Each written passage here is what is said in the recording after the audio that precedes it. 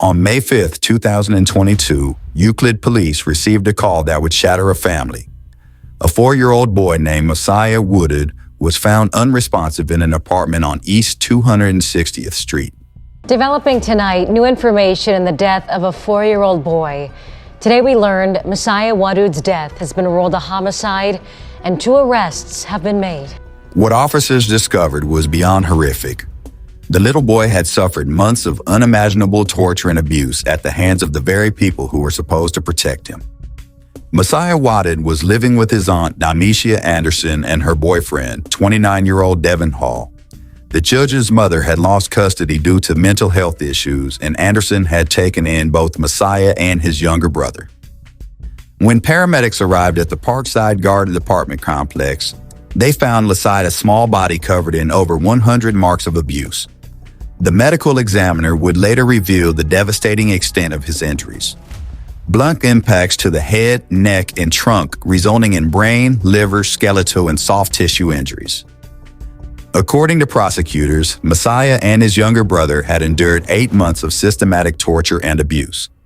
Skull fractures, ligature marks in various stages of healing, and countless bruises and lacerations told the story of prolonged suffering. Within days of Musiah's death, both Dyneshia Anderson and Devin Hall were arrested and charged with murder, each held on $2 million bond. This is the police interrogation of Devin Hall, the boyfriend who lived in the home where this horrific abuse took place. Detectives need to understand his role in the death of an innocent child and determine whether he participated or simply failed to stop the torture. All right. Just distraught. I know, well, Hurt, upset, angry, mad, scared. okay, well, I understand. I don't know where my mind gonna take me next, man. I'm sorry, what'd you say? I don't know where my mind is gonna take me Oh, next. well, I'm trying to answer your questions. I I'm know. trying not to grieve. I'm trying not to. let's start slow then, okay? So, why don't you go ahead and tell me in your own words, as simply as possible, just what occurred. And just put it however you want. The day it happened, Yeah. well, I woke up. I left out the house. I went to go get the piece for the car so I can get the car fixed. And prior to me doing that, she called telling me my nephew died. Well, I had to call her back because I had a missed call from her.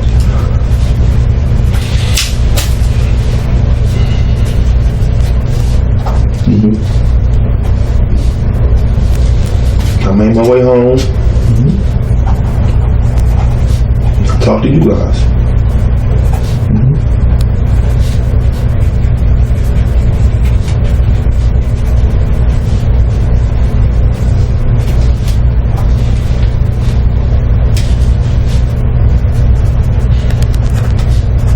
Okay, let's start with some basics, you know what I mean? Because I like to make sure I know what I'm talking about. So, you and Dyneshia live together, right?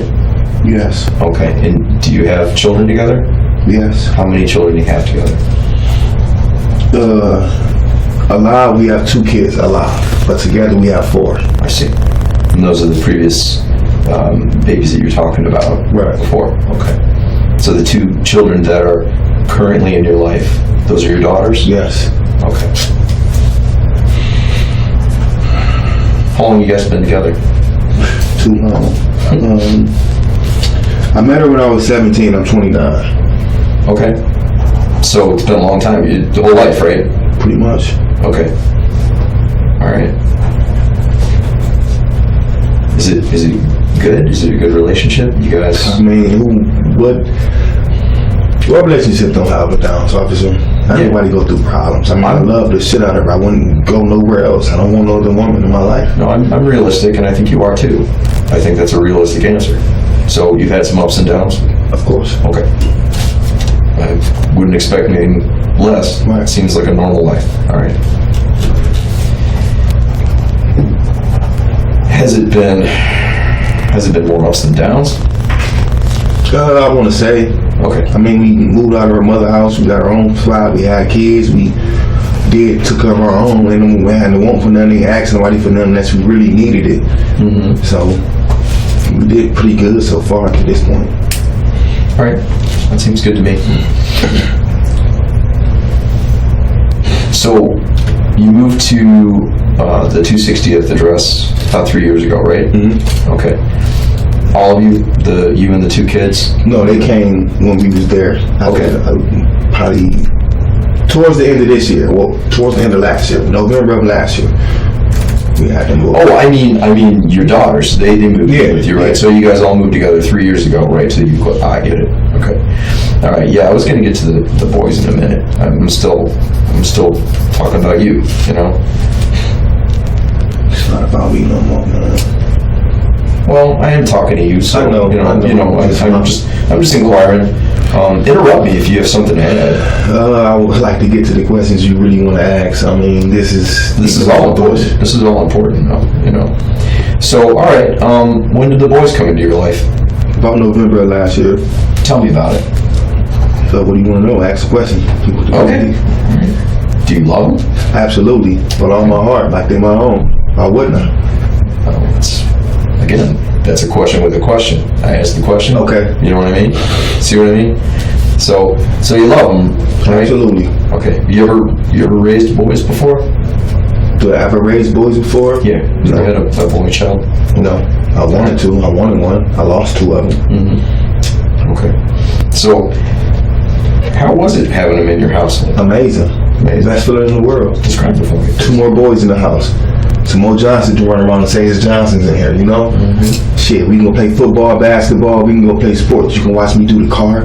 It was awesome. They watched the game. They played the game with me. They love zombies. Call of Duty Warzone. They love zombies. Mm-hmm. Best feeling in the world. Cut their hair, wash their face, brush their teeth. Mm-hmm. I told them where to put their clothes on, how they put their clothes on. If you ask my right now to this day, where does the tag on his shirt and his pants, he gonna tell you on the back. Mm-hmm. You ask what's his name, he gonna tell you Big No, he ain't scared of water, but he don't like water touching his face. He know how to brush his teeth. In the first part of his shoes, he can do them like this. This is all he can do to him. This is all he gonna get done on his shoes. Like there. He's 3. I mean, it's pretty hard for 3-year-olds. But shoes. That's how far we got. Okay. You know what I'm saying? Mm-hmm. That's the best he gonna do on his shoes. When he put his clothes on, they go crooked. His pants always crooked. His shirt might go on backwards, but he gonna try his best to put them on. Well, like I said, he's 3 though, right? I mean, you can't expect a 3-year-old. This is what I was, Yeah, you can't expect a 3-year-old to put their shirt on even right. All right. My daughter's 4, she can do it, but I mean, we was working on it. Girls and boys are different. Yeah. Girls are way more mature than boys, and they advance a little quicker. It's true. They do. Mm-hmm. They learn skills a little quicker. Mm-hmm. They potty train faster. Yeah, it was not hard for me to teach her at the time. I showed her literally twice. We sat down with it, we went through the little ropes and mopes, and she came back in the room with her shoes on. Mm-hmm. So for my girls, it was 1, 2, 3. Mm-hmm. For the boys, it was a process. You're right. So that's what I was dealing with. She was pregnant. Most of the time, when I'm not there, she had to deal with it. When I do get in the house, 7, 8 o'clock, maybe 10 o'clock, then it's time for me to deal with them. You know what I'm saying? But before I leave, and I hadn't go to work, I don't really work till 10 sometimes. Mm-hmm. So before I leave, I'm taking care of them. Breakfast, brushing teeth, brushing hair, washing face, picking out clothes, putting clothes on, washing ass. You know what I'm saying? This is what I'm doing. This is my routine for all these kids. She's pregnant. I gotta help her as much as I can before I go to work. Washing dishes. I'm making breakfast. Every day I made breakfast. You know what I'm saying? We didn't eat cereal. I made breakfast. Really? Yes. Breakfast.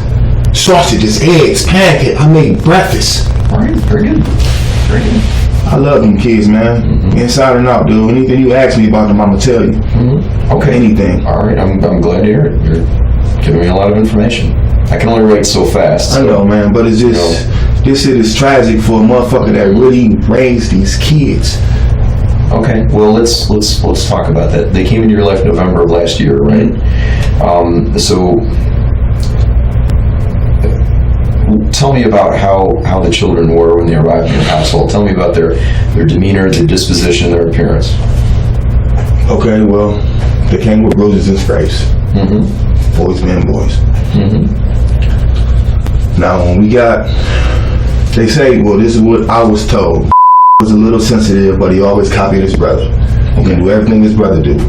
Now as a wild child, he's the problem child. He hits, he scratches, he throws 10 times, and he does what he does. Mm-hmm. He's going to do what he do. Mm-hmm. Mm-hmm. With that being that, okay, mm-hmm. I got to take it with a grain of salt. I don't know him. This is what you tell me. He might be a different kid than me. Mm-hmm. Great kids, great environment. I love them. Mm-hmm. Love being around them. Said he used to watch me fix the car. I used to have him open the door like boys. You know, you gonna open the door for the girls. On the car, right? Or no, just talking about get in the house, in the apartment, right. Period. In general? Yeah. Everybody raced when we got out the car. Whoever won. Now the last first place didn't get $1. You know, you lost, bro. You didn't get $1. So the other 3 winners, they got $1. It's pretty good. Yeah, man. This is get your money. You won your money. You made your money today. You know, how always lose. Well, he's teeny. I mean, he's like this big. I mean, you know, he will always lose. Can't keep up. In my eyes, they spoiled him rotten and left him side to the side. So I didn't know too much of anything. It was spoiled rotten? Rotten. By whom? Tell me about it. The previous caretakers. Do you know who they were? Listen and Dana, that's all I know. And who were they?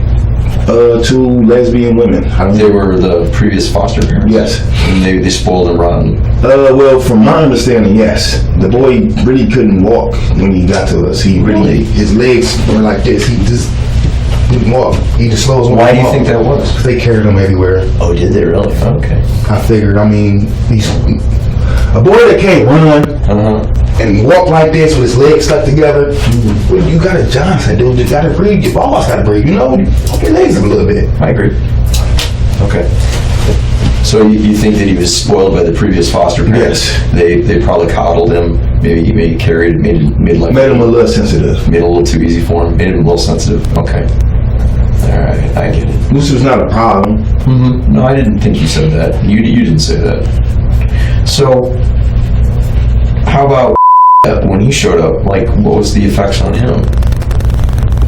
Like I said, normal bruises like a regular kid. Came in the house with those bumps and scrapes. The effects of him being a rough house. He was a hell raiser, but he was a good kid. He had ADHD, and of course he had problems. He couldn't stay still. He couldn't sit down. He had to do what he wanted to do. Can you describe that a little bit for me? What? Couldn't sit down? Well, yeah. You say he was like I don't know, hyperactive. Can you describe what that looked like? Running around the house constantly, every day. He can't sit down. Was he noisy, disruptive? I mean, in his way, in his certain moments, yeah, of course he can be loud and yell and screaming. Okay. In his moments, when he was throwing his temper tantrum. Temper tantrums? Can you describe what a temper tantrum looks like? Kicking, screaming, scratching, punching, fighting, running, whatever he felt like doing in that moment. Okay. And how often would that happen? Whenever he didn't get his way. And how often was that? I mean, every day, every other day. I mean, we had ups and downs. It wasn't perfect. Mm-hmm. What is it that he wanted to get his way about that he couldn't get? Gummy bears. Mm-hmm. Getting told no to something. Mm-hmm. Whatever he couldn't get. Mm-hmm. Okay. And what would his reaction be if he couldn't get it? Well, whatever he felt. Okay. If he felt like pushing his brother, that's what he did. If he felt like punching his brother, that's what he did. If he felt like hitting his cousin, that's what he did. Okay. Did he hit his cousin? Yes. He came in the house. Describe it, please. Describe what, hitting his cousins? Yeah, like what happened? He hit people. He scratched them, punched them, smacked them. The girls? Yes. Okay. All right. Tell me all about it. Well, that's what it was. He was the aggressor of the house. He was the little boy. Mm-hmm. Okay. The one that you had to go wide to keep an eye on because he can't sit down. He can't keep his hands to himself. He's going to run around and throw this and throw that and do this. So you had to spend a lot of energy watching. I mean, every now and again, yeah, everybody gets treated the same. Everybody gets the same energy. But yeah, I got to keep a little closer eye on you to make sure you're not hitting nobody. Right. Make sure you're not kicking nobody or taking their toys. Okay. All right, I see. But that was only when I was there in the mornings, when I got off of work. So let's talk about that. So you said you made breakfast for the kids, right? Mm-hmm. Could you just like walk me through, since I don't live in your household, Mm-hmm. I don't know what your schedule is, so just walk me through your day. Like, what time would you get up? What's the morning routine like? And then what time would you come home, and what was that routine like? Well, when I get up, Mm-hmm. sometimes it'd be either from 6 to 8, because I gotta be to work at 10. Okay. And some days I make breakfast, some days I won't. I just go straight to work, you know? Okay. So we ate breakfast most of the days, Mm-hmm. or I make them some cereal, or if I didn't cook that day, I just go straight to work. And I heard deal with that. Okay. And then when I get off work, I'll go straight to landscaping. I go straight cutting grass, so I won't make it home. I'm sorry, let's back up a little bit. So you get up at 6 or 8, you needed to be at work at 10. Mm-hmm. So where did you need to be by at 10? Where'd you have to go? What the fuck is it called? Can you just give me just a general description? It's behind Dollar General. It's a furniture store. Okay, so your furniture 79. store. Furniture store on 79, that's fine. And then what time did you get off work at the furniture store? I got off work at 4. All right. Just so I can make it to do some yards, so it don't get too dark. So you worked till 4, and then you did landscaping after 4. Okay, thank you. All right, and then typically how long would that take? Well, shit be blowing me up ever since 4 o'clock, so I don't probably get, on a good day, I make it home 9, 10 o'clock. Okay, so try to be home by 9 or 10 o'clock. All right. How did you get back and forth? Take the bus, or are you getting? Yeah, I took the bus. I got a car. We have a car. The car was down the week of, so I had to use the bus. Okay. So how long has your car been down? About 2 weeks. Okay. What's wrong with it? Well, it needed a. I ain't got my damn wallet. It needed a cable shifter. Okay. That's what it's called. Is that expensive? I don't know what that is. $50 Okay. from the junkyard. All right. No, it's always, I hate car trouble. Yeah, I mean, I try to fix it, but when I can't do it, I can't do it. It's always a pain. Car trouble's the worst. All right, so you're typically home by 9 or 10. So you're gone quite a bit of the day. Right. What are things like when you get back in the apartment? By 10? Generally, when I get back in the apartment, dinner's already made, the house is clean, and they're on their way to bed, generally. I'm just literally walking in as everybody's going to go pee and they're getting their pillows to go into bed. Okay. What's bedtime like in your household? Well, you drop till you drop, shit. You can watch TV till you drop. Unless you up to 3 in the morning and I gotta come to cut the TV off. And I have to be my time with my daughter. She'll normally get up out of her sleep. Daddy, I'm thirsty. I gotta pee, or and it's just me and her. That little special moment. I can't have that no more, man. She ain't gonna wake up no more. Coming, Daddy, I need something to drink. Those are the moments. Yeah, I agree. So when you get home, typically the kids are getting ready for bed. What's it like putting in bed? What's that like? Just like any other kid. Sure. Go pee. You get up before you get a drink. I don't want you to wet the bed. Do they wet the bed? I mean, every kid wets the bed occasionally. That's true. Yeah, every kid wets the bed. So it's hard for me to give you an answer. Yeah, they wet the bed. Okay. But I mean, like we already discussed, and we talked about the difference between potty trained boys and girls. You and I both already determined that there is a legitimate difference between them, right? And boys simply are harder to potty train than the girls. So, I mean, was it difficult to potty train? They had their ups and downs. They did go in the bathroom on themselves. So, I mean, how often would that happen? Just about every other day, man. It seems like quite often. They're out of diapers though, right? Yeah. Okay. They was hopping. Oh, I see. So everything I did, I was right behind them. Okay. Jumped off the bed. Yeah. My climbed up there and did that. Oh, okay. I see. They right behind each other. They didn't have nobody. Everything did, my did. That was his best friend. So, just backing up just a little touch. So if I had problems controlling his bladder or something like that, do you think that would also affect like he would? Yes. So if like lost control of his bladder or wet the bed or something, this would influence to do it too. Correct. Okay. Did this happen frequently? Every other day they had episodes. I mean, 1 week they wouldn't do it. Next week it'd be all week. All right. So Really? Okay. All right. Any other symptoms or issues like that with the boys? like peeing in the bed, no. Just, or other similar issues. And okay, how are their table manners? How are they eating? well, we didn't generally have a table, as you're saying. So I mean, That was a figure of speech. By that I meant they ate in the room together. They ate in the room together. Sometimes we would separate them. The girls would be with the girls, or we have with the oldest with the oldest and the youngest with the oldest. I mean, the youngest with the youngest and the oldest with the oldest. Or we separate them. You go in here, you go in there. But they ate together. The boys typically ate together, or the kids generally ate together. Okay. So how were the boys when they were eating? Well, my took all day to eat his food. When we first got Muhammad, he used to hold food in his mouth. He'd hold juice in his mouth, hold food in his mouth. He wouldn't swallow it. Why is that? I have no clue. Okay. I have no clue. Okay. How about He ate his food. he ate his food? Yep. He loved nuggets, loved French fries. He'll fuck a hot dog up. You go to a hot dog stand, fuck a hot dog up. Ketchup and mustard. All he loves is ketchup. Okay. Yep. Good. Ketchup out the ass. That is the American way. That sounds good to me. Very good. So how were the boys as far as their appetites were concerned? They didn't eat much. They wanted more or less junk food. What do you mean by that? Candy, chips, popsicles. Okay.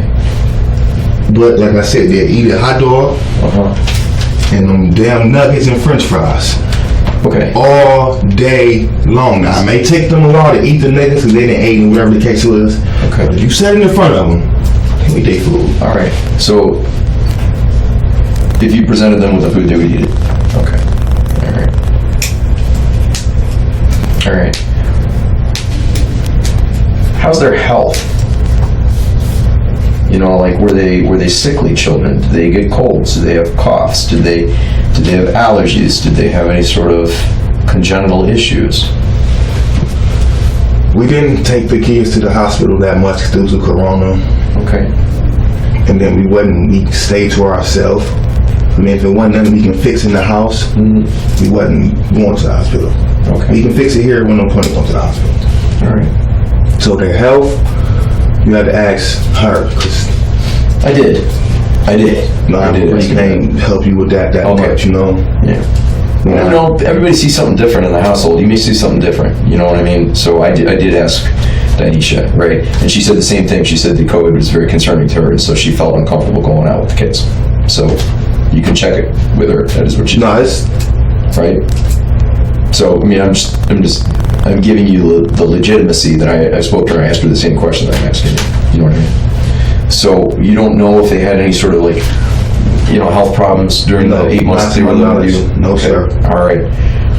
So no food allergies, anything like that. Did the boys appear to be putting on weight or growing? No. I don't know what their weight was when they got with us, and I don't know what their weight was now to this point. All I can tell you is that they did eat their food. They just take a little longer to eat their food because they're boys.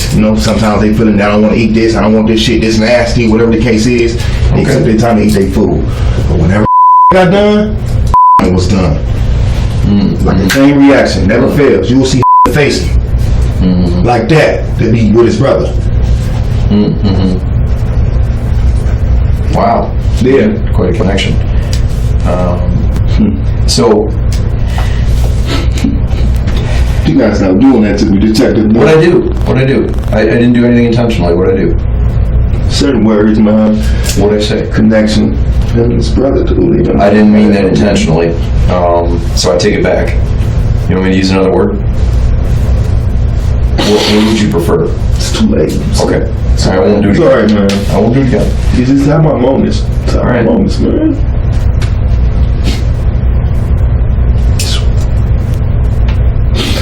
Okay. Oh shit.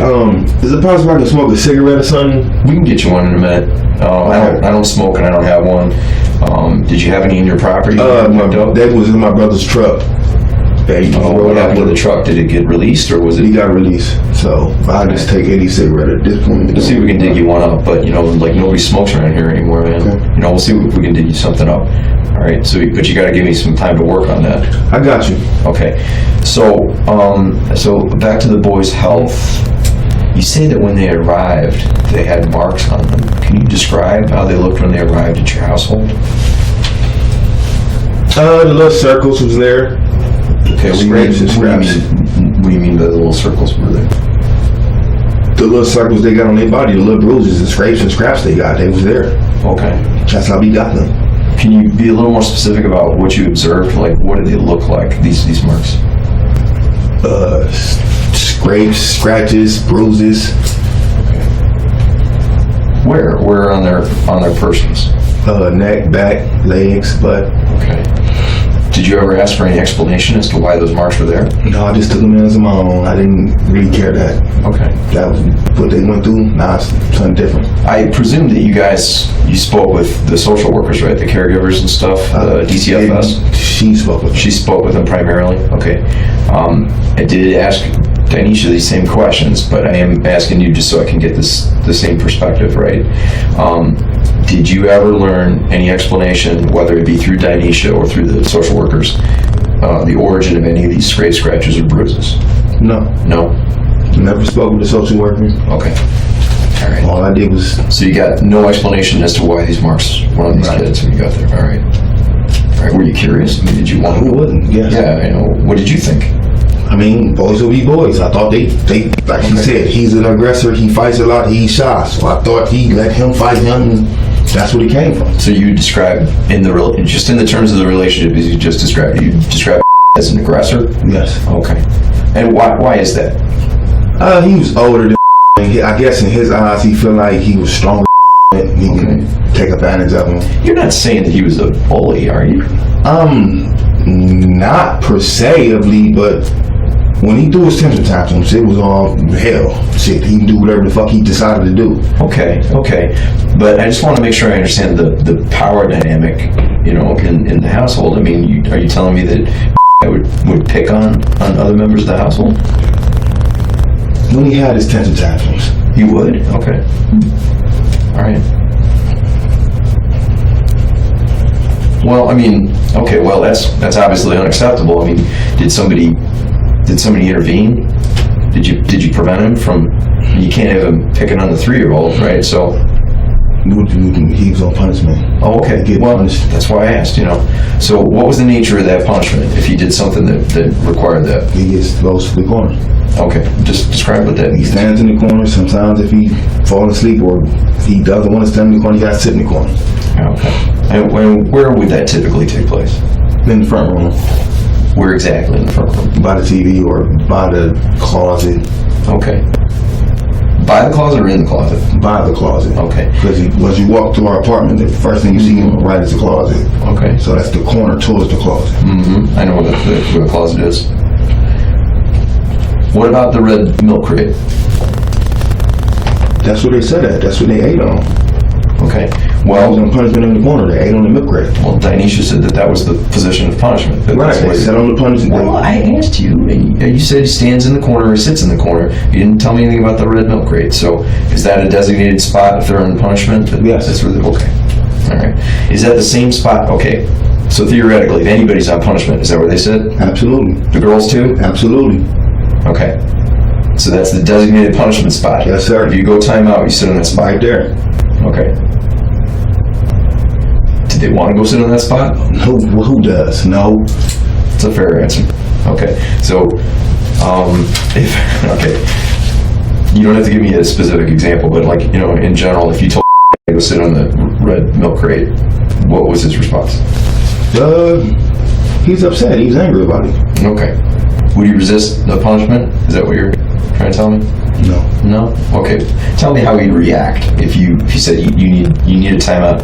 You got to go sit on that red milk crate. Fold his arms, front his face up. Go to the corner. Okay. Sad face. What if he didn't do it? What if he didn't want to do it? I talked to him about it. Okay. What would you say to him? Buddy, you can't be doing this. You got to follow the rules. Everybody else follow the rules. You do what everybody else do. How would he respond to that? Oh, I would kind of lie to him by telling him, "Oh, if you go to the corner, I'll give you a popsicle." Okay. So it was kind of what do you say? Reverse psychology. Sure. So Did that work? most of the time, when he realized he was getting a popsicle, How about the rest of the time when it didn't work? he just stood in the corner until it was time for his punishment. I'm aware that punishment ended. Okay. All right. So it's fair to say then you sometimes gave him a light bribe to go Right. sit on the right. All right. All right. So I already asked Dyneshia this, but so was there ever any physical punishment in the household?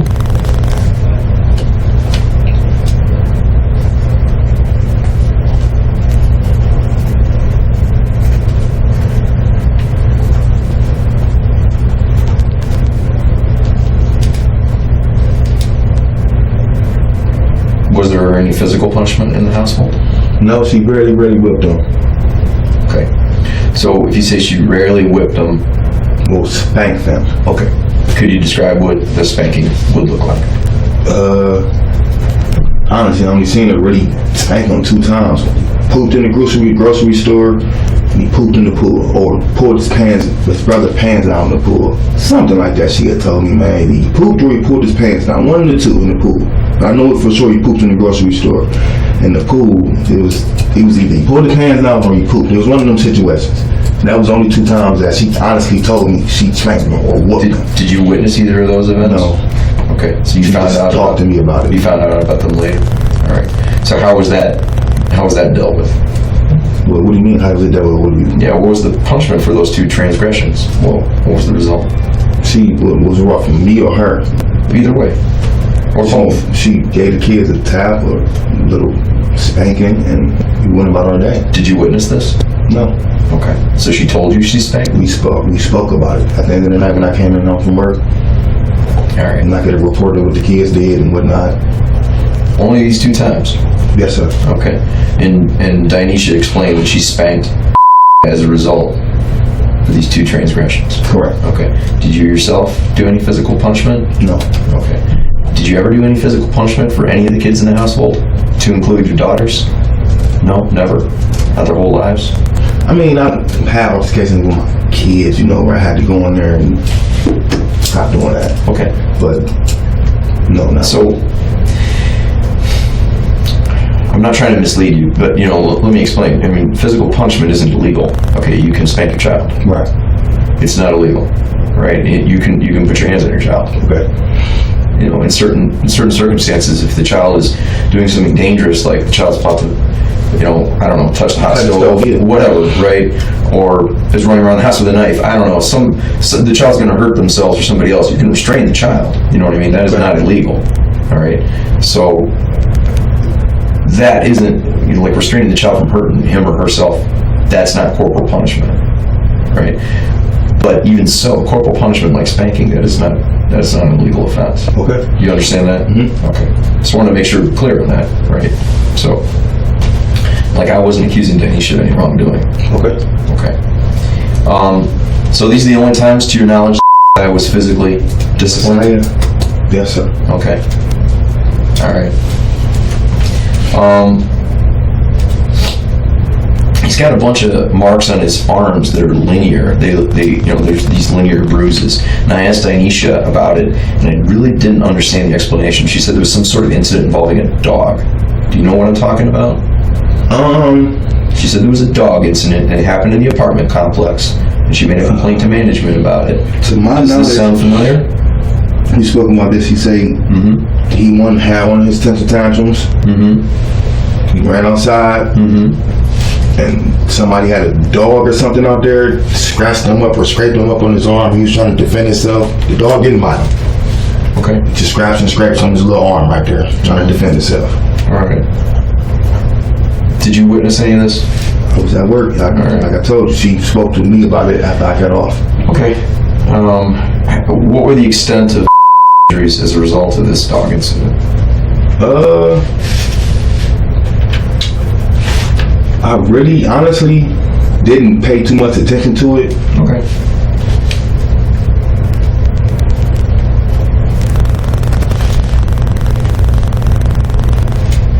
They weren't serious. That's what you're saying, right? All right. No, they didn't rise to the level of like medical intervention where you felt like you needed to take him to the hospital. If he had needed to go to the hospital, would you have taken him? Yes, absolutely. All right.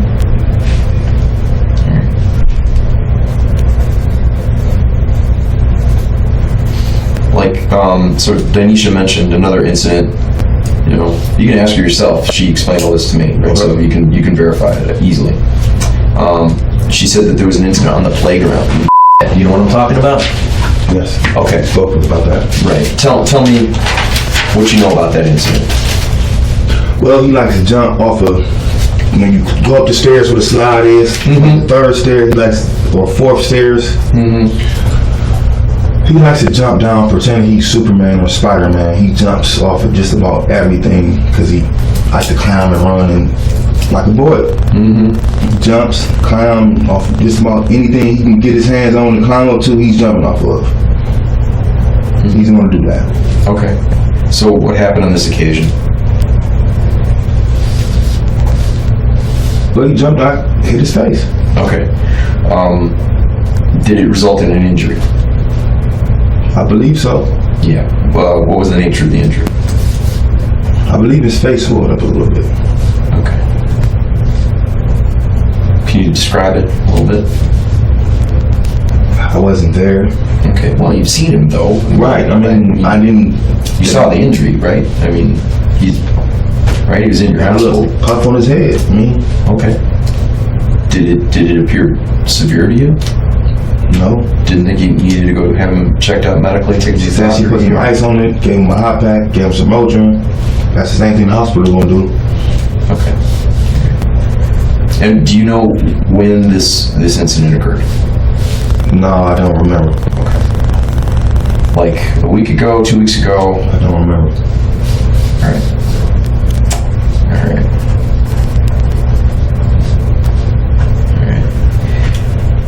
Was that the only effect from the playground incident? Just that? The swelling on the face? Well, he ran into everything. He jumped off the off the hoverboard, fell off the bike, jumped off the slide, went down the slide head first. I mean, he had prior incidents to that and incidents leading up to that. But I mean, we can't take him to the hospital every time he scraped his arm. You know? No, and I'm not suggesting that. I'm not suggesting that you'd take your child to the... I didn't. Right. I didn't take my son to the doctor every time he scratched himself. No, I didn't. I'm just wondering, if there were any other injuries that you recall and under what circumstances. Honestly, believe me, if I seen him really physically hurt himself and needed to go to the hospital, that's where we were going. Okay. I treat them kids as my own. I wouldn't do that. Why would I not take them to the hospital to give them the proper care if I can't help them? That's what a parent's supposed to do. I agree. So and that's a very general statement, but I'll repeat it back just to make sure I understand. Okay. So if you saw in pain or obviously needed medical attention, you would have insisted that he be taken to a doctor? Yes, sir. Okay.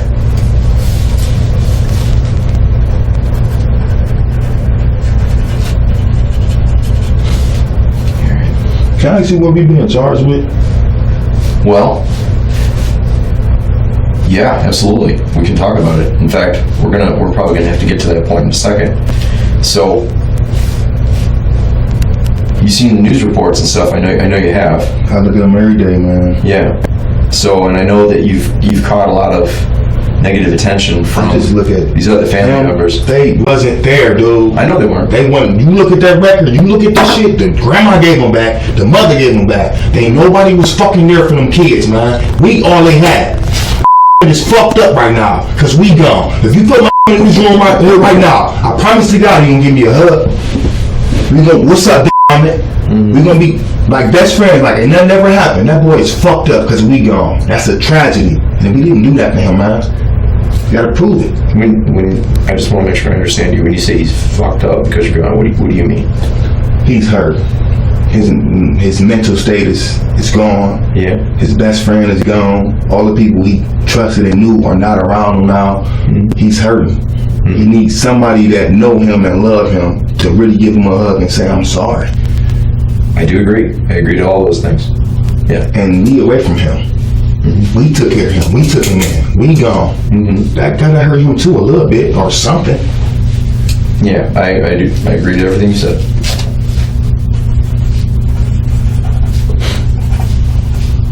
I thought my was pretty cute when I was at the house. Everybody say that. He's a cute kid. Yeah, Everybody say that, man. Yeah, he's a sweet kid. No question about it. I would have liked to have known that too. I can tell. Yeah, I can tell. So I know that you've seen some of the news reports. Okay. And again, I want to tell you, honestly, the Euclid Police Department had nothing to do with any of those news reports. We did not release any information. Any information that was released in the news was not done by this agency. I certainly had no part of it or any knowledge of it, and I would not have permitted that. So how that got out, but I'm apologizing to you, even though it's not my fault. Accept that. Okay, but I want you to know I had no part of that. So her family doing that. It's family, man. We supposed to be together. We supposed to figure out what's going on. Why are they so mad at you? Because we don't. This is the nature of the case. 17 years old, young man. I met her. She was 18. Her family never liked her. She was the black sheep. I got her away from her family. Okay. I've been the evil guy ever since, man. Okay. All right. I've been the evil guy ever since. Everything they did. She was sleeping in her brother's room on the floor when I met her. We got our own house. We got our own kids, our own car. We don't ask nobody for nothing. Okay, good for you. This is when I met her. She was sleeping in her brother's room on the floor. Her baby brother. 17 years old. We 29. She 30. Got our own. We got everything our own. Ain't ask somebody for nothing. They don't like that. We supposed to need their help. Why don't they like that? Don't you want to see your family succeed? Nope, not her mother. Her mother's a drug addict that's just been abusing and using her whole life. Her mother gonna say anything and do anything to use anybody to get what she wants. Did her mom abuse her? They got cases and stuff with their mother. If you look that up, you can go through that. You know what I'm saying? And that's not my place to sit here and say and do that. You know what I'm saying? I'm not talking that, but that's between them two. But from my understanding, what I see, she don't have nobody left. Okay. Again, I'm just being honest with you. I did not ask Dyneshia that. All right. So I don't know what her relationship is with her mom. All right. I'm not sure she would want to tell me, but I mean, it seems like it might be pertinent because you guys are getting a bunch of threats from them. Is that not so? Yeah, that's so. Okay. So I need to know. I mean, sorry. I gotta ask because. Listen, ask away. Well, they're pretty pissed. So I mean, they don't know what happened though. Right. They're making a bunch of accusations. Yeah, of course. That's their family. Of course, she didn't do it. Okay. All right. So, do I know everything I need to know then about this family issue? The family. They don't like me because I took her away from them. Okay. I'm the bad guy, and she just a stupid dummy. Okay. So that's it. That's all there is to it. They do everything under the sun, man. They try to get both of us, if not both of us arrested, one of us arrested. What do you mean? They're trying to get you arrested for what? Why? Because did it. Okay. They think we did it. Okay. I know it's hard to grasp and understand, but they wasn't there. They wasn't helping us. They here now. So let's back up. Let's back up. All right. Are you and Dyneshia the only adults in your household caring for those kids? Yes, sir. Okay. All right. Are there any other adults in that household caring for those kids? So it's just the two of you? Yes, sir. So you're shouldering the whole burden? Yes, sir. All right. And does anybody help you? No. Okay. All right. No, I mean, fair is fair, right? I mean, so you two are the only adults in that household. You're taking care of everybody, right? Right. Okay. You're not getting any help from any of that family? Okay. I understand. You guys are the only caregivers.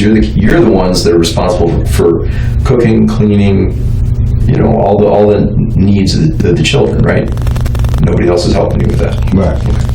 All right. But they accusing us of it. Well, like I was going to ask, I mean, Do you guys have, I don't know, babysitters or anybody come in or anything like that? No. Nothing? I'm talking about all this they doing now. They could have did that while we had these boys. They could have knocked on the door, and I see my nephews, and I see my cousin. Here goes some shoes. Here goes some Pampers. Not doing it? Nothing. Nobody. And now we here. I understand. All right. Where was that support and love then? I don't know.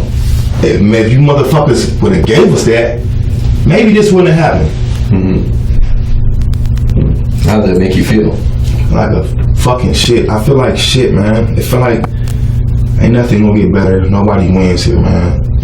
See, we go to jail, we child killers. We don't go to jail, they gonna wanna kill us because they think we child killers. Nobody wins here. Everybody's hurt. This boy is dead in our care. Somebody gotta go to jail. Well, so obviously you and Dyneshia have a lot of responsibilities. I thoroughly understand that. You've given me a very thorough and very complete explanation for all your hard work. I mean, if you're a man that's working from 6 in the morning to 10 at night, that's a long day. They ain't cutting grass. Yeah, I know, and that's a lot of work. And then you come home and you gotta help around the house too. That's a lot of work and it's a lot of responsibility. And you're telling me that there's no other adults in the household to help you. None. And you know, things haven't been easy for you either because your car broke down, you know, and I know it's been challenging with all the other complications in society. So you know, you're definitely under a lot of stress. You're definitely under a lot of burden. And she's pregnant. She's pregnant We too. done already lost 2 boys. 2 of them. So you're under a lot of pressure. High risk. I mean, we didn't even know how many months pregnant she was until yesterday. Okay. So, I mean, listen, I understand it. And then, if it's like you described, I was kind of a handful. Kind of meant the word. He was. Okay. I'm not trying to be disrespectful. I understand. I'm just trying to make you see some light in this. I'm trying to open your eyes up to what we was dealing with and what we was going through. Based on your explanation, he was, I mean, again, I'm not trying to be disrespectful or anything. He was kind of a discipline problem in the household, right? He was a disruptive influence. Is that fair? Okay. And you're doing the best you can. Right. And you got 3 other kids that you got to look out for too. Right. And you got to look out for your wife, or your lady, right? You know what I mean? Your significant other, She's your my partner, wife. your domestic partner, and mother of your children, however you want to phrase it. You got to look out for that. So you got a lot of balls you're juggling, right? So it was difficult for you to monitor what was up to all the time, right? Because he drew a lot of attention. He said I forget how you put it. I don't want to put words in your mouth. How'd you say it? He a boy. But he wanted attention, right? He wanted to do what he wanted to do. How would you phrase that? Would you call that stubborn? Would you call that? Okay. Yes. Absolutely. All right. Describe what you mean. Stubborn? Yeah. You had to bribe him to make him do what you asked, or it wasn't getting done. You'd be sitting there arguing and talking to a 3-4-year-old boy 15 minutes out your day because you want to get something done that he don't want to do. Yeah. Okay. Right. It wasn't sufficient to just ask him nice. Right. Okay. That didn't work. A little too clever for that. All right. So it wasn't sufficient to just say, "Hey, would you please?" Nope. Really? Gotta bribe him. Eat popsicle? Okay. Okay. Or gummy bears? Yeah. Okay. Gotcha. Okay. So I think I understand that. So again, I'm not trying to be, disrespectful about any of these questions, right? I wasn't there. I want you to tell me what you saw. So I get it. How about your girls? How are they? Were they a discipline problem?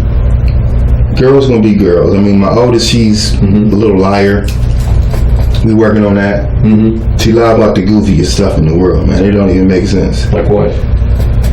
Go make a peanut butter jelly sandwich. Did you spill some jelly on the counter? No. It's jelly on the counter, baby. Why would you lie about that? So Okay. that's the little Why would she lie about stuff like that? Little white lies. She don't want to get in trouble. She doesn't want to get in trouble. She wants to avoid punishment or avoid responsibility, right? Mm-hmm. Okay, I see. And the other one, she just a goofball. She's the life of the party. You see, Mm-hmm. she'll make you smile. Ain't nothing. She's charming. I agree. She's That charming. girl don't have a care in the world, man. No, she stole my stuff out of my pockets when I was there. She took my flashlight. She don't have a care in the world. She's just a baby. Mm-hmm. Yeah, she is. Yeah, she's cute. That's my troublemaker. That's my bread and butter. I understand. All these babies, man. The babies, they was babies. It's like that when they're stomach. They come right to me. I birth them. Okay. I change them. I feed them. I sleep them. I bathe them. Okay. Babies on up until they can get to walk and talk. Yeah. Get my face. Do what you gotta do. Now you mommy's girl. But when they young and like that, she don't even wake up out of her sleep. She wake me up. Really? Showtime. We take shifts with the kids. Okay.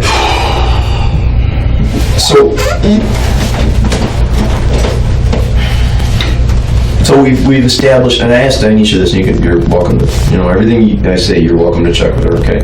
I asked Dyneshia this, and I said, okay, so who does the physical disciplining in the household? And she said, you did not discipline the boys physically. Is that true? Right. Okay. How about the girls? Did you physically discipline them? Kids, I'm going, like I said, my daughter lied to me, a little white lie. You shouldn't have did that. Mm-hmm. I'm going, it's my kid. Okay. So, all right. So are you aware that had some serious injuries? From what they said, Who's they? the 19 Action News, I read the report. Okay. All right. Well, I want you to forget what you see in the news. Okay. Or forget what Dyneshia's family or anybody else is screaming at you. Okay. So I will tell you, all right, the nature of the injuries, okay, and then we'll talk about those. Okay. So I want you to completely put out of your mind any of the stuff that you have. I don't want you to come at this with any preconceived ideas. Okay. Is that fair? Mm-hmm. Okay. So let's begin. So had a skull fracture. Okay. Do you have any idea how that skull fracture might have happened? Falling up the stairs. Okay. Were you there to witness him falling on the stairs? No. All right. So how did you learn about him falling down the stairs? When I got to the house. Okay. Who told you? She told me Messiah fell downstairs. Okay. So I didn't tell you that, right? Dyneshia told you, right? Okay. So again, I'm just trying to be fair with you. I'm not the source for this information, right? Okay. And you're welcome to talk to her about all that. So he has a skull fracture. You were told he incurred that head injury falling down the stairs. Correct. All right. And Dyneshia gave you that explanation. Correct. Okay. All right. Did she tell you anything else about his injuries? Not to my knowledge. I don't really remember everything, man. All right. I'm not asking you to have perfect memory. God knows I don't. So I wouldn't hold you to a different standard. So back to injuries, okay? Mm-hmm. He has a lot of injuries. A lot of injuries. Not just one. He has many, dozens of injuries. So he also has bleeding on his brain, a subdural hematoma. So your brain inside your skull has a covering, right? It's the dura. And when blood is collecting inside there, it can put pressure on the brain. It's usually a sign of a significant trauma to the head. And he has bleeding in the brain. Do you have any idea how that could have happened? Boy being a boy, man. Okay. Can you explain what you falling off the hoverboard? Could have fallen off the hoverboard. All right. Did you ever see him fall off the hoverboard? Like I said, I was at work. Yeah, I know. But I mean, the times I was there, yes, I seen him fall off the hoverboard. Have you ever seen him hit his head? Yes, directly on the head. How many times have you seen him fall and hit his head? Once or twice. I done seen him run his head into the doorknob. Okay. I done seen his brother hit him in the head with a toy. I done seen him hit his brother in the head with a toy. What kind of toy are we talking? Trucks. Like, I mean, all right, are we talking about a Hot Wheels car? We talking about trucks, the Tonka trucks. Made out of plastic, metal? Plastic, the metal frame. Okay. All right. In the instance you described where he's struck with a toy, it's his brother hit him? Or what's... They fight. Okay. Okay? Yeah, I get it. They fight. Well, I mean, sure. Siblings do that. Kid got a toy in his hand and you hit me with a toy. I'm pretty sure that kid's gonna hit you back with the toy he got. Seems pretty fair. So they fight. Okay. It wasn't like it was just a shock hit. I'm gonna let you know, hit him back, get you, you know. They fight. Yeah, all right. How many times have you observed that? This is about every day. What boy don't fight his brother? Okay. All right. Well, I mean, you gotta understand. You say, well, I'm at work. You know, I'm like, yeah, I get that. I respect that. I mean, but I am there. But you're there. So if you see it, I'm just asking if you see it, right? Okay. So, the bleeding on the brain is pretty significant. It's on both sides of the brain. It means a very serious impact, a very heavy impact, right? One that could potentially knock him unconscious. Did you yourself ever see him unconscious in your household? No. No. All right.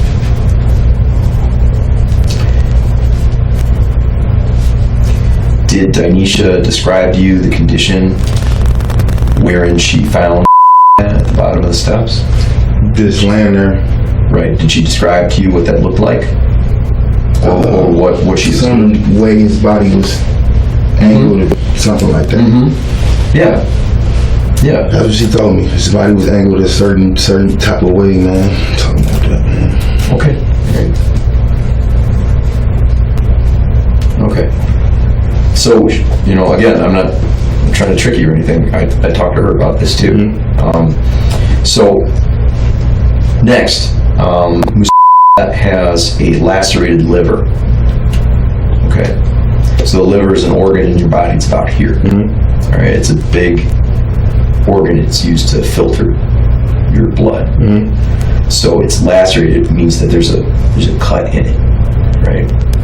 And according to the medical examiner, that cut is very severe, and it was bleeding into his abdomen, right?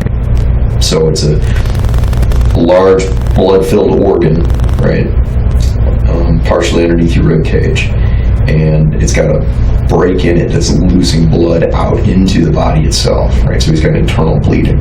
Do you have any idea how that injury might have happened? No, sir. Okay.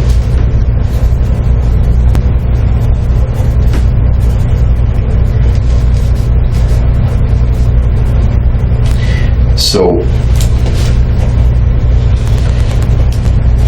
he's got a series of other injuries on his body that are pretty significant. He's got 3 broken ribs. Do you have any idea how he could have gotten 3 broken ribs? No, sir. Okay. Wow. Yeah. This don't look good, huh?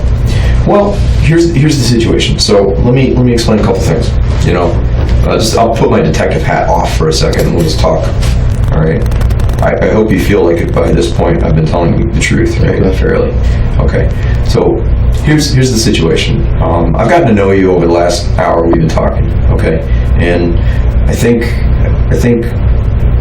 you're a pretty responsible guy. Okay. Okay. I get the feeling also that you're a guy that tries to do the best he can. All right. I think you've had some troubles. I've looked up your history and everything. Mm-hmm. Okay. You've had some troubles, right? Whatever. Maybe you put that behind you, right? Okay. Fair enough. That's fine. Right. Maybe growing up a little bit. Maybe you want to do better. Okay. Do you want to do better? Yes, sir. Okay. Maybe you want to make a good life for yourself and your family, right? You got your girls to think about and stuff like that too. All right. So you got a future to think about too, right? Yes, sir. Okay. I'm not putting words in your mouth. So if you feel like I'm mischaracterizing this, you have to stop me. Mm-hmm. Okay. So I feel like you got these boys introduced into your life, right? And they're a lot of work. and they're a lot of responsibility. Is that fair? Yes. And well, let's face it, they take time, attention, resources, money. They make a mess. They cause trouble in the household. They're trouble for you. They're trouble for Dyneshia. They're trouble for your daughters. Right? Okay.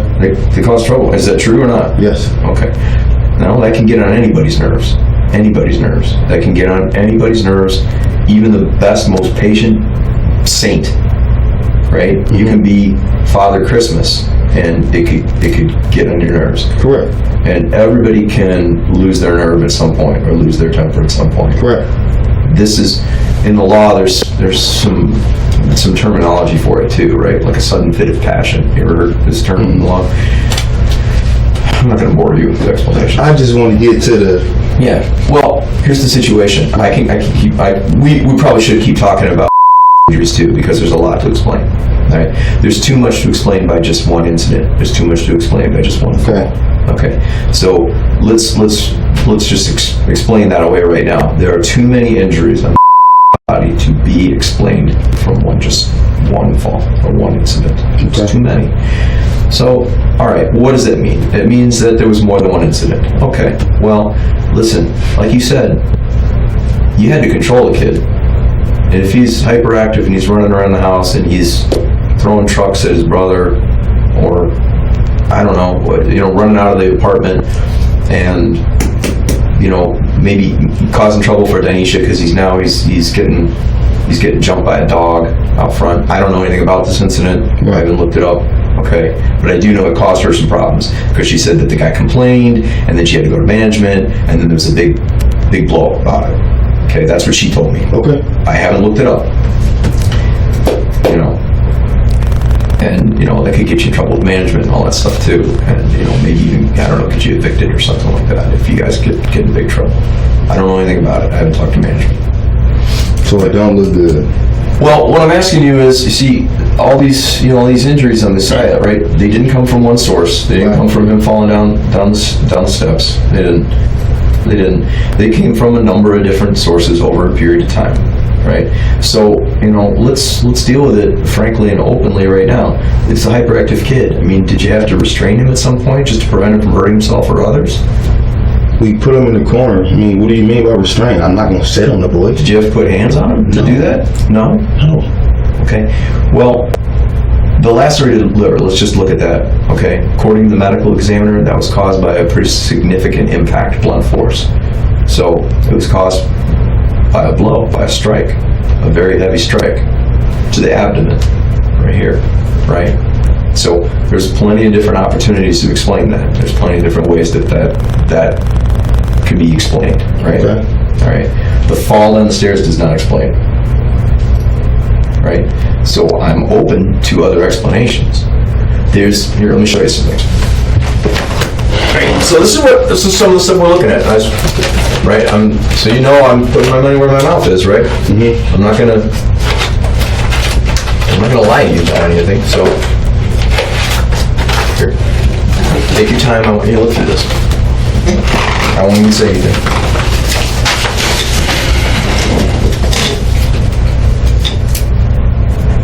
Sorry, dude, man.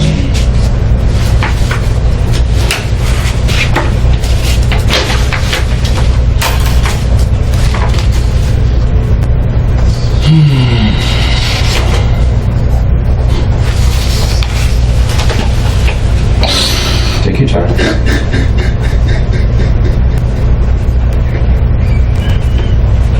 Take your time. Sorry, man.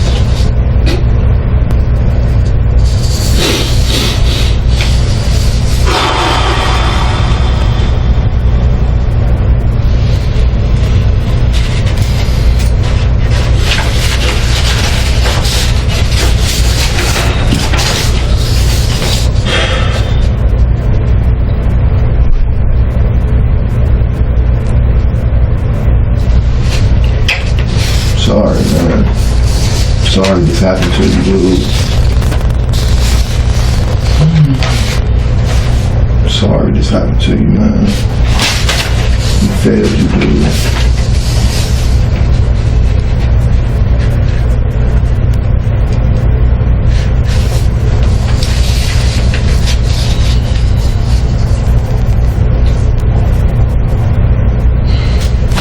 So what about his injuries? I have pictures of him too, but I don't have them with me. So are they severe as he is? What are we looking at? What is it? Well, I mean, so The nature of the case. before we go any further, so who's in these pictures? Who is it depicted in these pictures? Okay, you recognize him in the pictures, right? Absolutely. Okay, so you know this is I'm not making this up, right? Okay, if you look right here, you can see there's a lot of discoloration on this boy's face and forehead and head. There's a lot of discoloration. And you had said at one point that he had fallen on the playground, right? Are you telling me that all this discoloration is from him falling on the playground?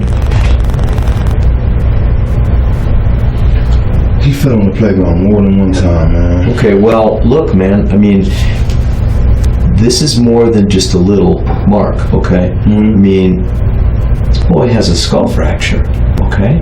So, if you see something this serious and you don't take the child to a doctor, How do I know he have a skull fracture by a little knot on his head? do you see the discoloration on this boy's face? Yes. And you think that this is normal? Do you think this is okay? I'm serious. I'm just assuming he's gonna get better. He did something he wasn't supposed to do to himself. That's what I'm assuming. That's from outside looking in. I don't know he has a skull fracture. I don't see that on his face. Okay. I'm not a doctor or medical examiner. I'm not a doctor or medical examiner either, but I see a child with a significant bruise and a lot of swelling on his face. I think that it deserves medical The swelling is attention. right here. Yeah. Now this is just. Okay. Well, let's treat these two things separately. Would you take him to the doctor for either of those two things? This on his face, Yeah. he probably ran his face into the doorknob. No, I'm not taking him to the doctor for that. Okay. This, I'm putting some ice on it. We gonna get better. We gonna get through this. Okay. So, Am I wrong for that? I'm not judging you. I think I would have done different. How about these marks on his arm? What are these from? The dog. Those are from the dog? Okay. How do you know those are from the dog? That's what she told me. That was Okay. defending himself. Okay. All right. Well, these don't look like scratches. They actually look like linear bruises. Bruises like what? What does that mean? Well, linear just means in a line, like in a line. So these are bruises in a line. So they could have many different causes, but these do not appear to be caused by any sort of canine interaction. So, do you have any thoughts about how those injuries could have occurred? No. Okay. He's got bruises on his legs. Oh, also, I mean, the boy's very skinny. He appears to be malnourished. Any thoughts He came about that? to us like that. I remember you said that. And to that point, also, Dyneshia said the same thing. Dyneshia also said, and I don't know if you were aware of this or not, she claimed that both the boys were born premature. Were you aware of that? Okay. That's fine, but during our interview, I asked you, did the boys appear to be putting on weight? You know, that kind of thing. Were they skinnier than this when they arrived at your household? Like I told you, I don't know the weight when they arrive. I don't know the weight they not. But you can see with your eyes. Did it look like they were eating their fattening food. up? Did it look like they were fattening up? They were eating their food, sir. Okay, but that's I mean, not if they not gaining weight, what can I do about that besides feed them? Take them to the doctor, see what's wrong, right? Okay. But seriously though, right? If you got a kid who's failing to thrive, right? What if your girls? They look perfectly healthy to me. They look fine. I mean, they ate their food. Okay, but they look fine, right? No reason to be concerned. Right. Exactly. These kids do not look fine, not to the casual observer.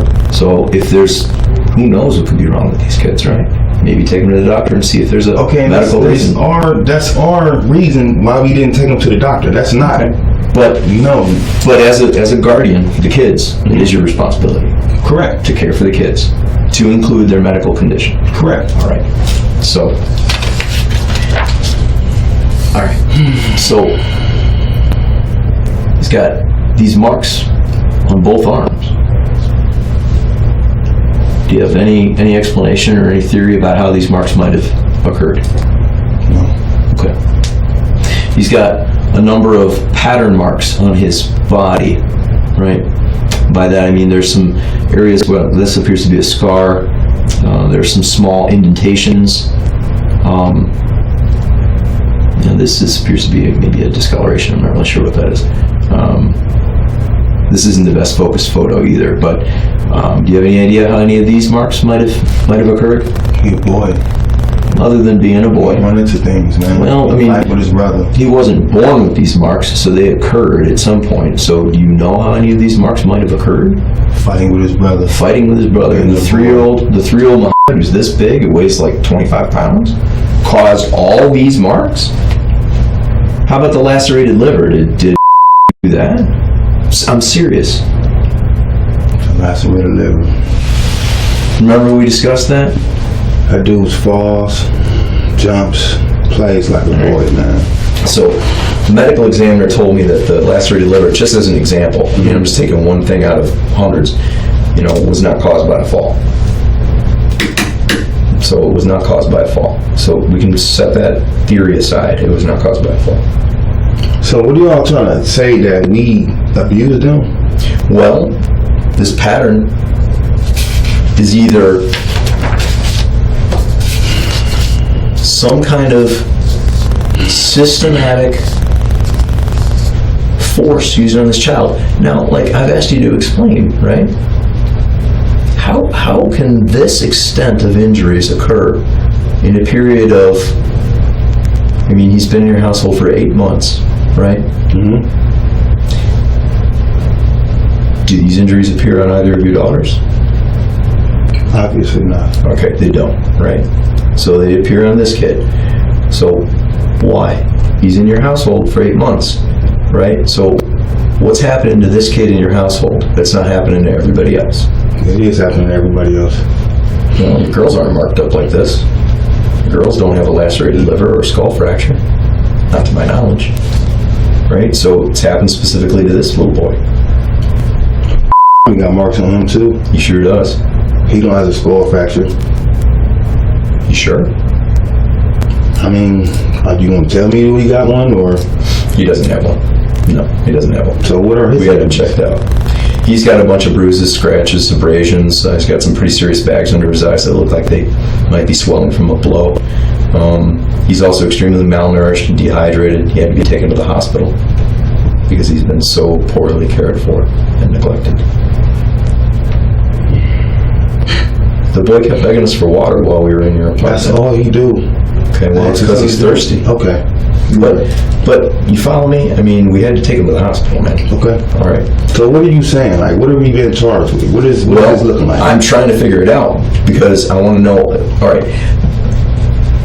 Can you give me an explanation for how these injuries occurred? Right? Because we need to reconcile the appearance of each one of these injuries. When you say boys will be boys, that's not going to work, okay? Because these injuries cannot be filed under the heading boys will be boys. Furthermore, I mean, I'm not trying to be glib and I'm not being disrespectful, but this child is dead. Right.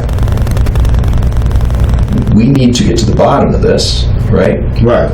So we need to account for every injury on this child because this investigation now has risen to a very serious level. So, as I discussed with you before, it's very possible that this child was being disciplined in the household, that this child was maybe, I mean, I don't want to disrespect this poor little fella. He's gone, and I don't want to speak ill of the dead. It's not fair. He's not here to defend himself, right? But it's possible this kid was a disruptive influence in the household, right? And that he didn't listen to commands, and that he was, I don't know, wet in the bed every day. So what are you trying to get me to say? We beat him? I'm not trying to get you to say anything.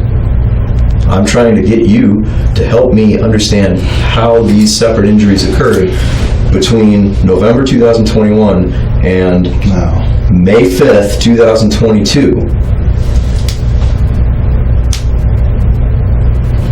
Basically what you're telling me is a boy being a boy, him jumping, him hurting himself, injuring himself, is not good enough for you. Well, it's not that, it's just not good enough for me. I mean, there's a lot of people that are going to be asking this question. I mean, I spent a long time on the phone with the medical examiner,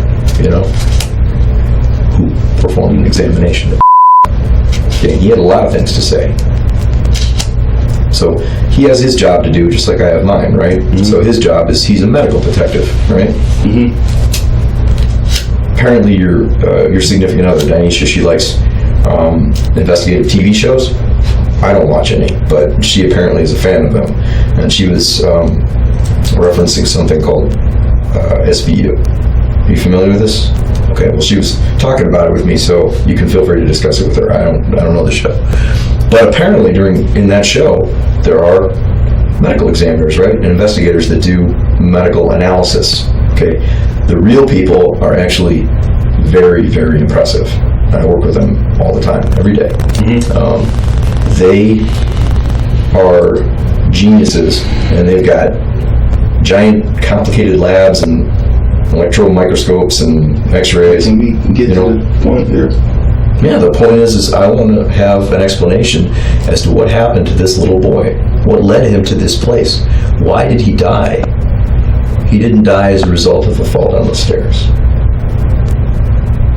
So what I want to know is what happened to him. If it's an explanation that I can understand, right, I'll work with it. I'll work with it. I'll write it down.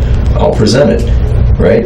If this is one of those, listen to me, Devin. Okay, this is one of those things, right, where I've already acknowledged. I've taken a lot of notes. You definitely, okay, you're a man who's doing the best he can for his family. All right, we've established that. I don't need to keep repeating myself. Mm-hmm. Okay, you're working hard. Mm-hmm. You're trying to take care of your kids. You're trying to take care of somebody else's kids. Mm-hmm. You know, but he ended up dead. You're doing the best you can. Help me understand what happened. I already asked Dyneshia.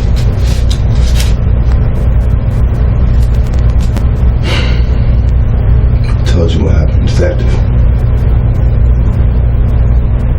Boys will be boys, huh?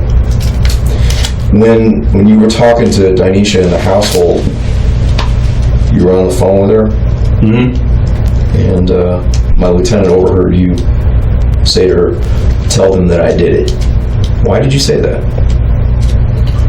I was going to protect my family either way it go. Okay. Any man would have did that in this situation. I'm not going to allow her to go to jail. What happened? Why do you think she should go to jail? A kid died. I thought she was under arrest. She is, just like you. Exactly. Okay. So that's why I did that. Okay. Well, why do you think by you saying that she would be otherwise released? What do you think? I don't know. I just assumed that my kids were gone. She was in handcuffs. Mm-hmm. Take me. Stop, don't take her. I did. Mm-hmm. That was it. I don't say anything to protect her. Yeah, I get it, and I understand your explanation. Actually, if you asked Dyneshia, I theorized that with her. I thought that probably was what motivated you to say that. However, you know, in the real world, that put me in a bad position. Well, but listen to me though. Mm-hmm. I mean, just being realistically, do you guys share the household? Yes. I mean, do you share responsibility for the kids? Yes. Then you share responsibility, fundamentally, right? Right? Okay. So it's not like you can just say we live completely separate lives, separate households, we never interact. No, you guys live together, you're a family. It's combined responsibilities. You're both in the household, right? You both have responsibility for these kids. You both are, you know, to a certain degree, equal participants in the raising and the care of these children, right? So you do both bear equal responsibility. I'm sure you understand that, right? Yes. Okay. So whatever she charged with, I'm charged with. Is that what you're saying? Not necessarily, right? Not necessarily. Like I have asked you, I mean, it really depends on what kind of explanation that we can obtain for the origin of the injuries that we see on this child. And like I said, this is just a portion of what we've learned to this point. Just a portion. It is. I'm afraid so. I'm afraid so. So what are we charged with? What are we looking at? Homicide or murder? Well, again, I'm not trying to avoid the question, but it really is going to depend. It's going to depend on what you say and what you decide to explain. About what? What I say about what? About how these injuries occurred. What put him in this position? What led him to this place? What happened in your household? What am I charged with now? No, we're not done with the interview yet.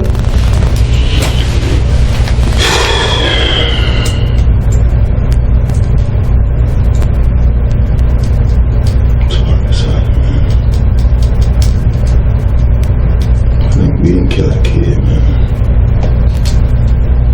Well, how did this all happen to him? Realistically, I mean, I'm asking a straight up question. If you aren't offering any explanation for the numerous and multiple significant injuries that we see on this child, some of which occurred potentially days before the 911 call was placed, these all didn't occur at the same time. The medical examiner is far too intelligent for that.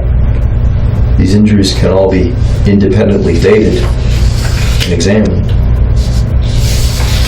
right? And a separate analysis can be done in each one, and it is being done on each one. I don't know how long this autopsy report's going to be, but it's probably going to be hundreds of pages long, right? But, you know, I mean, conservatively, we're not even at the end of it. Not even close. So,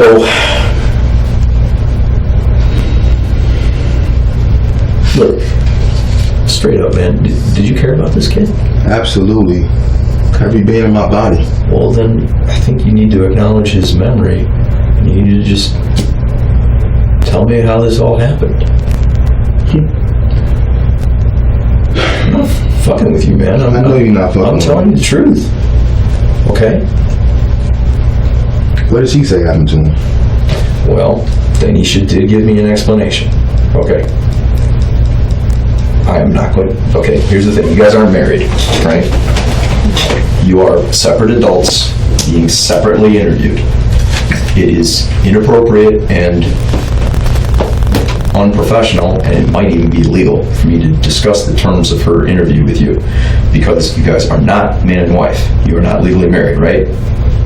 Okay. So in other words, I mean, I'm just talking, all right? I don't think you guys are going to go your separate ways, but tomorrow you guys can like decide that you've had enough of each other. You just walk away. There's no legally binding connection between the two of you, right? Mm-hmm. Like married couples, they have shared property. Right. You know, like what's yours is yours, and hers, and you know what I mean. You guys both own the same car and bank accounts and all that stuff. It's not true for you because you're not legally married that way. Right. Right. Also, I'm not trying to be painful about it, but is this your biological child? No. Is it Dyneshia's biological child? No. Okay. She was granted legal custodianship of this child, right? No. Okay. You see where I'm at with this? Okay. So you're saying we don't care about them as much? Or? No. I said no such thing. You were asking me what she said, and I'm like, no, it's unprofessional and probably illegal for me to discuss that with you.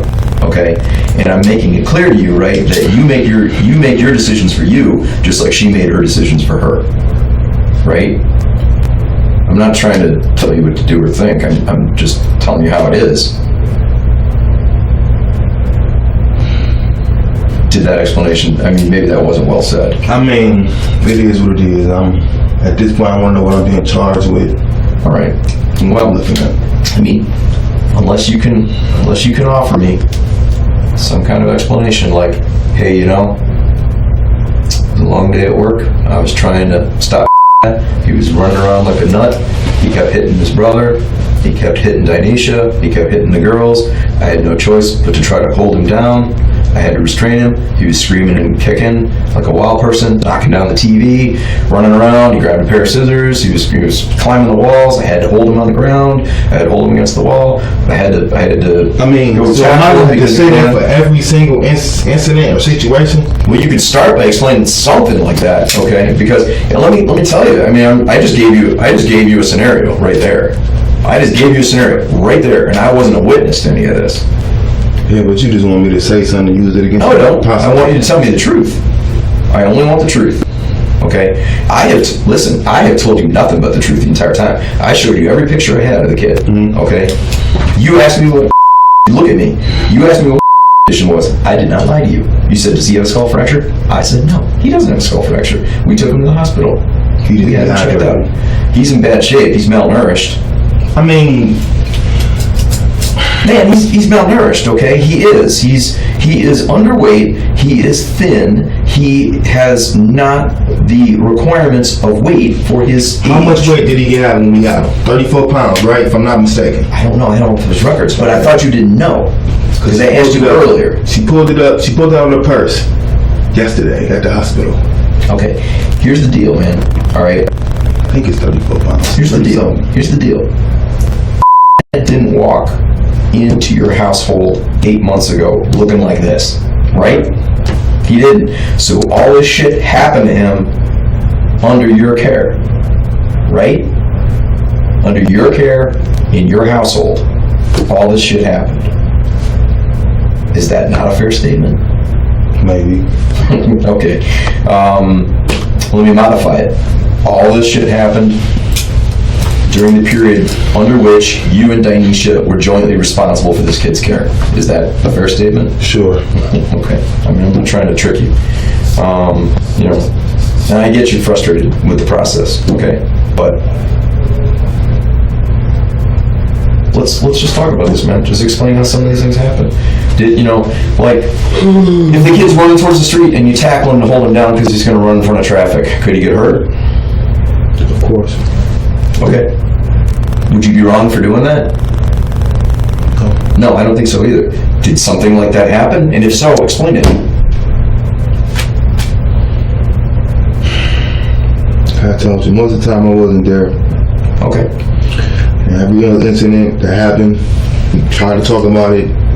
Sometimes we have our ups and downs, we beef, we fight, we argue, so don't talk about it. Sometimes we go to sleep mad. So every little thing that happened to him, I couldn't honestly give you this and that. I couldn't do that. No, I couldn't.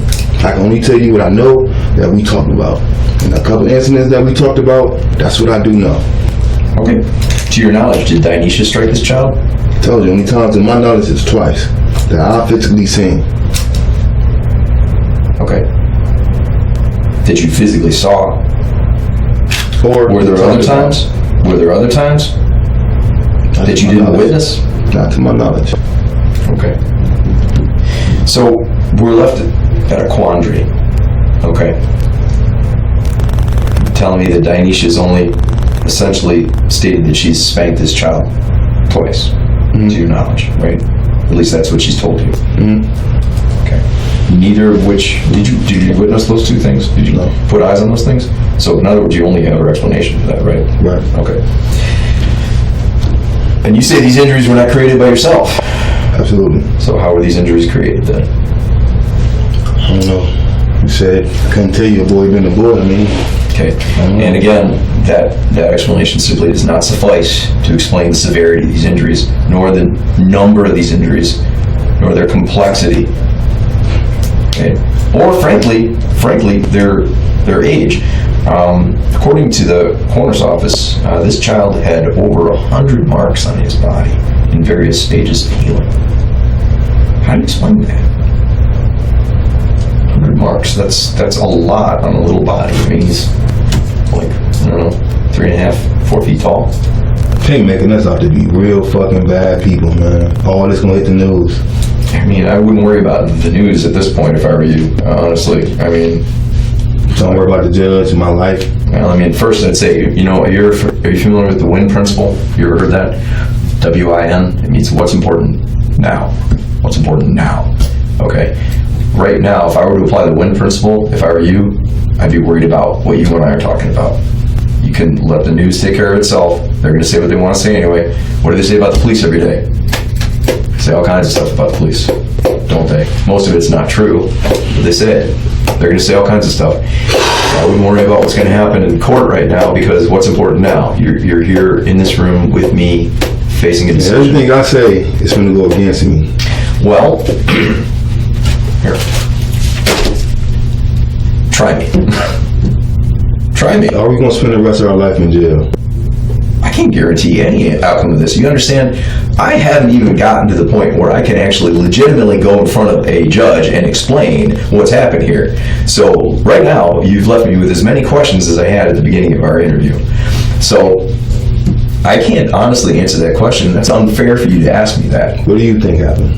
What do I think happened? I think this child was assaulted a lot. A lot. I think he was struck a lot by somebody who's very strong. So you're saying I did it? Who else could have done it? Do you think Dyneshia did it? Are you saying Dyneshia did this? I don't think you are saying that. Now, here's what I do think. Here's what I do think. All right, I looked at your criminal record. Okay, you had some trouble. Right? No damn kids. No, I know. You had a domestic violence case, though, right? That was bullshit. I know. It was a while ago, right? Okay. I'm not holding it against you. Mm-hmm. Okay, but things happen, right? Mm-hmm. Okay. I have no knowledge of that incident because I didn't investigate it. Mm-hmm. Okay? I'm being fair. So I'm not just looking at it on paper and making a judgment. Right? So the judge don't. But I'm telling you, all right, that there are questions that must be answered, one way or another. That's all. That's just realistic. You're a realistic man. All right? So, like I said, I've lost my temper. Have you ever lost your temper, Devin? All the time. Okay. So, listen, have you ever had trouble controlling your temper or controlling your anger or controlling your emotions? Okay. These are understandable and explainable reactions. Right? Of course. Okay. So, if you were to say, yeah, I lose my temper all the time, I could say, I understand that. I've lost my temper before. Right? Mm-hmm. Have you ever done something you regret, Devin? Yes. Me too. Again, that's a realistic answer. Okay. Let me ask you a question that you don't even have to answer, okay? Like, if God is your judge,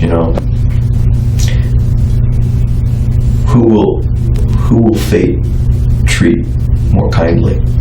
Someone who tells the truth, right? Mm-hmm. Or someone who lies? Someone who takes responsibility for what they do and say, or someone who avoids it? You don't even have to answer that, all right? I know you as a man know what I'm talking about.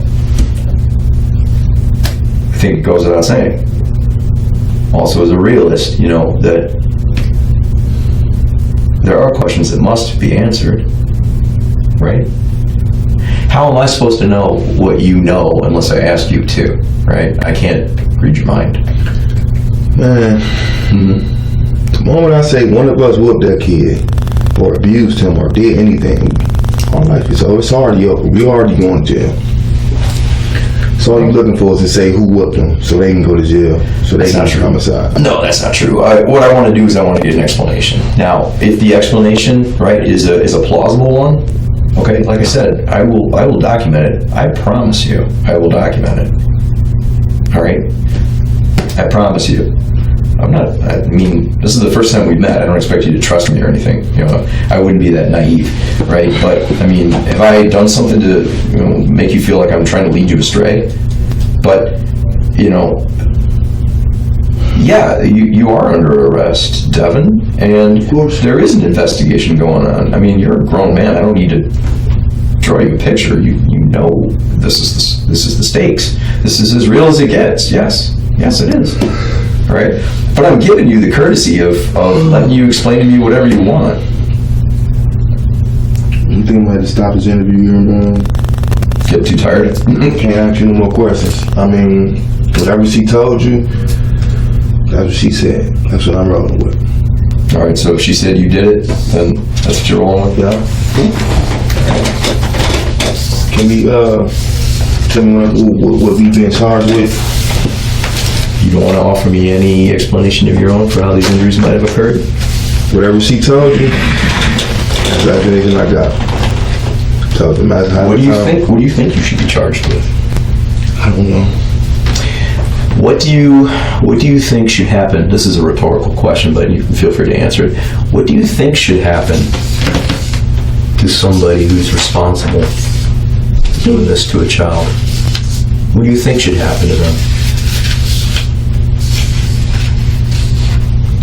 Really? Realistically, what should happen to that person?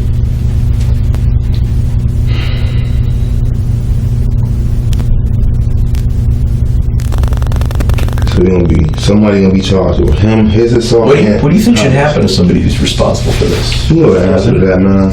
I mean, if that's if that's what it has to be, I mean, you know the answer to that. Well, I guess my answer would depend on the explanation.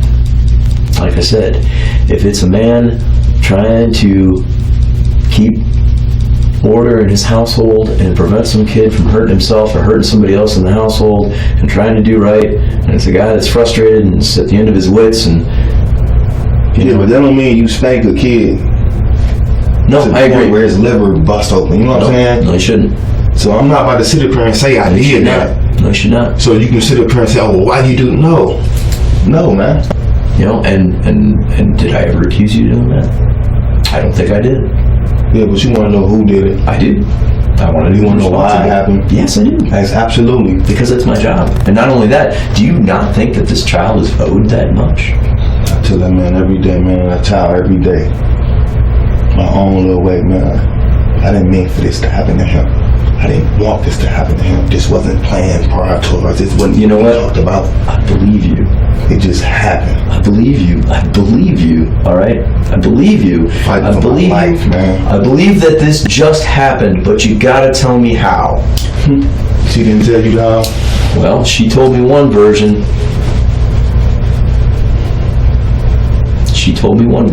She gave me an explanation. Just can't do it. I can't give you something I don't know about, man. Okay. I love that boy, man. Like he was my kid. And I'm sorry this happened to him, man. This is misfortunate.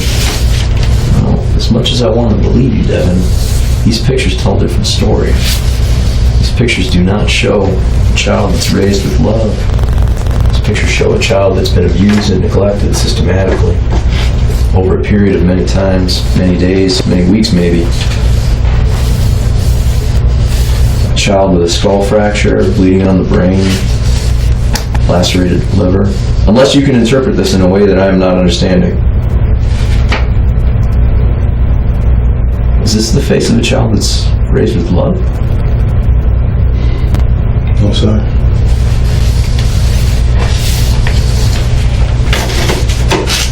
So you can tell me what you charged with?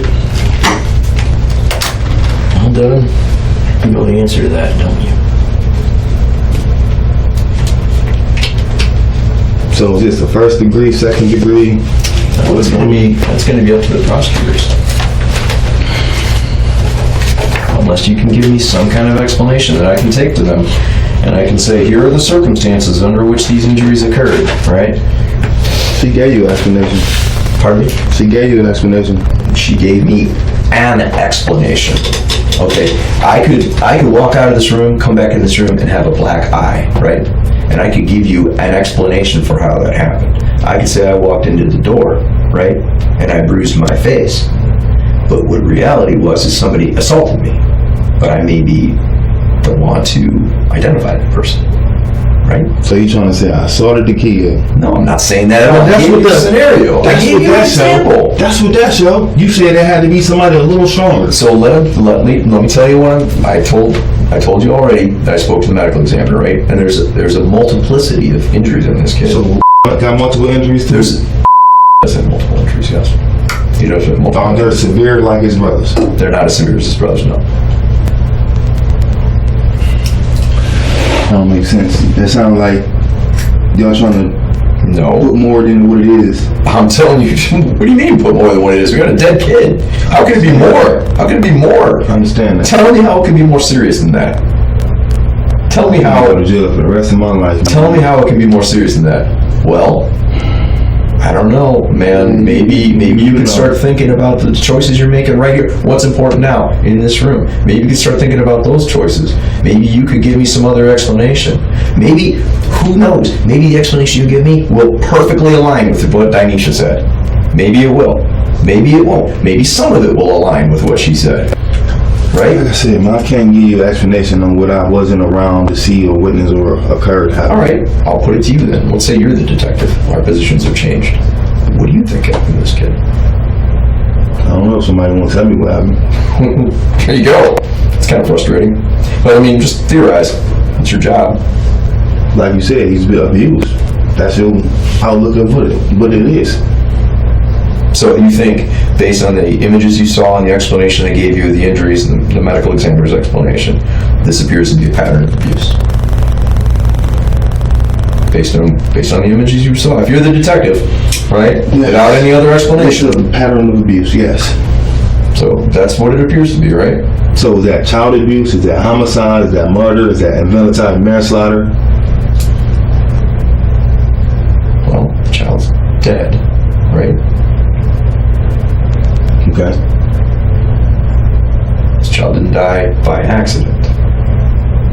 Unless there's something you're not explaining to me. Let me explain, right? Let's say there was an incident. I'm not using any specifics, so don't hold me to any of this, okay? It's just a scenario. So the child loses consciousness, goes to bed, right?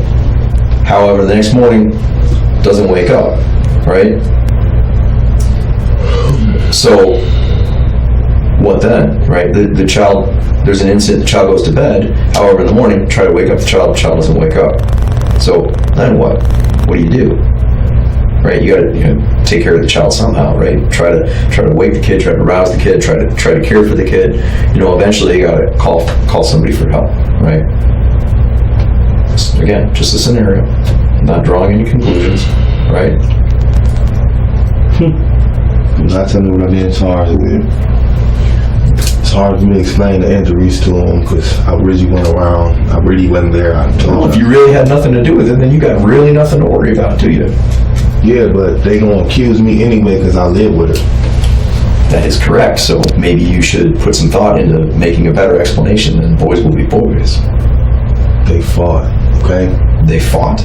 You telling me that this lacerated liver came from a 3-year-old punching him? Come on. I mean, you can lay it up to it.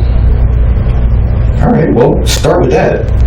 We could have laid it up to it. Him hitting him multiple times, could have laid up to that. No. That 3-year-old could barely even stand when we saw him in the apartment.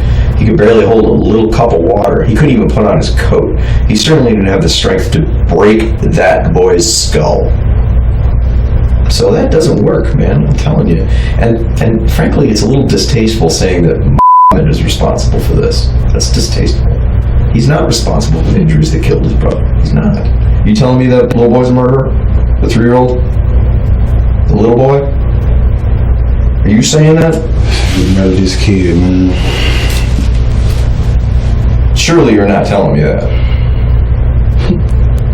Okay, because that's not just wrong. I mean, that's just straight up insulting. Go down for murder, man. Well, I mean, unless you can offer me a different explanation. Try me. Try me. Ready for my lawyer, man. All right. What else to say to you? All right. So I can talk to her, right? Pardon me? You said I was able to talk to her, right? Dyneshia? Well, not right now. Okay. Not right now, no. Because you guys are both in charge. We have to transport you down separately because you're both separately charged. Do you understand? What are we charged with? Well, we're going to see. All right, I'm going to have to talk to some people. Yeah. Oh, so you charging me? No, I don't actually charge. What I do is I conduct an investigation. The prosecutor's office approves the charges, right? So we're going to have to talk about it. We'll see what's going to come of this after What this charges are you? Okay. What charges am I recommending? Yeah, what are you looking at? What are you Murder right now. Murder for both of you. I think you both should be charged with murder. Can you do involuntary manslaughter? Pardon me? Can you do involuntary manslaughter? Well, let me ask you, why should I do that? I don't want to be charged with murder. I don't want her to be charged with murder. I understand that. Have you given me an explanation that might account for involuntary manslaughter? You haven't given me anything. Nothing like that. Boys will be boys? Please. Now you're asking me to justify a charge of involuntary manslaughter? Based on what? Based on what? Give me an explanation. I'm all ears. If you give me an explanation and it fits that criteria, I would be happy to present it to the prosecutor's office. I would be thrilled to present it to the prosecutor's office. Try me. I've been saying it for 2 hours. Try me. If you give me a scenario that fits that charge, I would be happy. I would be thrilled to go to the prosecutor and present that. I'm not going to put no bullshit in front of them. I'm not going to lie to them. Okay, my professional reputation is at stake, and I'm not doing that. I'm not going to lie for you. I haven't lied to you. I've treated you with nothing but respect, sir.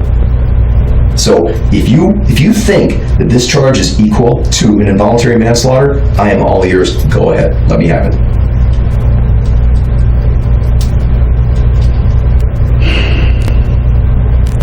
She spanked him. I know that. I know that. Tell me more.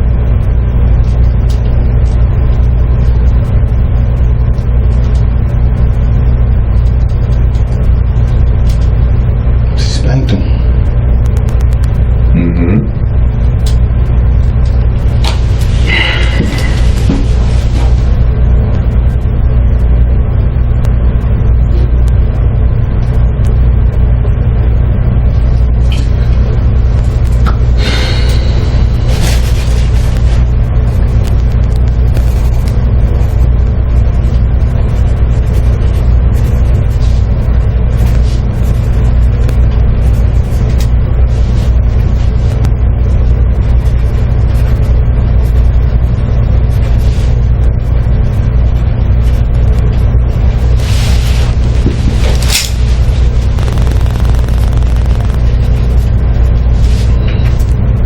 Murder, huh? Well, if you can give me some explanation, I keep waiting for it.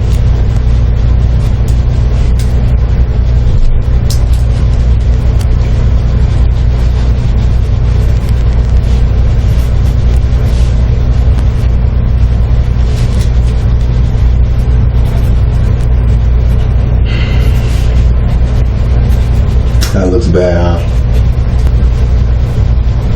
Yeah, it does, man. It does. It looks real bad.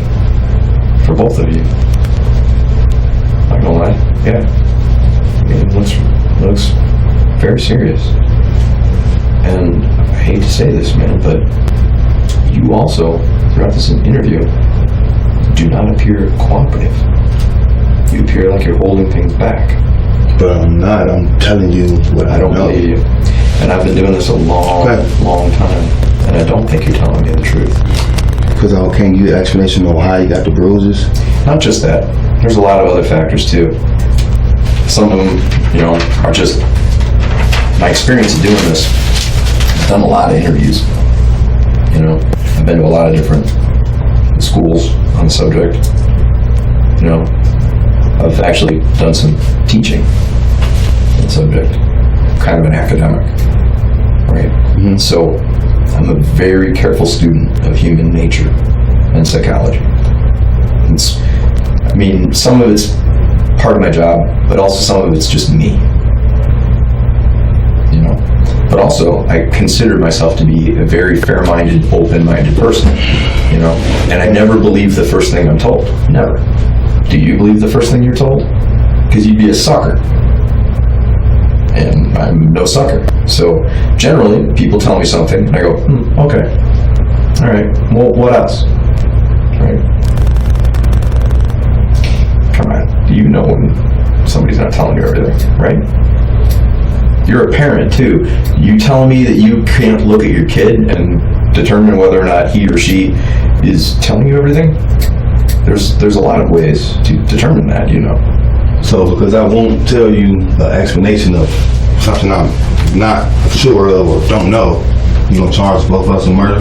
Certainly not, and that's an overly simple explanation, and that's kind of insulting. That's basically where we at. Oh, is it? No. That's where you put it on the table to me. No, that's not. I asked you what I was charged with. You said I didn't get explanation, so it was murder. And you said, is there any way you can make it involuntary manslaughter? And I said, I don't know. I haven't heard your explanation yet. I'm still waiting. Yes or no, though? No, I didn't say yes or no. Right. I did say, though, I don't make those decisions. I present the case to the prosecutor's office. Now, if you give me an explanation that fits that charge, like I said, I would be happy. I would be thrilled to present that to the prosecutor. Do you know what the terms of involuntary manslaughter are? Yeah, something without an intent to do it, but it led up to it. Okay, so intent. What is intent? What do you ask me? The intent, like No. Define the word intent. almost, about to, No. leading up to. No. Intent is your mindset, man. What do you want to occur? If I throw this phone at the wall, okay, my intent might be to damage the phone. Okay? Because by hurling it at the wall, I might break it. Now, my motive is different. Motive is the emotion that made me do it. Maybe I'm angry. Maybe I just don't like phones. Do you see the difference? Did that clear that up for you? Mm-hmm. All right. Like I said, I can't give you explanation on every single one of them bruises because I wasn't there. Give me an explanation for a few of them then. One of them. Give me an explanation for one of them then. Any one. Anything. You haven't explained one of them. Not one. How's that possible? When you're living in a house as that boy's father, for all intents and purposes, as his father, right? And you can't explain one of these injuries. Boys will be boys. I know every mark on my kids. Correct. Now, from my understanding, these are not my kids.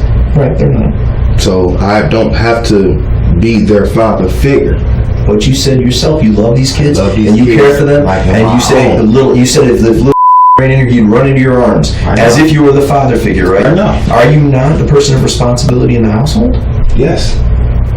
Well then, for all intents and purposes, whether or not it says it on a piece of paper, you're that boy's father. Now, his real biological father, I understand, is incarcerated right now. I think that's a damn shame. These kids is all type of fucked up, man. That could be. That could be. They was. The reason why the father's in jail is fucked up situation. He had the kids with him while he wanted it. I heard that too. Dyneshia explained it to me. She said something about a high-speed chase and okay, she explained all that to me. All right, and then okay, now, this is what she told me, so I don't know if this is true. I didn't look it up. That he threw the baby out the car or something like that? Something like that, man. I don't follow that shit he does. Okay, well, that's what she told me, and I was like, you threw, that's what she said. So, I don't know when that happened. He was little, right? Like he was just baby. Okay, so that is fucked up. You're right. I agree, but that wasn't you. You didn't do that. Yeah, but you trying to say I fucked his liver up, broke his ribs, gave him more injuries than he... Okay, no, man, I've never once said that. Okay. I'm saying, can you explain how this happened? To which you said, boys will be boys. And I'm like, okay, that explanation simply won't work. It physically doesn't work. Okay. So give me a credible explanation and we can talk about it.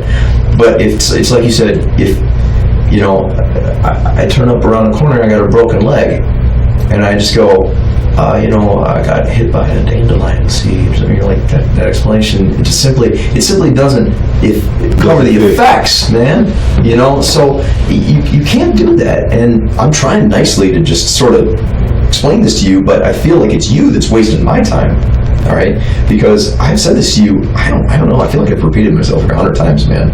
I don't think you're trying to fuck with me. I don't. Okay. I think you're just trying to come to terms with this, and you want to find a way to express it in your own terms.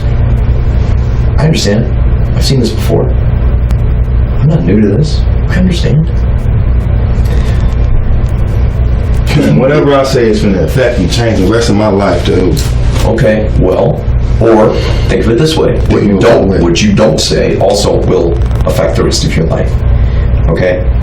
So yeah. Okay, some of these injuries that boy had are self-inflicted, man. Okay, explain how. Like the scrapes and cuts. Alright. Going down the slide the wrong way. Sure. Falling on the wood chips, man. That's possible. That is possible. Some of these superficial ones. Some of the little ones. He didn't break his own skull.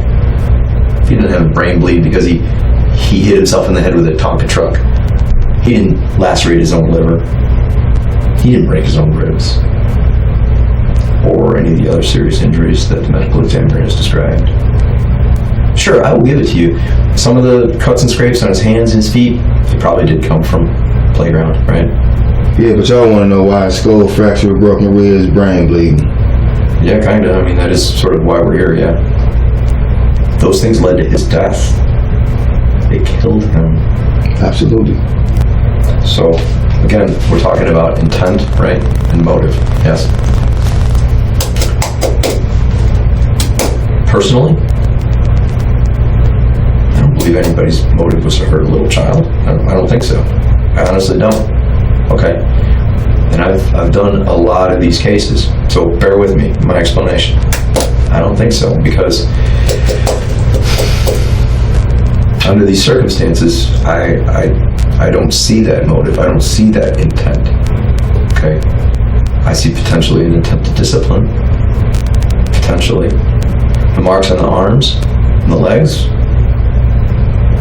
I mean, I could reasonably construe those as somebody's intent to restrain the child, only hold the child back, potentially. Again, this is one interpretation. Yeah, but I don't know where the scratch a full skull and lungs and broken. I don't know where that come from. I can't. Well, somebody hit him. That's where it came from. Wow. Somebody hit him, right?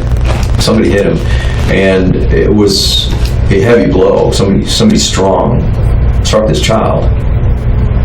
Somebody strong hit this child, or hit this child with great force, and not just one time. So again, I'm perfectly happy to consider the terms of a crime such as involuntary manslaughter. I don't care if this turns into a parking ticket, provided the prosecutor says that's what it is, right? So, yes, Devin. I don't know how to explain this to you, man. I didn't punch that kid. I didn't hit him. Who did? I don't know. Okay. So the two adults in the household watching the two children for 8 months, he mysteriously incurs dozens, if not hundreds, of wounds, several of which are lethal in nature, and no one has any explanation as to how that happened. Well, I'm sorry, Devin. That's not a believable scenario. Okay. I'm not gonna sit there and tell you I punched that kid, I hit that kid. I didn't. I can't. Did you restrain him? Did you just grab him really hard one night because he was trying to run away and he was flailing at you, or he was? And that scratch fractured your skull? I don't know, because I wasn't there, and since you're not explaining me, I have only my own interpretation of the event.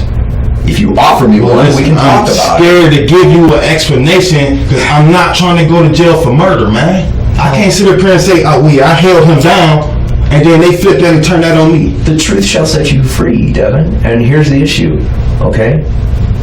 Eventually, you are going to have to stand in front of someone, not going to be me, and you're going to have to explain yourself, right? If it's not now, it will be then. So, why not start now? I don't know how you feel about me, and maybe you don't like me. I don't blame you if you don't. It's cool. I'm not making something personal, right? But, and you say you're scared. Okay, well, why don't you start by just giving me a reasonable explanation? You want to write it down yourself? I'll let you write it down. I mean... A reasonable explanation on why a skull fractured? Well, maybe it was an accident. How do you... Wow. Maybe it happened when you were attempting to do something else. I don't know. When I was attempting to do something else?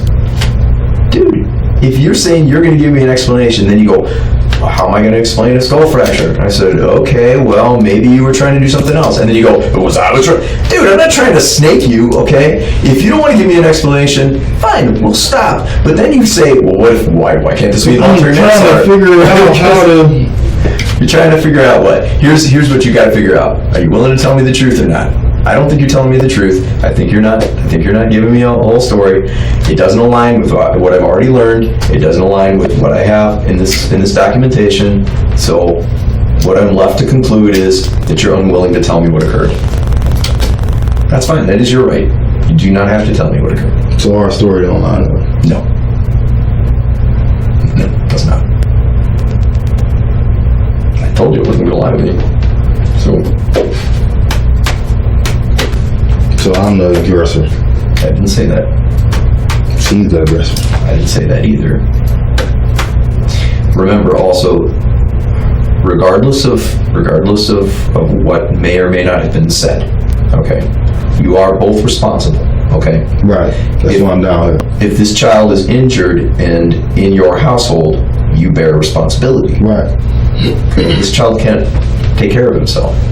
Okay? He needs an adult to take care of him. Sorry, sir. That is you.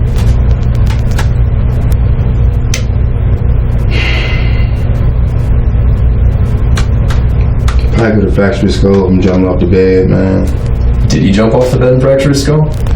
He jumped off the bed a lot. He jumped off a lot of stuff. To the point where he knocked himself out? Possibly. Okay, you tell me that there's an unconscious kid laying in your house and you don't call 911? I'm saying possibly, like, he could have led up to that point. He didn't knock himself out physically, but it could have been enough times to the point So where he jumps off the bed, knocks himself out, skull fractures himself, gets up the next day, runs up the stairs and falls down the stairs? Okay, well, what is it? No, that doesn't make sense either, man. And that's not what happened. That's not what happened. He didn't get that injury from jumping off the bed. Not in the nature of the skull fracture. Because I spoke at length with the medical examiner about it. And they got x-rays and CT scans and stuff, dude. I mean, all right, we know what an impact fracture looks like. Actually, I just went to court. So you trying to say somebody pushed his head to the wall? I didn't say that either. I'm trying to figure out, you know what? What I want you to stop trying to figure out is how to get around this, and I want you to just tell me what happened. Stop trying to engineer an explanation. Tell me what happened. Just tell me the truth. That's all I want. Just tell me the truth. Okay? We both know that you lost your temper. Okay? We both know. I lost my temper. You said to yourself that you had lost your temper, right? And that you've lost your temper in the past and you've done things that you regret. I understand. The fact that you regret means that you have the capacity to be sorry, which means you have the capacity, right, to at least show remorse. Do you know what remorse is, Devin? I did not do this to this kid, man. Okay. All right.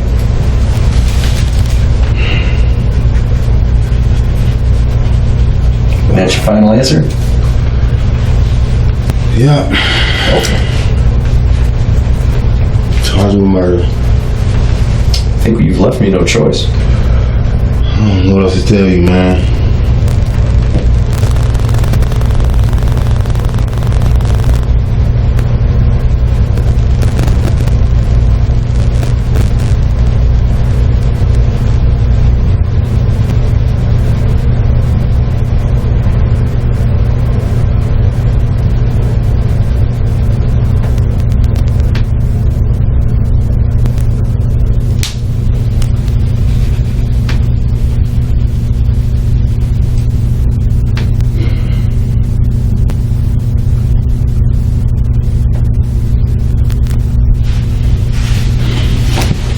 That was the case. I should have just asked for a lawyer.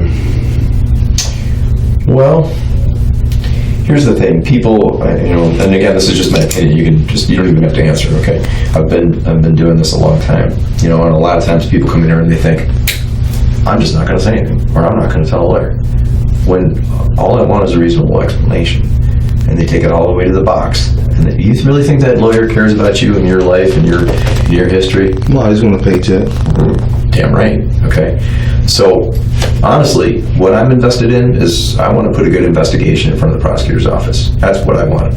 You want some solid information in front of the prosecutor's office? I want the truth, Devin. I've said that since the beginning. That's not I want the truth. And Whatever the truth is, I want it. Okay. What she told you was the truth. How do you know? How do you know what she told me? I don't you don't know all the details. What she told, but I know what she told you was the truth. I wasn't there most of the day, most of the time. Half the time I wasn't there. Okay. I'm coming in 10, 11, 9. Did you spend the night there from Monday to Tuesday? Did you spend the night there Monday night to Tuesday morning? You left at 9 in the morning to go to work, I believe. Right. Okay. So you were there in the household that night, right? Did you put eyes on Messiah that night? When I came in the house, they was gearing up to go to bed, so yes. So you saw him that night. What was his condition when you saw him that night? He gave me a hug, said hey to him. So this is the evening of the 4th to the 5th. You know what I'm saying? Okay. So what was his condition that night? He appeared to be fine to me. No marks, no bruises, no complications? He had a little swelling on him. Okay. But he was cheerful and happy and interacting with people. Yes. Did he have a duct tape bandage on his head? No. Really? Because Dyneshia said she put a duct tape bandage on his head. Why'd she do that? I don't know, you had to ask her? I did. I guess from the hickey he had. But when I came in there, he was laying down, gearing up to go to bed. Right.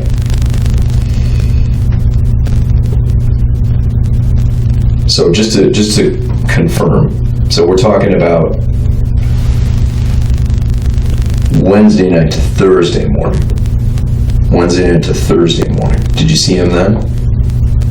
This last week? Told him I came in the house, they was gearing up to go to bed. Okay. And he was okay? Yes. Everything fine? Yes.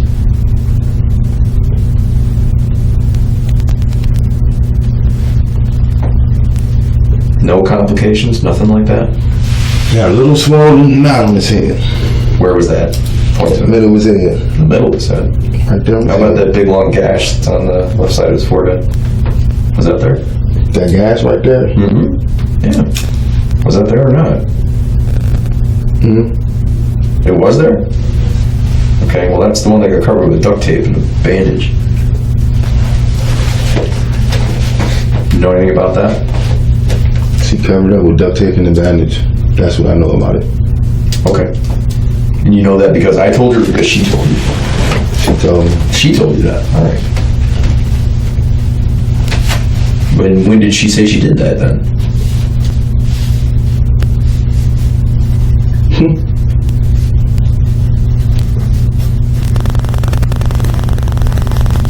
She said nothing to me.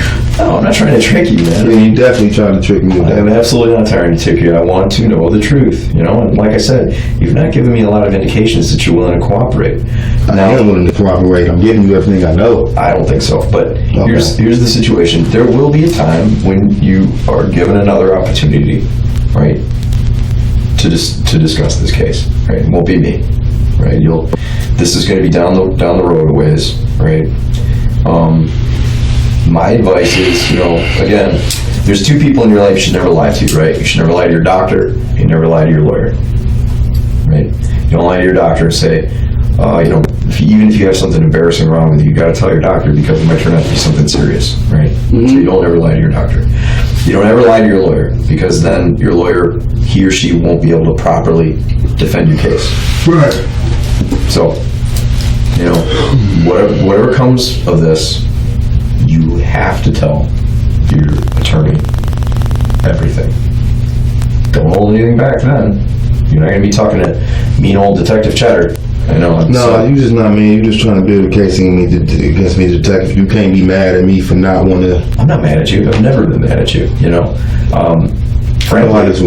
Frankly, I'm sympathetic to you and your position because I understand that you're confused, you're angry, you're tense, you have a lot of anxiety. You keep jiggling your legs like that. That's a lot of pent-up energy. So, man, it's too much to deal with. I don't want to be here like this. I don't want you to be here like this either. I don't want this kid to be dead. I don't neither. Okay, well, help me figure it out then. Like I told you, man. She told you. She did.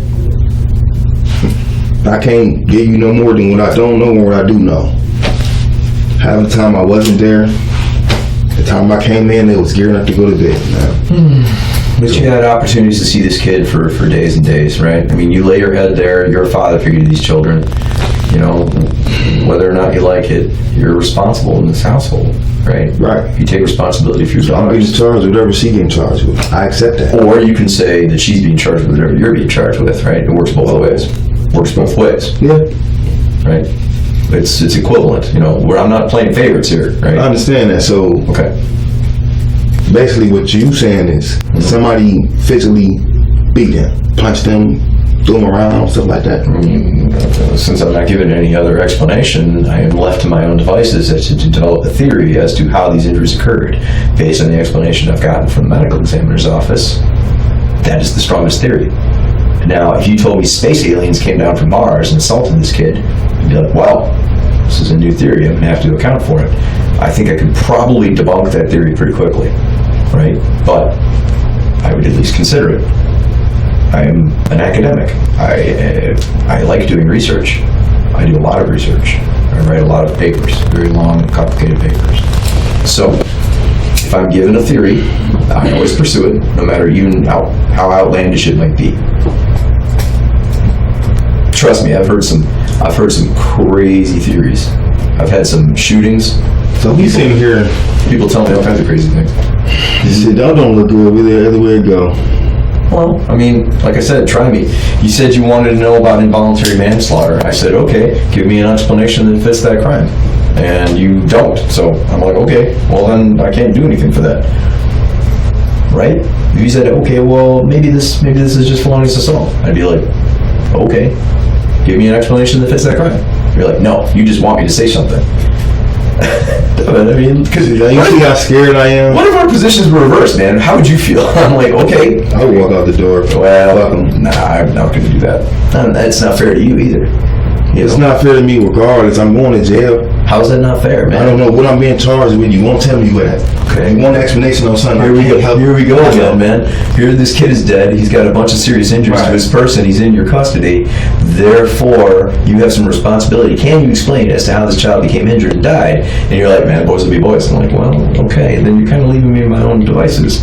I mean, if you're like, well, what about involuntary manslaughter? Cool. Give me a fact pattern that fits that.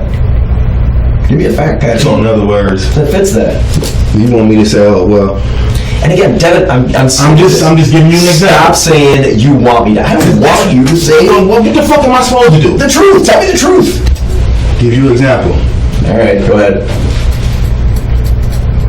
I'm all ears, man. Go ahead. I get off work. I'm tired of shit. Right. Messiah's been bad. I spanked him. Maybe that caused a rush of liver. Did that happen? Was that the truth? I don't want you to tell me something that's not the truth. But what are you going to do with that information?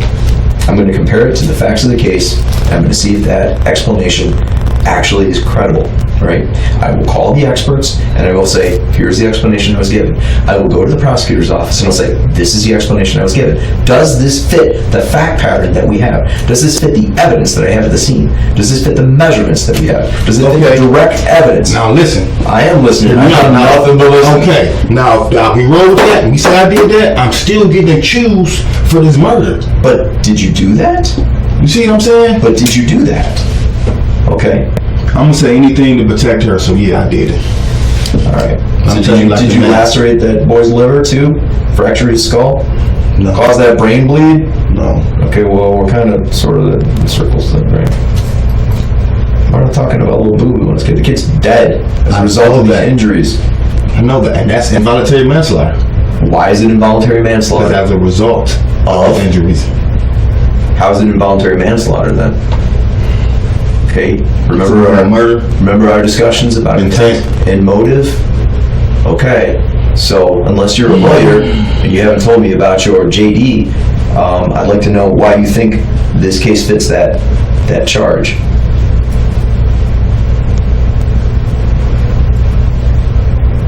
I can't sit up here and tell you I beat that kid, man, because I didn't, man. Okay, all right. You didn't beat that kid, all right. Is that the truth? Is it the truth? Yes. Somebody beat that kid, man. And if it's not you, who else is in the household? I'm not letting her go to jail for it. Okay, well, that's not really up to you now. So put it on me then. But you just told me you didn't beat the kid. Oh man, this is the rest of my life, I dude. can't put something in front of the judge that's not truth. Okay, I can't do it. So you either tell me the truth, or we just go with it, man. So like you said, you've been doing this the whole long time, man. Unfortunately, yes, that's you true. can deal with people like me before. Unfortunately, yes, I have. From your experience, you know I'm not telling you the truth. Yes, that's true. So whatever you go to the prosecutor, that's gonna be on you. Well, here's what it's going to be on. It's not going to be on me because I didn't kill this kid. I didn't either. Well, She didn't either. I wasn't living in that household. I didn't have responsibility for that child. That child was not given into my custody. Okay, so Right? if he was to get spanked and that caused a rapture scream, where do we go from here? What do you tell the prosecutor then? Well, first of all, I need a fact pattern. So I need to know the terms under which that corporal punishment occurred. How did that occur? What were the terms of it? What happened? Describe it. When did it happen? Where did it happen? Who was involved? How did it develop? What was the intent and motive? Yes, I need all of those questions answered. I look bad for not answering them all.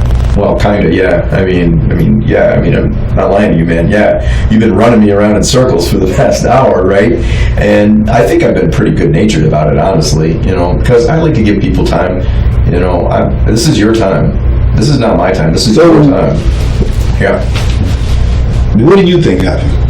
Who do you think did it? What do you think in your mind is going on? I'm not going to do that because here's the trap, right? Later on, you tell your lawyer, that detective told me what to say. So I can't do that. If you remember the instructions I gave you when we first sat down, I told you I was not going to threaten or coerce you in any way, right? So a threat might be if you say, hey, tell me I'm charged with murder. Okay, well, I don't want to threaten you with a charge that I'm not ready to put on you. I'm not really sure what you've tried to explain yet, so I'm not really certain. Then you say, well, you tell me what you think happened. This might be coercive. Do you understand what coercion is? Mm-hmm. What does it mean, Devin? Somebody's trying to make you say something or lead you to believe something. Very good. Manipulation, right? Mm-hmm. Okay, I'm not going to trick you. I'm not You doing that. tricked me this far. How have I tricked you? You tricked me. You got your ways. You a detective. You did your little things. I am very experienced in this, but I'm not trying to trick you. I'm telling you the truth. And one of the things I've always promised, I promise everybody during interviews, I never lie to you. I never lie. Never. I just don't want her to spend the rest of her life in jail, man. I'm gonna tell you like that. I'll tell you this. I don't want her to spend life in jail either. I don't want you to spend life in jail. I don't care about me. Well, I care about both of you. Me, man. I don't want this to happen. I wouldn't want anybody to spend their life in jail. I don't care. I don't want to spend my life in jail. How about that? So I'll tell you anything to get her out of this, dude. why don't you start with just telling me the truth? Dude. Mm-hmm. We're gonna keep going through the same process, man. All right. So is that where we're at? I don't want it to be, but All right. Okay. Well, I can't give you an explanation on. well, somebody can, you know, and that's just it. So Dyneshia gave me an explanation, and you know, I'm sorry I didn't. Now I look bad. Now I like the one that did it. Right. listen, man. I mean, you're a grown man. You got to make your own decisions for yourself. Okay. She doesn't make decisions for you, just like you don't make decisions. So when for do I her. get to talk to her?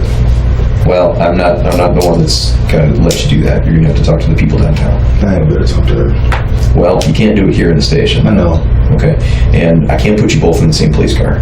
Well, I don't know. Maybe you can. I don't know. Maybe we can. I don't know. Honestly, I don't know. I don't know how they're gonna transport you. So Can we please go in the same police car for one last time? I don't make those choices though. Okay. All right. Because I can't give you an explanation. Okay. I don't know what to tell you, man. I'm not about to sit up here and incriminate myself or incriminate her. I can't really tell you. Okay. All right. Well, like I said, Like I told you, I spank my kids Okay. You spank your kids, the girls? occasionally. When they bad, I tap them. Okay. So you know, Children and Family Services is going to interview your kids, the girls, right? They're going to interview both the girls. They have to. Right. Okay. So that includes your older girl, the 10-year-old girl. Right? She gonna tell you what happened. What's she going to say? If she say that I do spank, she probably gonna say no, or she probably gonna say it's very rare. That's how much they really don't get a whooping. Okay. I haven't spoken to the girls. honestly.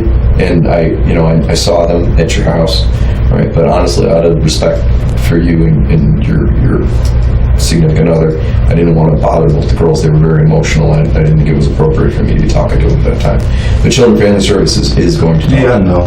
Right. So, did y'all,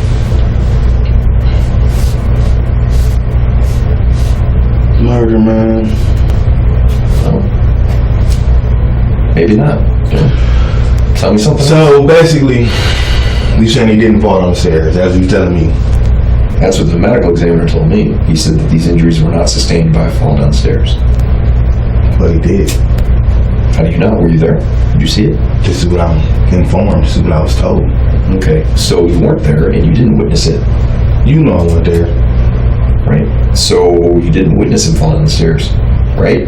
Right. So your assumptions about that fact pattern are based on an explanation from another party. We usually call that hearsay. Have you ever heard this term? She says, he says, she says yes. Heard this term? So. Oh man, dude. I'm not trying to lie to you, man. I know, man, but we've been tap dancing on this for a while, and I don't understand how the fuck she can give you an explanation. She wanted to ask for a lawyer. Well, when you arrived at the household, right? Dyneshia had already been speaking to me for quite a long time. Right. She had given me a lot of information. Right. Right. By the time you arrived. Okay. I'll let you know I Mirandized her too. I advised her of her rights before that. And she agreed to speak with me. Right. Okay. So I wasn't trying to trick her then. Just like I'm not trying to trick you now. Okay. Now here's where I'm going to tell you the truth again. I didn't say I believed her explanation then, and I didn't say that I believe her explanations now. Right? Nor am I saying that she gave me a complete explanation. I just didn't give you explanation. Two different things. Let me put it this way. Your explanation This boy's gonna be boys. is just as believable as the explanation that she provided me. So let's put it that way. Okay? And that's the truth.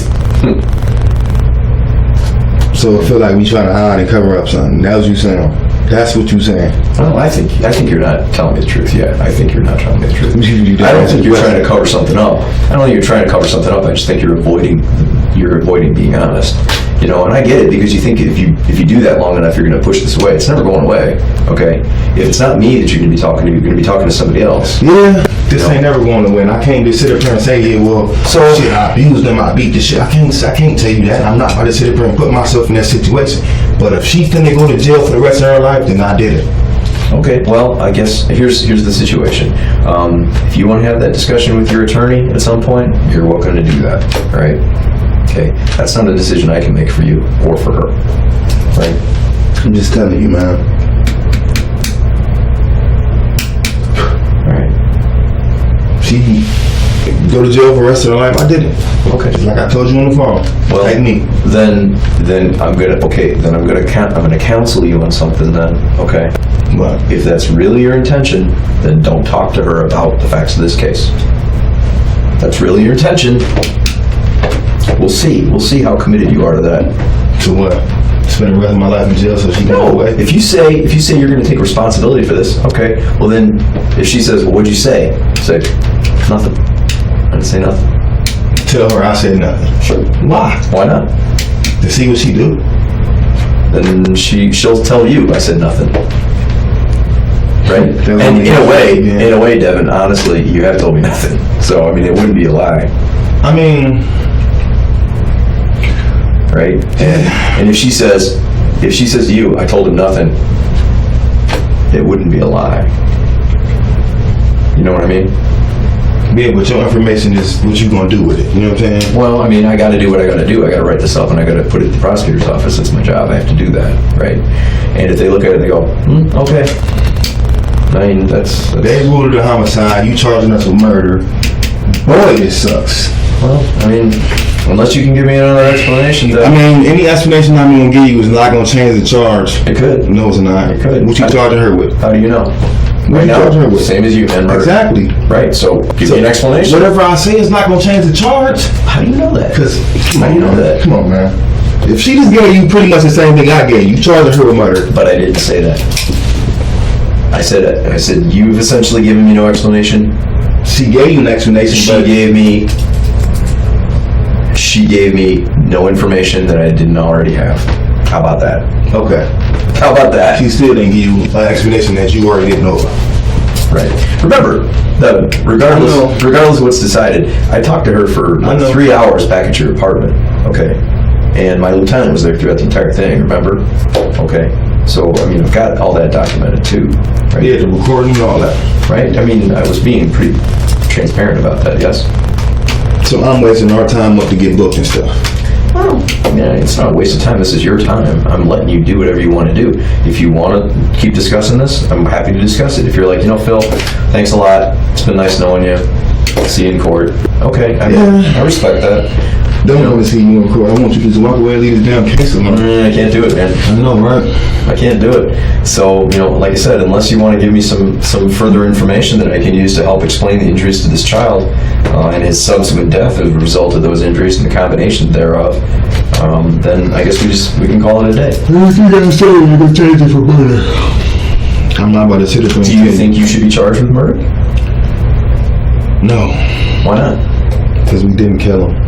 Who did? Who's responsible for this?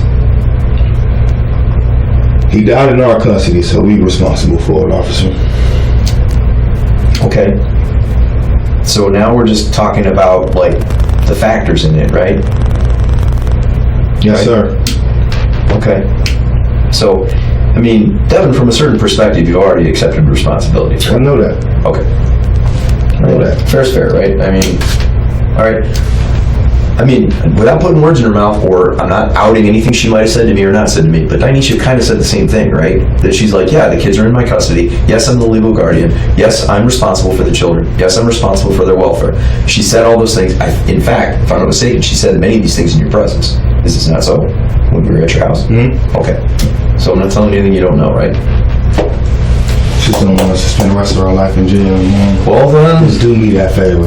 Give me an explanation that I can put in front of the prosecutor's office. If she gave you explanation, then that's what it is, man. But I'm asking you, not her. I'm asking you, not her. It's hard to explain something that I was barely there with. Well, let me factor this in though. All right, okay. Dyneshia, right, says that she's the only one who does any corporal punishment in that house. Okay. Okay. Okay. She's the only one who does any corporal punishment in that house. I told you the same thing. No, I know you did. Okay. So that would then suggest that she's the only person who lays hands on the kids. Right. Okay. Are you telling me then that she is entirely responsible for all of these lethal injuries to this child?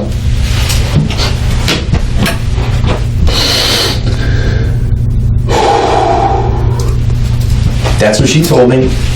I mean, no, let me rephrase that. She said she is the only one who physically disciplines this boy. That means she's the only person that put the injuries on that boy. I'm asking you, man. What do you think that means? I'm not gonna tell you that. Okay. All right. Well, but a minute ago you said you'd be willing to take the rap for her. I damn sure am. Okay. Well, but you're not. I'm about to sit up here and tell you that my wife hits her nephew. I'm not gonna tell you that. She told me she's the only one who does any physical. Okay. And you said that too. You said she's the only one who physically disciplines the children.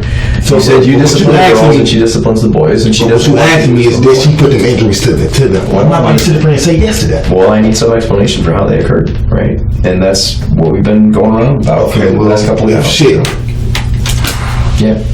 Well, look. That's just it, though. I mean, there's a big difference between swatting a kid on the butt and lacerating his liver. There's this, okay? Right.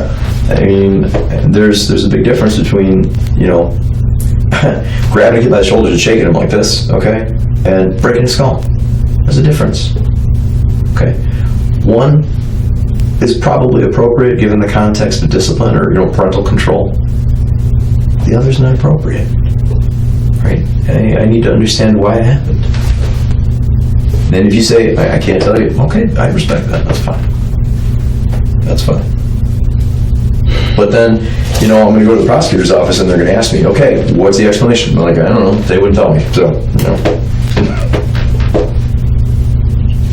The explanation, we did tell you, you just took it and didn't use it. That boys would be boys? No. that she primarily whooped them, and they did injure themselves. That means that she broke his skull, lacerated his liver, and created a subdural hematoma on both sides of his head. From whooping them? I'm asking you. You said that she's the one responsible for all these injuries. Right. True? That's basically where we at. You basically putting it on her. No, I'm not. I'm not saying that.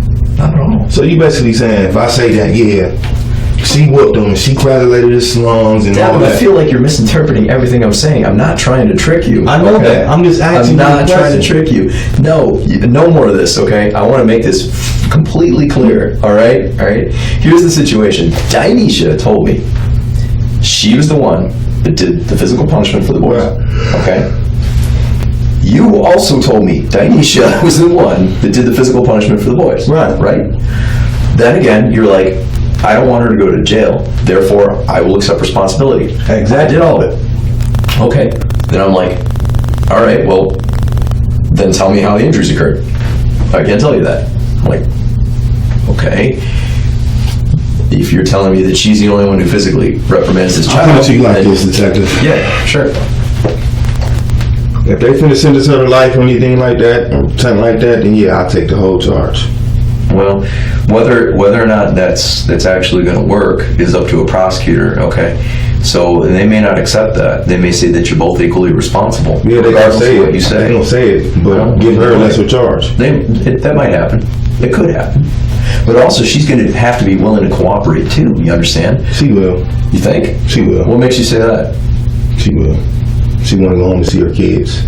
Well, those are your kids too. I know that, but I'd rather be in jail than her. Well, okay. Whereas I understand your feelings, okay.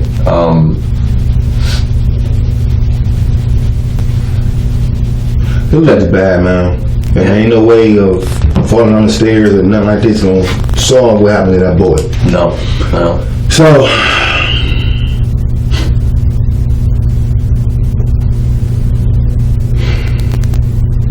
well, like you just let me talk to my lady. Mm-hmm. Tell you everything you want to know, man. Can't do that, you know. So here's what I recommend, right? I think that you guys shouldn't discuss the case. You guys can talk about your other kids, your plans for retirement, okay? But I think if you start discussing the facts of the case, okay, I think inevitably it's just going to lead to problems for both of you. You do what you want, okay? I think you should talk to shit. I know. You should. I think you should talk to your lawyer about it, okay? Right? You know, again, at the end of the day, you're not married to Dyneshia. You're not, okay? And like I said, you both are individual adults with your own legal responsibilities. Okay. Right? So, my advice is that... Skull fracture, 3 broken ribs. And that's not even the full extent of it, man. So, you realize that kid with that lacerated liver, he would have been in pain for a long time. Crying, miserable, doubled over, pain. This is not something that you would just like skin your knee, get up and run off. This is something that is very, very serious. These effects would have been obvious. They would have been obvious. So what's going to happen is the medical examiner is going to get up on the stand. He's going to allocute. He's going to testify to his observations, right? He's going to testify to the effects of what injuries like that would have on a 4-year-old child. They're going to put big pictures up on the screen, right? And they're going to show it to all the ladies and gentlemen of the jury, right? And the judge and everybody's going to see that, right? And they're going to talk about it. And that guy's going to be on the stand. The medical examiner's going to be on the stand for hours, maybe days, right? Because there's going to be hundreds of pages of stuff to discuss. You know, We ain't got to go through all that, man. well, I'm telling you, because I went through this in another trial, We ain't just got like to go this. through You all know? that, dude. Just let me talk to her. Tell her I'm finna just turn myself in and tell them I did everything. And just let her go, man. Well, Even though she was there with me and she didn't call 6-9 kids or whatever. well, yeah. I mean, why didn't you guys? Why didn't you guys call? Why didn't you guys call? Just We did. call 911, man. We called 696 kids. They didn't come out there. When was that? She called them on a Friday. She said they told them to wait till Monday. I don't know the exact date. She called them twice. Okay, I'm sorry. I mean, Certainly not last Friday, so the Friday before that? I couldn't tell you an exact date, but I know she did call 696 Kids on herself twice. Dyneshia said to me that she, at one point, called Children and Family Services because she wanted to return custody of the kids. Right. Okay. So, am I being honest with you? Right? She told me this, right? She said, did she consider returning custody of the kids? But she gave me an explanation for that. Okay. What did she tell you? Why she didn't? Why? Well, tell me what her thought process was for returning the kids to state custody. Why did she say she wanted to do that? She was tired of dealing with them. They kept doing the same thing. They wasn't learning. Okay, it's frustrating, right? Right. Okay. All right. You see, you tell me that, I'm like, yeah, okay, I understand. Right? Yeah, but it's not gonna be that simple and easy in court, man. They not gonna understand that. You just said they gonna paint this picture of this and that and then the third, and that's not what it is. I mean, the nature of the case is the boy's fucked up, man. Somebody did it. And somebody gotta go to jail for that. Well, so, sorry, I'm trying to communicate on a bunch of different things at the same time. So, her explanation, essentially, about contacting 696 Kids and returning the children to their custody was pretty much like you've described, yes? Right? Kids are a handful. It's a burden. Mm-hmm. It's a lot of time, effort, resources, right, in the household. A lot of wear and tear on you both. Is that fair? Is that a fair explanation? I'm sorry. So, is that what you understood? Is that what she explained to you? Right.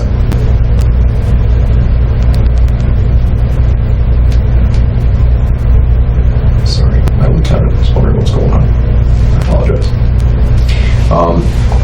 You understand that we have limited manpower here, limited resources. I'm sorry, man. You know, so we gotta try to keep things moving, right? So, sorry. So, why did 696 Kids not respond? I don't know. Did anybody contact you? No, nobody contacted. I don't know. So this is. I don't remember that. I remember them calling her. What was the date? What was the date? I can't tell you the date. You think it was on a Friday? Because they So said it's not last Friday, so it's the Friday before. I can't tell you the date. Shit, man. All right. I couldn't tell you the date. Hold on. Okay. Okay. Today's the 10th. All right. Last Friday was the 6th. Could it have been April 29th? Does that seem right? Sure. That's 2 weeks ago. Okay. Is that? Yes. Okay. Because I can follow up with 696 Kids and I will ask them. Okay. And is that gonna help us? Okay. Again, you keep asking, is that going to help us? I want the truth. I want to know what happened. Did she actually? Did she call them and actually say that? And if so, they should have a record of that, right? And did she give an explanation as to why she wanted custody returned at that time? To them? Yeah. I don't recall what she gave. I'm not there every single time she make a move, you know? I get that, man. But you see, this is what I mean. I don't have that information either. But you know? did she tell you? Did she tell you what she said? She said she called 696 Kids, right? Because she said she couldn't handle it. Something like that. Okay, I don't want words in her mouth. Please don't quote me on this. Okay? I don't have a perfect memory. I don't have a perfect memory. She said I couldn't handle it, right? It had grown beyond her ability to control, something like that. Does that seem fair? Is that what you would, does that seem believable to you? Yes. Okay, all right. You believe me if I'm telling you that? All right. So you think it was April 29th. You think Dyneshia called CFS. Do you know who she spoke with or anything like that? Do you know if she spoke to a person or did she leave a message? She spoke to somebody and she called more than one time. Okay. Oh, she called more than once? Same day? Yeah. 2 different days. How many times? I think she called twice. Okay. Different days. All right. Very good. Then don't you got the record or case where he had fell off the top of the bunk bed and got stitches in his head? Well, she didn't tell me the bunk bed. She said it was a swing. Okay. Well, I mean, she said it was a swing on the playground. Is that not accurate? He fell from somewhere, shit. He got stitches on his head. I was worried when he got the stitches. Okay. Well, she said it happened on the playground, that he fell off the swing and he got 3 stitches in his head. Probably 4, but yeah. All right, I'm not arguing. It was Staples. I'm not arguing, but okay, that's what she told me, man. You know, I can only tell you what I know. So, but yeah, I heard that. She took him to the ER, right? Okay. All right. And how long ago was that? This ER visit? That's on record. Yeah, I imagine it would be. On record. I don't know. Okay, well, she said she told me it happened 6 months ago. All right, and I was like, 6 months ago seems unlikely because that would have been in the middle of winter. You know what I mean? So I'm like, were they on the playground in the middle of winter? So is 6 months ago right? Dude, like I told you, you gotta look it up. It's on the. No, but I don't know how to look it up unless I see. Here's the thing: people have privacy in their medical records, man. Right. I got to get a search warrant to get that shit, right? And if I don't know when it happened, right, it's kind of an issue. So, you know, I mean, even if I'm trying to narrow it down to just like 6 months ago, it would be very helpful. Well, so first of all, we didn't take them to the hospital a lot, so you can see when he was reported to the hospital. It was at the university. They went to Metro. Okay, downtown? The hospital they used to go to Metro, but we took them to university to get the stitches. So Rainbow downtown university? All right. On Euclid. Yeah, I know. Okay. Yeah. Mm-hmm. All right. They had trouble sleeping too. Who, the boys? Mm-hmm. Why? I don't know, they just didn't want to sleep. They only slept in the car. I'm sorry, they only slept in the car. They only slept in the car. All right. Okay. All right. And why? Why is that? Why the car? I don't know. I guess because they moving. I don't know. When we get in the house and tell them to go to sleep, they wouldn't sleep. That's why we had the car. That's interesting. Okay. You think the car would just soothe them to sleep, just the movement, the rocking, or noise, or something like that? Okay, like in the back seat? Like what are we talking about? In the back seat. All right. That's interesting. I never heard that before. How often would this happen? Well, I can't control or tell if they're asleep or not, you know? I'm not asking that, yeah. Like, I mean, did you have to do this every night? No, we didn't drive them around every night. It's just when they did get in the car and we did go in the car, they was the first one to sleep. Everybody else would be riding around woke and the boys would be asleep. Okay. So, did this affect their behavior if they got more sleep? Were they better behaved if they were well slept? Depends, shit. Okay. Depends on what? Wherever they feel like, if they ate this morning, if they wanted to do what they wanted to do this morning. Very good. Then there were factors that affected their mood? Right. Okay, please tell me, what were some of those factors? When they couldn't get what they wanted. Okay, but, so what would that be? That's obviously conditional. No gummy bears, or can't get juice with your cereal, or you peed on the toilet and you're not supposed to pee on the toilet. You know, little things, little petty shit. Okay. Mm-hmm. Okay. Was this a pattern? Did you see this occurring, like, repetitively? Yes. Oh, all right. Okay. All right. I mean, from your understanding. Yeah, sure. Go ahead. I can't even ask you that. Do I sound like a kid killer? Do you sound like a kid killer? You sound like a man that's been heavily burdened and that is very, very emotional. Your demeanor, everything about you speaks to somebody who's very emotional. If I had to guess, I'd say that you are an emotional person by nature. If you had to guess about me, you'd probably guess that I'm not very emotional by nature, right? So you tough around the edges. But look at me. You're a nice-hearted guy, but I mean, but this is not a situation where I want to see you on the other side of this. No, certainly. No, I don't blame you. I'm not even insulted. You know.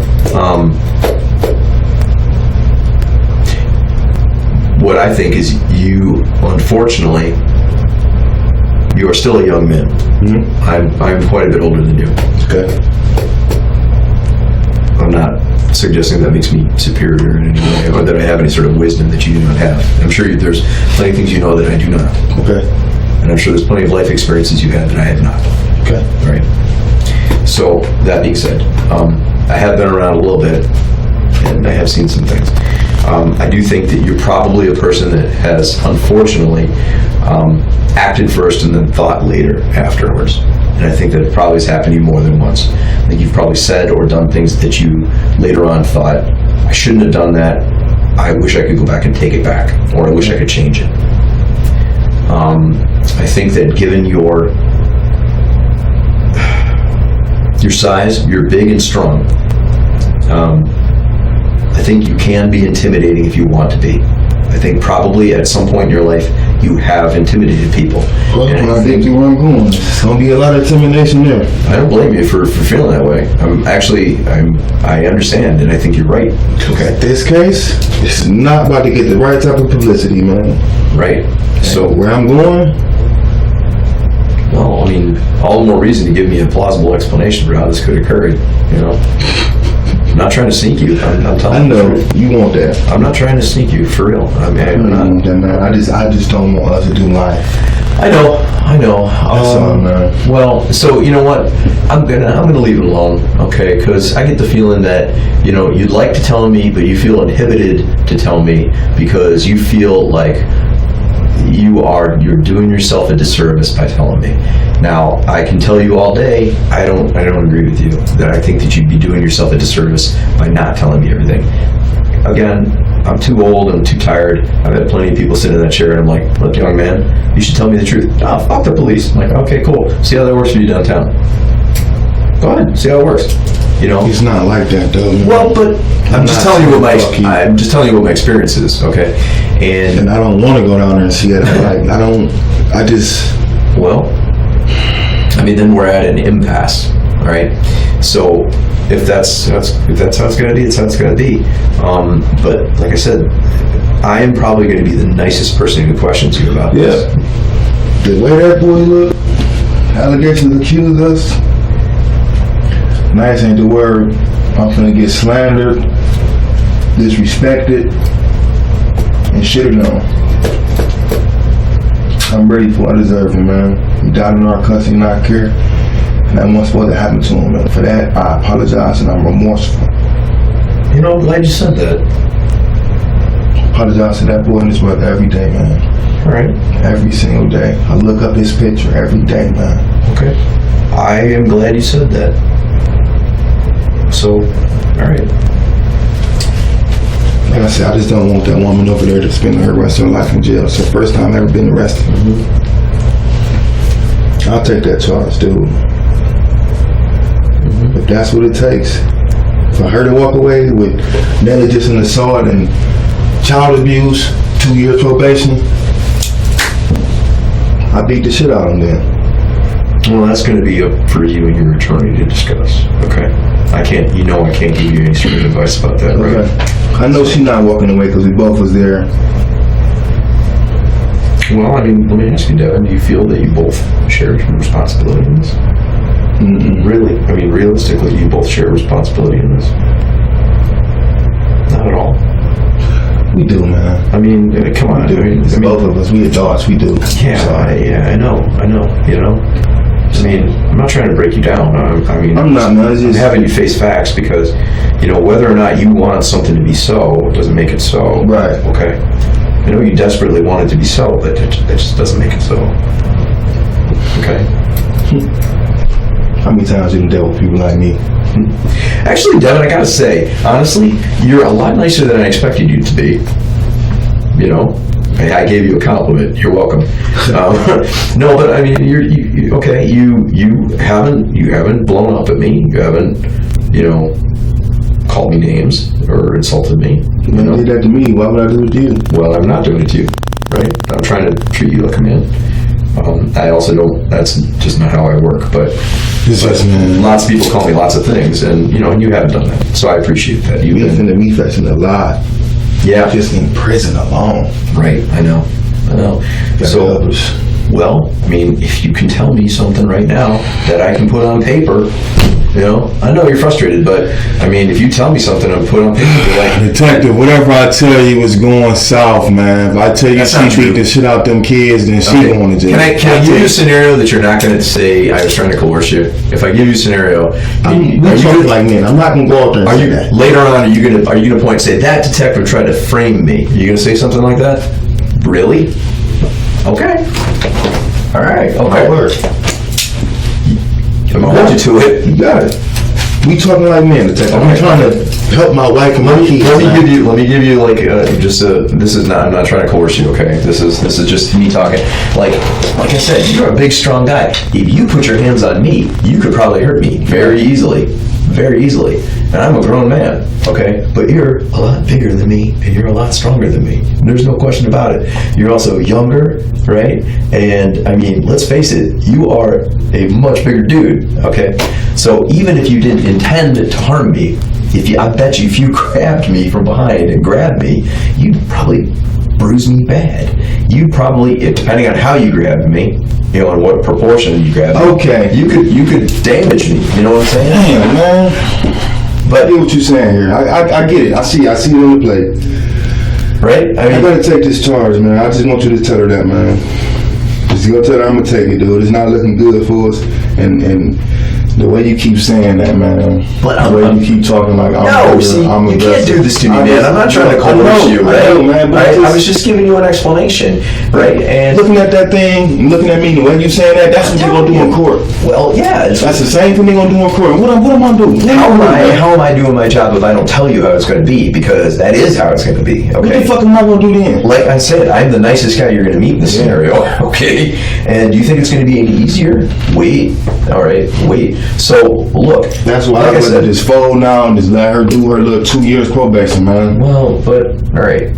But if you say, hey, look, I was just trying to, if you try to hold me back and I'm trying to leave this room, right, you could very easily pop a rib on me just by grabbing me. I can see the strength in you. Yeah, but I can see the strength in you. Okay, you did that, it would hurt me, right? That explains a liver, maybe a rib. What about a fucking skull?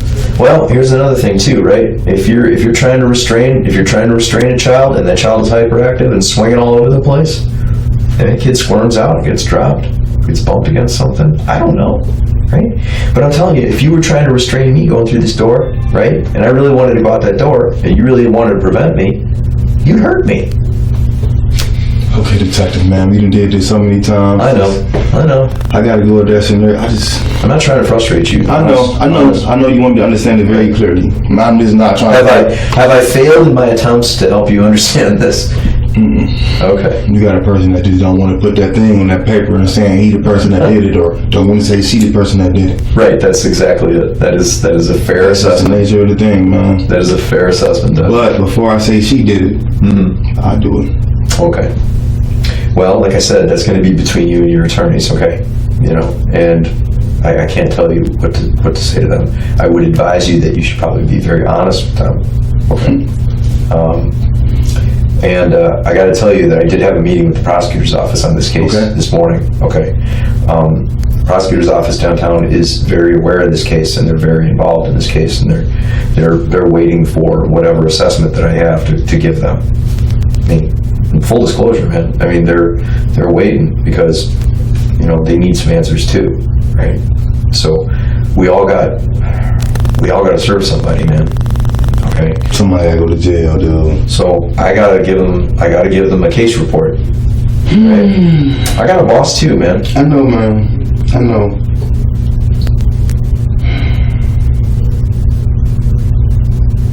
You want a drink of water or something? No, man. I'm just gonna give you an explanation like we've been talking about, and we're gonna get this passed through.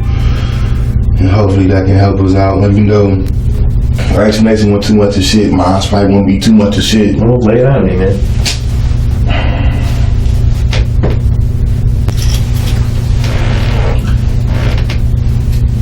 Oh man. I'm really gonna do this shit. It's gonna save her, dude.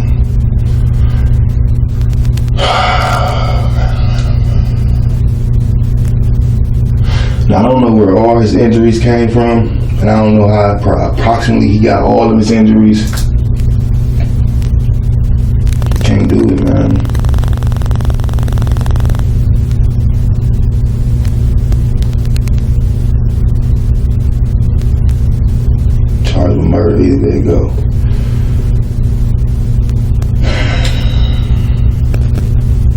that's only one explanation for one situation. It's not all of them. Let's start with one. You gotta start somewhere, man. Okay, detective. I refrained him. I held him down while he was having a temper tantrum. Okay. Now, I don't know what injury I caused to him. I don't know what I was hurting, but I was just trying to stop him from hurting his brother. I just put him on the floor and held him down by his arms, his wrists. Maybe I swelled his hand up, or maybe I swelled his wrist up because he was fighting with me. I don't know. But okay. Held him down. Well, I mean, just so you know that, you know, I showed you all the pictures, right? I mean, there's bruises on his wrists. They're consistent with somebody gripping him. That is a reasonable explanation based on the evidence that I have. Do you agree? Yes. Okay, I agree too. Okay, that's what I mean. That's what I mean. I'm not trying to coerce you. And it took an hour to do that? Yeah, it did. Well, that's your fault. It's your fault. You can't be mad if not. I'm not mad at you. Do I look mad? But I'm still, man. I'm not mad at you. Look, here's the deal, though. I'm sunk. I'm not only where I go. Okay. Okay. Now, hold your horses, right? Now, okay. You are so far ahead in your own head. You're so far ahead in your own head.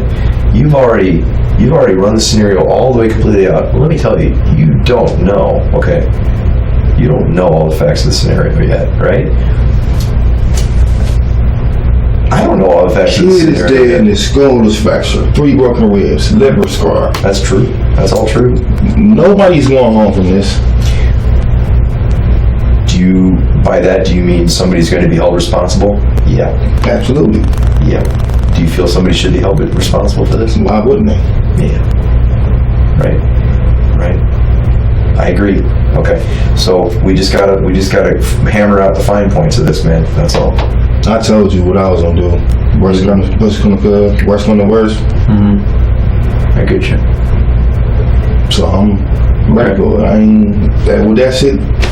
You got your statement, you got your whatever. They got evidence stacked up against us and they put it in our face. You might as well just call it a rap. I'm standing up and telling my daddy she ain't do nothing. Now she couldn't stop me. She pregnant, she high risk. I told her to get the fuck out the way.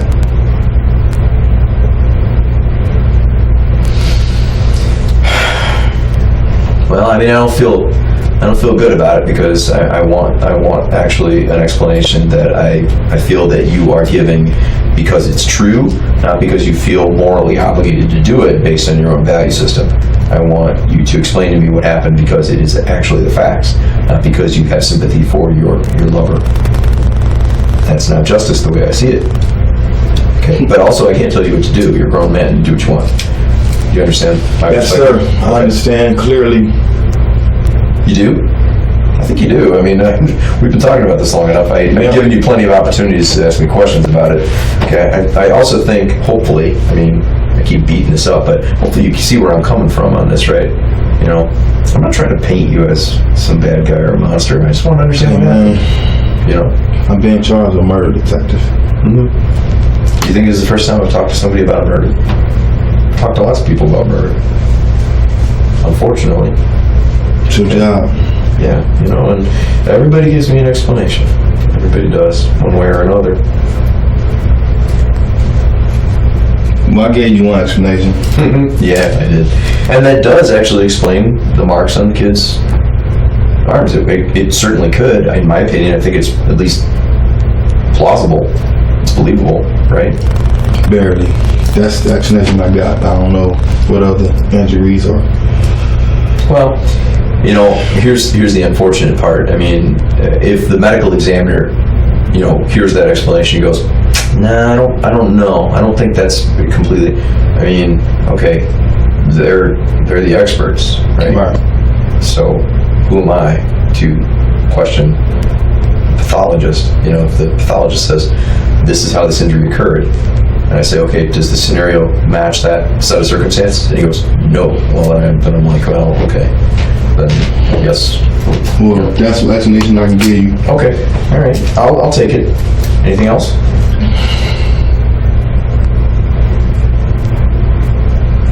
So we're gonna go explanation for each injury. Well, that would take us a year because he's got like over 100 marks, scars, bruises, and abrasions on his body. Let me ask you this: to your knowledge, was ever hit with any sort of object, an object, no matter what, and this could be an object, anything. He's never struck. Okay, what was he struck with? Oh my God, lots of things, man. Okay, give me one example, because I have physical evidence, and if you tell me something, I can say yes or no. A lock. A lock. I mean, a padlock. A padlock. A padlock. Is it square? It's circle. It's a circle. You mean the dial? Mm-hmm. Describe it. Got numbers on it. It's silver. Yes. Locks. Show me with your fingers how big the dial is. The dial on the lock? Yeah. Is it about a half inch? Yeah. I believe you. I believe you. It's not getting me out of murder. Okay, look, man. One thing at a time. Okay. Like I said, I'm sorry. I get it, man. I listen. You are like a hyperactive kid yourself. You want to go all the way to the end, and I'm like, okay, but we gotta start here. And even if I'm patient and explain, we gotta start here. You're like, no. I want to go. I'm like, okay, we will.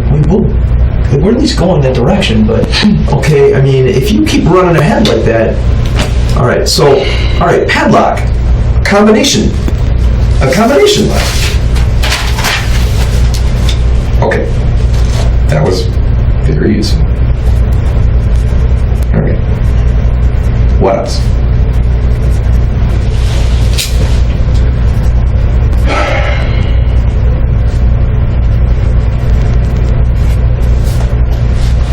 My kids are bad too. Your girls? Yeah. They seem nice to me. They seem nice to everybody. The 10-year-old hits people too. Does she? Why? She beats up her 11-year-old cousin because Why? he's a boy. Well, then he probably did something to deserve it, right? He whoops her ass in the game every day, so she punches him in the fucking face. Well, I mean, that's a little excessive, But they fight. I mean, Yeah, I get it. They do. So her and fought too, but it wasn't like that because she's bigger than him. She's older than him. She hit him, whatever. They told the tense tactics, they put choice. They had their little conflicts. You know what I'm saying? These are between kids, right? Right. I understand. Mm-hmm.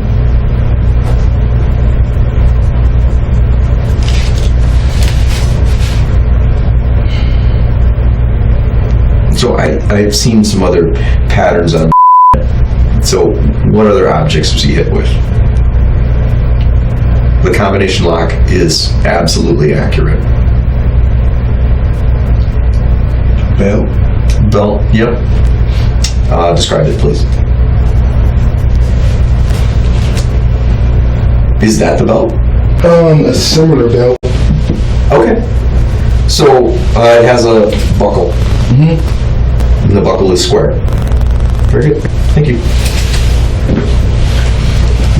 But telling you all this, all you gonna say is an adult did it. A kid couldn't do this.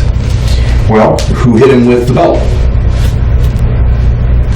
They fought. The kids fight. You telling me one of the children hit him with the belt? Hey, well, listen. If it's a weapon in their hand and their possession and they want to swing it, I can't really control them until after it happened. You know what I'm saying? Okay. Did you observe a child? I mean, I told you I wasn't there half the time. When I was there, they did what they did. They fought. Okay. What else? What other objects? I have some other evidence, material evidence.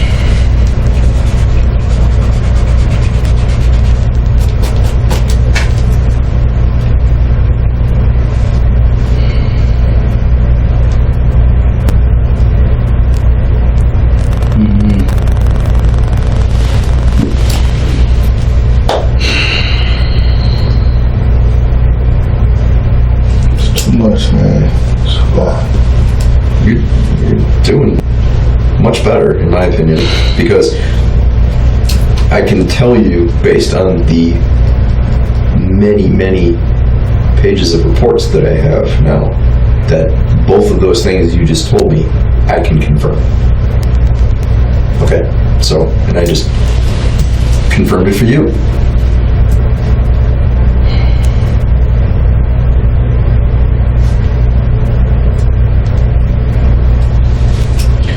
my definition of boys will be boys, man. Was and is. They are aggressive. Sure. And they fight a lot.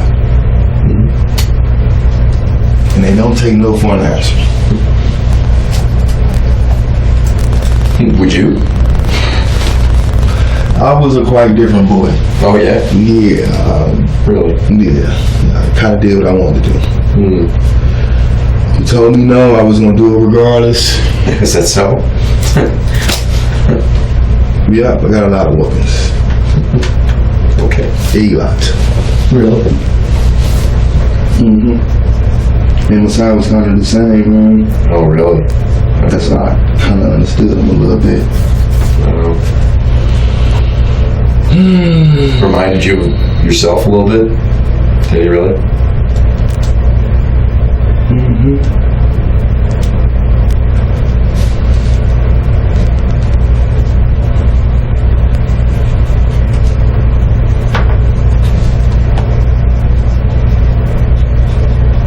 To your knowledge, what other objects was work with, apart from the two we've already described?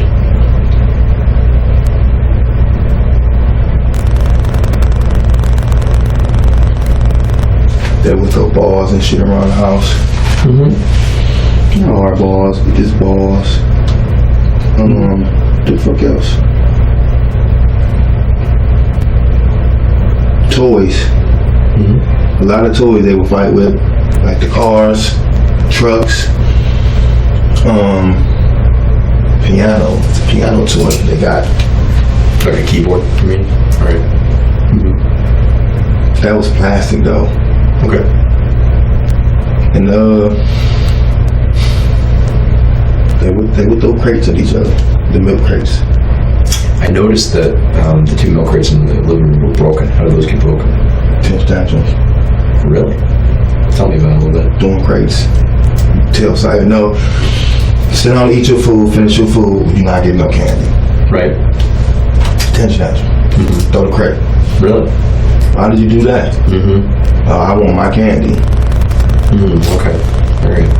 So the crates were broken during temper tantrums because he didn't get his way. Sometimes he hit his brother. Okay. Okay. Gotta hold him down, refrain him from throwing tension tantrums and throwing shit, you know? Yeah.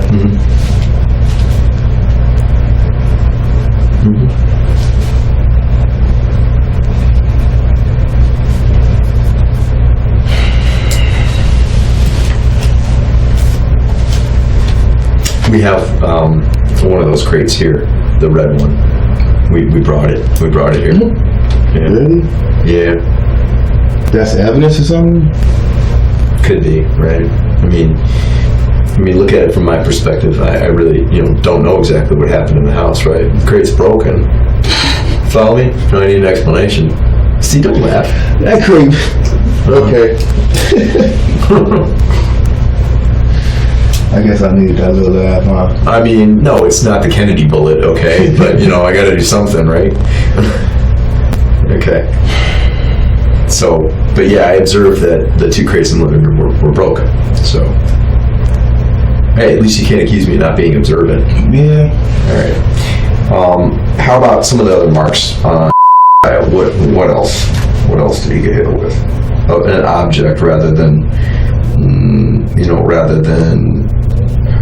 well, apart from the toys that you've already described, what else?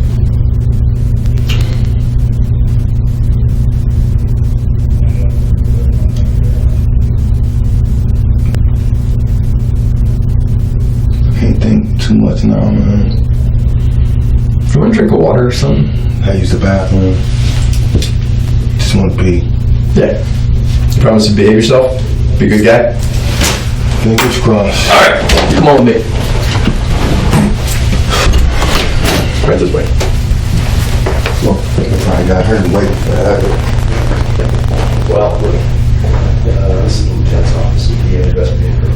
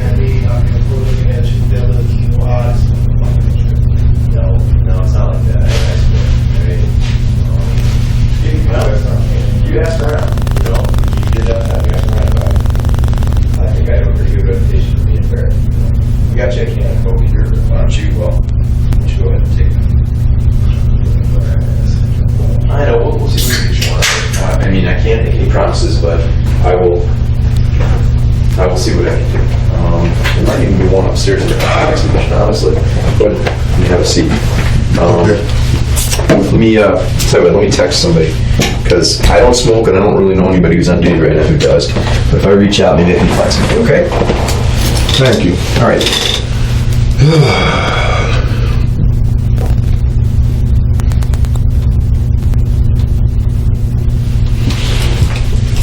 So did you do this to get my DNA, my blood sample, or? No. I mean, I gotta ask. No. I gotta ask. No. I watch SVU too, okay? All right, I don't watch any of that stuff, and I gotta tell you, I wouldn't do that. Also, if I needed if I need a buckle warrant from you, I'll write a search warrant. I'll get it. Okay. Okay. Enough said. So I don't have to go around some circle and grab some coke can and get it from you. No. If I need it from you, I'll take it. Trust me. Okay. I write search warrants all the time, constantly. Ask anybody. You feel better? I just want this thing to be over. Can we finish it tomorrow or something? No, we gotta finish it tonight. Yeah, we gotta finish it tonight. Not because I haven't enjoyed your company, Devin, but it's because, you know, we are a working detective bureau. There are a lot of cases to be examined, right?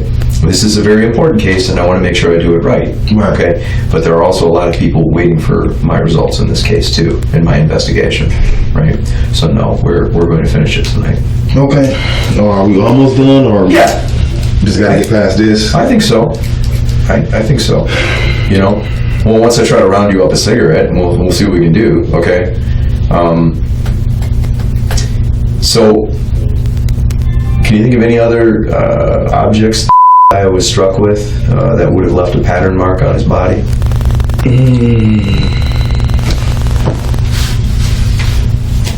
The objects that you have described have been truthful. Thank you. Sir, honestly, to my knowledge, I'm trying to think about what the fuck else do they play with? They got a hoverboard. We went with the tablet a couple times. Tablet. They play with that. I mean, whatever these kids get their hands on, they fighting with. Either he wanted, or his brother wanted, or the girls wanted. They all fighting over anything they get, because you know kids want to be spoiled. They want to be what they want. So I got your pencil. They're fighting over it. Sometimes I'm gonna go get his own shit. Sometimes I take his shit from him. So, you know, sometimes win, sometimes win. Majority of the time, I gotta give it to my dog. I'm sure he was older and bigger. Yeah. Right, sure. I'm was stronger. He just didn't know his strength. Really? Yeah. He way stronger than Really? He just don't know his strength. He just won't hurt you. He's a good-hearted kid, a sweet kid. Yeah, he sure is. Not so bad, man. I feel so bad left him like that, dude. He ain't got nobody, man.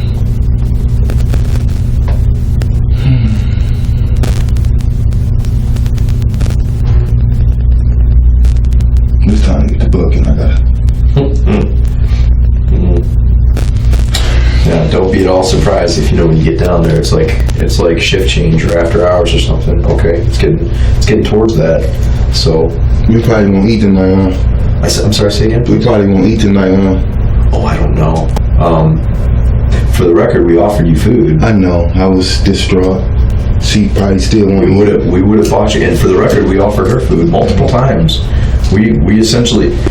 Okay, as God is my witness, I sat right here and I offered her pretty much whatever she wanted to eat. Okay, but you know, she like wouldn't even answer me. So I'm like, oh, all right. I mean, we'll go out. So we tried. Right. Let the record reflect. Just try to make sure she eat when she get down there, because I'm not gonna be around her. Okay. Well, I have to say this too. Her medical condition, right? Her being pregnant and stuff like that. That is her responsibility to tell the corrections officers down there. You know, if she's got any concerns about her health. I made sure when I was in here, right? Like, I don't have the document in front of me, but I said, okay, what are any medical concerns that you have? Tell me all of them right now, so that I can document them. Because if something happens to her, I want to know what's wrong, right? I've had people. You're way too big, so don't do it. But I've had people like pass out in here. You know, and I'm like, okay, what's wrong with this guy? Do we know? You know, is he faking? Did he have a heart attack? What, right? Is he high? What's wrong with the guy? You know, so if somebody says, yeah, I got diabetes. Okay, well, Okay, well, I know what some of those symptoms look like. I can at least, if I call the squad, I can advise them what's going on. Okay. So she has to do that, though. She has to come forward and say, hey, I'm pregnant. I got the following issues. These things bother me, and I need some assistance. Okay. All right. And the same goes for you too, man. If you're not feeling good, you gotta tell somebody. All right.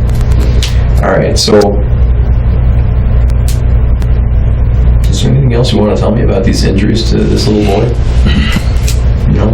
So that's pretty much it. Okay.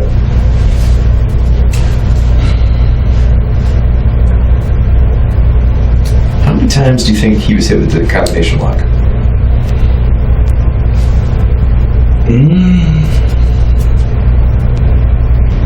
I don't know. I'm not pretty much sure. All I try to do is break it up. Okay. Is it safe to say more than once? You said more than once? Did it happen more than once? Him fighting with a combination lock? Yeah, Yes. get hit with the combination I'm lock. sorry. My bad. No. I want you to understand the question. Okay. All right. So, more than once, right? Okay. And that is in fact the evidence that we have. Okay. Okay. Because the impact with that particular item leaves a very distinctive mark. At least I would categorize it as a distinctive mark. So, how about the belt? About the belt with the buckle? It's the same as my hit with a buckle. Come on in. We're halfway there. You don't happen to have a lighter, do you? I do, actually. Well, then we're in business. Okay. Look what we did for you. We got a fan in this room, do we not? I think it's that switch right there, boss. This one? Yep. Oh, that's perfect. Thank you. Yep. Here. You promise to be good for a second while I leave? Yes, sir. The lighter? That lighter? I'm getting it. Oh, Relax. That's why I'm in the room.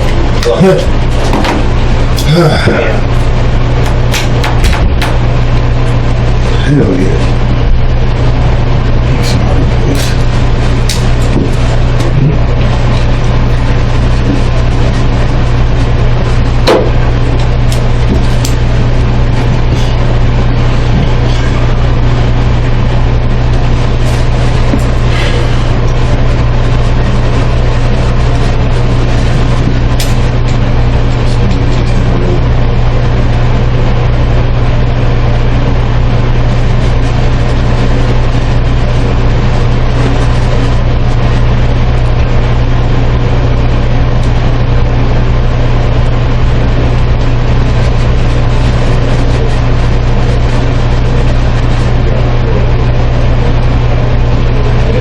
I've been here for so long.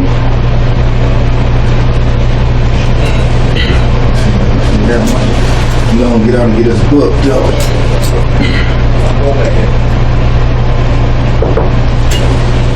Hi, Deb. I'm sorry. Look what I got. Thank you. There you go. Hey, the lieutenant is going to get you like a styrofoam cup with some water in it to use as your ash. All right? Okay. Because we don't need this. You can use that if you want, right? But we'll get you something else too. Or maybe you can drink the water. Yeah, so just don't burn down the building, okay? So she basically waiting on us to get done talking so we can go to the county.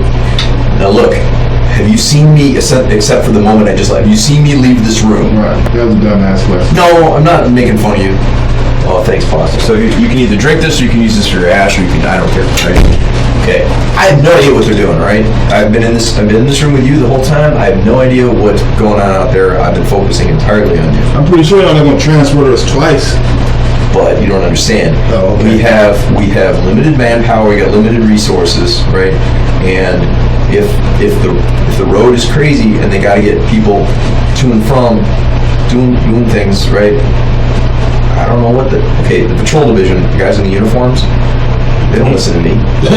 I thought they did. Are you kidding? Yeah. Well, they listen to You Lieutenant, watch too much TV. Yeah, they would listen to the lieutenant. All right. I thought you was a big dog too. You was a detective? I'm just a former detective. No, you still a big dog. I guess it depends on who you ask. You know. Okay. I mean, everybody's big to somebody, right?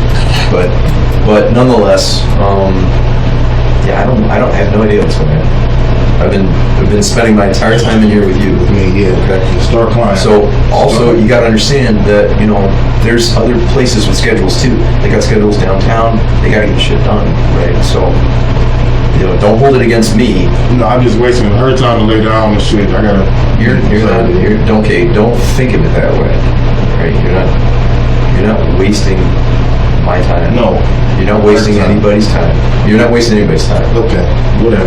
I'm sorry. I just want her to lay Was she down. wasting your time? I mean, no. It's not like that. Lay down. She probably crying her fucking ass off. Both of you are, let's face it, both of you are kind of on my time, right? No. I mean, right? No, you know what I mean? No, but I'm being serious though, but you're here because I'm talking to you, right? You wouldn't want to be here. You're here because whatever, I'll be up there. I want to be on. You see, I get you a smoke and you go and do this on the desk, man. Man. Yeah. All right. Oh, can I? Oh, I put my notebook down when I went to go get you this later. Can I put a request in, or I got? Let me get my notebook. I'll be right back. Enjoy your smoke. So weak spots. I love you, push. Here we go. Feeling better? No. Come on, man, you're making me feel bad. I tried. Touch it, man. This is. Yeah. I'm doing this for the rest of my life. Man. Well, I don't know that. Scared for real. Scared for my safety. I don't know why I ain't never been in prison. Well, I don't know what they're gonna do to me because I killed the kid, or assumed allegedly killed the kid, or whatever you want to call it. I don't know what's gonna happen to me. well, I'm not gonna lie to you. I don't know what's gonna happen either. I'm more scared for her. See what job. I agree. Everybody's gonna treat her politely downtown. I promise. CEOs in there with all the inmates. I get it. I'm all right. I can take a loss. I can get my ass. Woo. Can't deal with that. I can't imagine too many people are gonna be kicking their ass. I know that. I mean, they gonna come. Okay. Imagine that they gonna come. Mm-hmm. I deal with that on my own. But I'm scared for her, man. She ain't never been to jail. Well, she's not here for me to advise, and if I were to advise her, I'd give her the same exact advice. In fact, I believe I did give her the same advice that I've given you, which is, look, just cooperate with the process, okay? I know, you can laugh, man, but what help does it, if you start banging your head against this wall, you're like, hey man, I'm doing myself a favor. I'll be like, all right, you're not really, you're just making things worse for yourself. If you cooperate with the process, you're like, well, it's going to be bad for me. Yeah, or you could just go bang your head against that wall. Go ahead. You see where that helps. That's going to help. Yeah. No. So my advice is, cooperate with the process. And so there's a lot of very fair-minded people going to be involved that you can talk to that are going to be willing to listen to you. Have I shut you down, or I've pretty much let you crying out loud. My boss went and got you a smoke. You want another one? Yeah. Yes, sir. Where are we at with the questions? Well, Get this process. so okay, we've attributed combination lock with rotary numbers and dial, belt and square buckle, right? Those are definitively true. So can you describe any other objects that I was struck with that would account for the pattern injuries that we've seen on his body? Pattern injuries. Mm-hmm. And by that I mean they have a shape, right? Yeah, There's a shape. right. So all these objects, shit, pianos, Okay. belts, hangers, whatever they can fucking grab to swing. Okay, go back. Hangers. Okay. Like a wire hanger? Like a coat hanger? Like a shirt hanger? We got rubber hangers. Okay. But they're clothes on. Yeah. Describe the hanger to me, please. It's plastic. Look.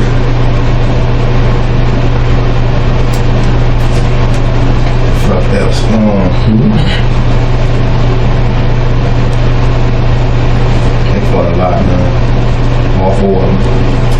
And who's doing the striking with these objects? Shit, whoever got the toy at that time. Okay. Whoever got the object. Listen, man, I do that shit in my mama's house. She tell me stop doing that shit. I miss you too, man.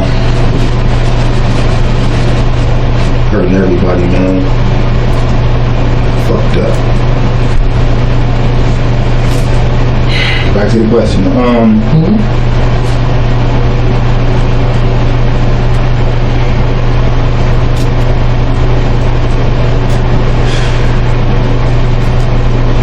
That's all I can think of the top of my head right now. Alright. Those were all accurate. Is they gonna stand up in court? Well, I mean, the fact is, though, is, you know, you have to acknowledge, as a grown man watching these children, you can't have 4-year-old children being hit with combination locks. Right. I tried to intervene. We know that can be very dangerous. Right. And that could cause serious physical harm, right? Okay. The same goes for being smacked in the head with a belt buckle. Right. Okay. I can't account for every single altercation. I'm merely saying that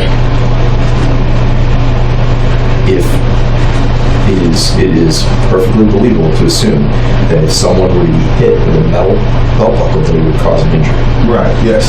So that's basically your record. But this is not that's not a surprise to you, is it? I mean, you know, you're like, yeah, of course that could cause damage. Being hit on your flesh with a hanger could leave a mark, right? Could leave a bruise. Okay. Could even break the skin, could it not? Yes. Okay. So you see what I mean? Those things could, you know, constitute serious physical harm if somebody were to be struck with it. So you know, and let's circle back to some of the more significant injuries, though. Okay. You know, let's talk about the liver laceration. How did this happen? This liver laceration. Right here, body. How did that happen? I'm being struck. Okay. Well, I mean, that much the medical examiner already told me, you know. Duh. Right? I mean, I'm not making fun of you. I know. I'm not making fun of you, but I mean, you're welcome to have another if you want.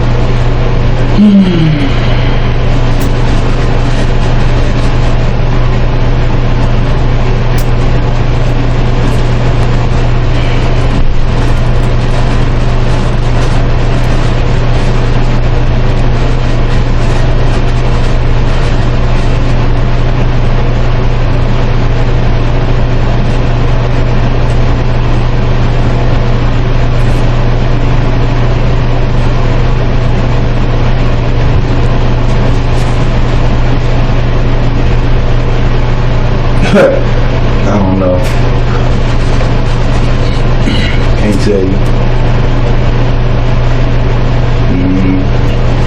All the cases they done got into and the fights and stuff they done did, slam fingers in the door with each other. He done ran behind her and seen her close the door. He done slammed his hand in the door like that. He tripped and fell, and the president fell on him. Who fell? They tripped and fell on each other before. Oh, okay. Well, that's not what I know. That's not what laceration is, liver. Okay. I mean, you know, I had a pretty long conversation with the medical examiner about this particular injury. You know, this is an accidental fall injury. That's not how this was committed. This is a body blow. You know, it's not accidental contact. It's not falling out of the bunk. It's not falling down the stairs. This is not, you know, him roughhousing his 3-year-old brother. Roughhousing with the girls. It's not. None of those scenarios would count for this kind of injury. And it's just this one injury we're talking about. Just this one.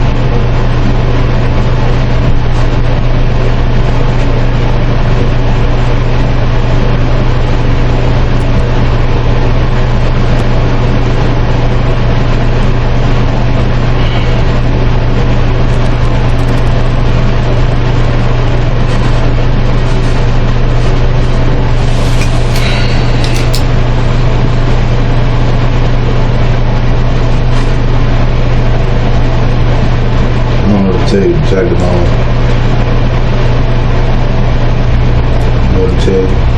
All right. How they got there. All right.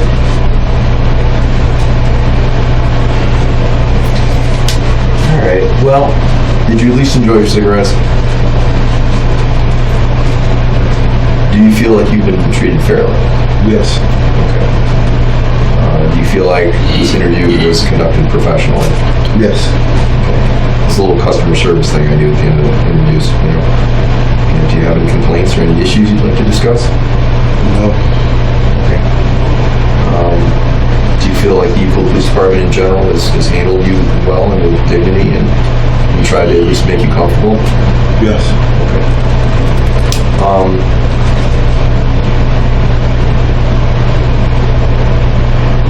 So,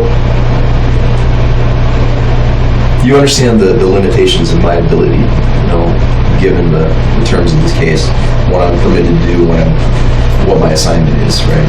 I'm expected to conduct an investigation, to collect as much information as possible, compile it into a report, and then present it, right? All of my reports are fact-based. Okay, I don't put my opinion in anything. I am allowed to put my opinion in only one area of police work. It's fingerprints. So I'm a fingerprint examiner. So I'm allowed to give my opinion on fingerprints. Okay. But fingerprints aren't even involved in this case, so I guess that's that, right? So, so everything in this case is going to be fact-based, right? It's going to be, tangible things, right? Mm-hmm. Things we can see, prove, measure, right? Things like that. Okay. It's not, we can't use hearsay, right? We don't use innuendo. We don't use rumors. You know what I mean? That's not how we do business. So everything has to be fact-based. So basically, all the speculations in the case, if they ain't got no point, if they ain't got no way to prove it, it's out the window. Right. Don't you agree that that's how it should be? Yeah. That like I wouldn't just say, well, I think somebody did it, therefore you did it. Come on. I wouldn't want to be judged that way.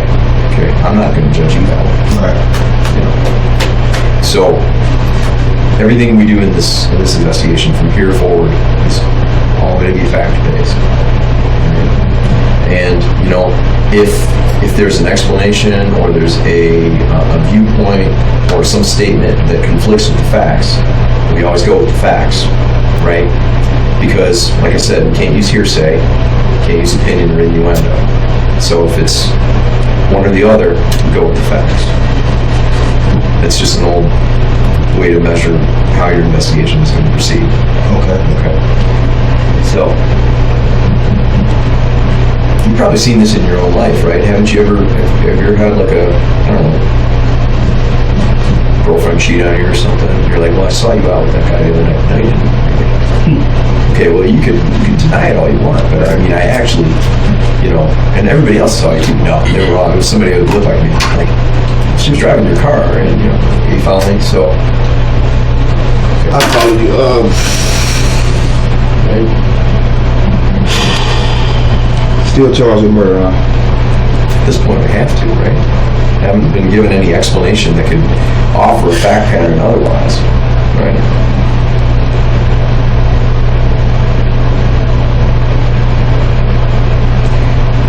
You said that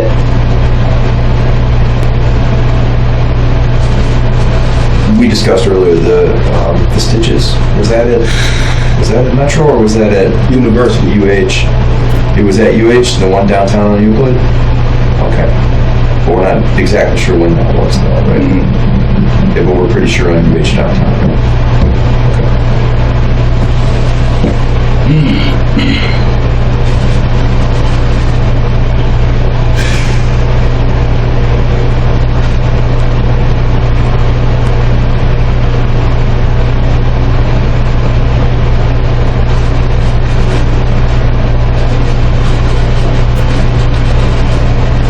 So like I said, man, if you've got another explanation or some other fact pattern, some other scenario that you'd like to discuss with me, I am absolutely all ears.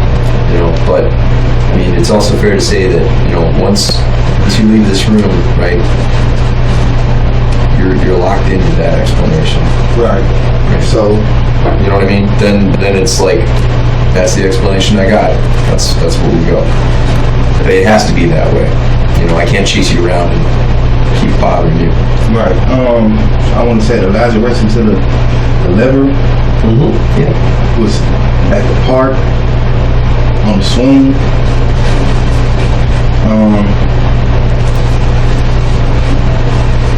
I don't know. Yeah. Did you witness him fall in such a way that would have lacerated his liver?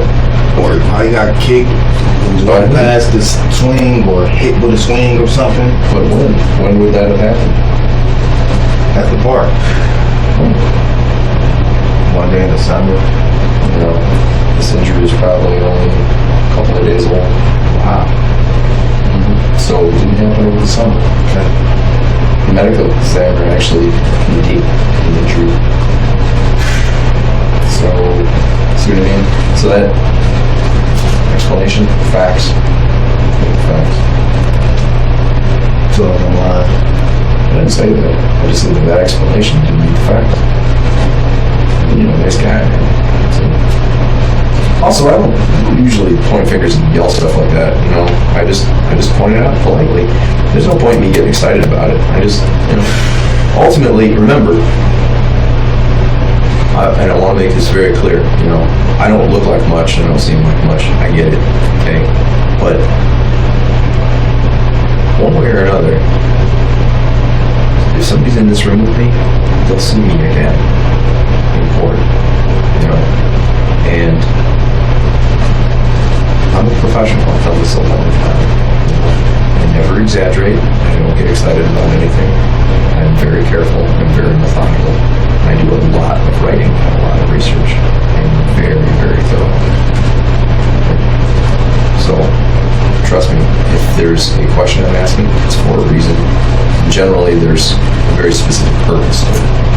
You know what I mean? So, that's all. So, It's a lot of unanswered questions for me.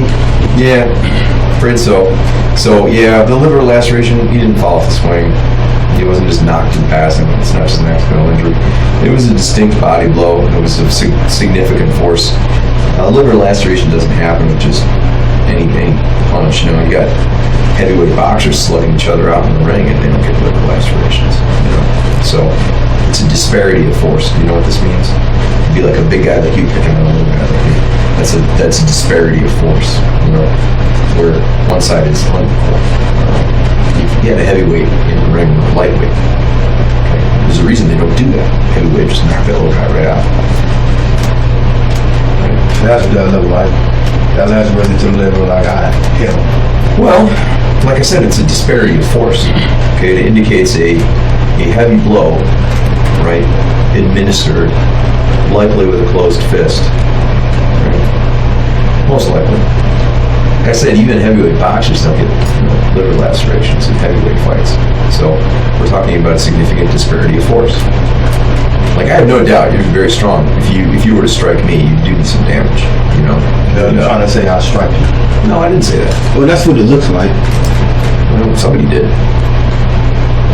Somebody did. That is what it is, man. Right. I've spoken with the medical examiner. There's no escaping this fact. Like I said, there's opinions or hearsay or innuendo, and then there's fact. You know. So they'll fall down the stairs created that injury. It just didn't. And there's going to be a guy who's way smarter and a lot more diplomas than I have, sitting on the stand for probably 2-3 hours, who's going to lecture to x-rays and CT scans and chemical signatures, and he's going to explain all that stuff. I gave you like the 5-minute cheap version of it.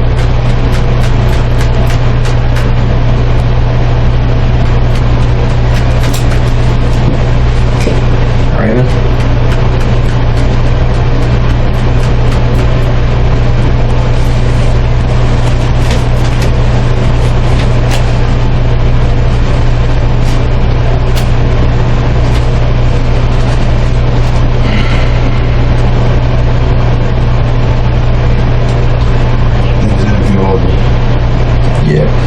I think so too. I'm not taking it personally. Are you sick of my company? No, I just I'm making a joke. ain't no explanation to explain that. Well, like I said, I'm not drawing conclusions. However, there's 2 adults in the household, and children receives these injuries while under your care and custody. Right? The responsibility has to be the adults in the household, which is how this case is going to go forward. Now, we can wrangle about scenarios and possibilities and speculation, but it's all just speculation. At the end of the day, there's 2 adults that are responsible for the kids in the household. Or if something happened when your daughter's in the household, would you not be responsible? Right. Okay. So, I mean, it's the same difference, right? Right. I mean, we're not talking about some random kid on the playground. We're not talking about that. We're talking about a kid that's specifically in your care. And Dynesia's, of course. But it's a joint measure, yes. So, and I've explained it to you many times throughout this entire interview, right? So you certainly can't hold it against me. I've tried to make that clear.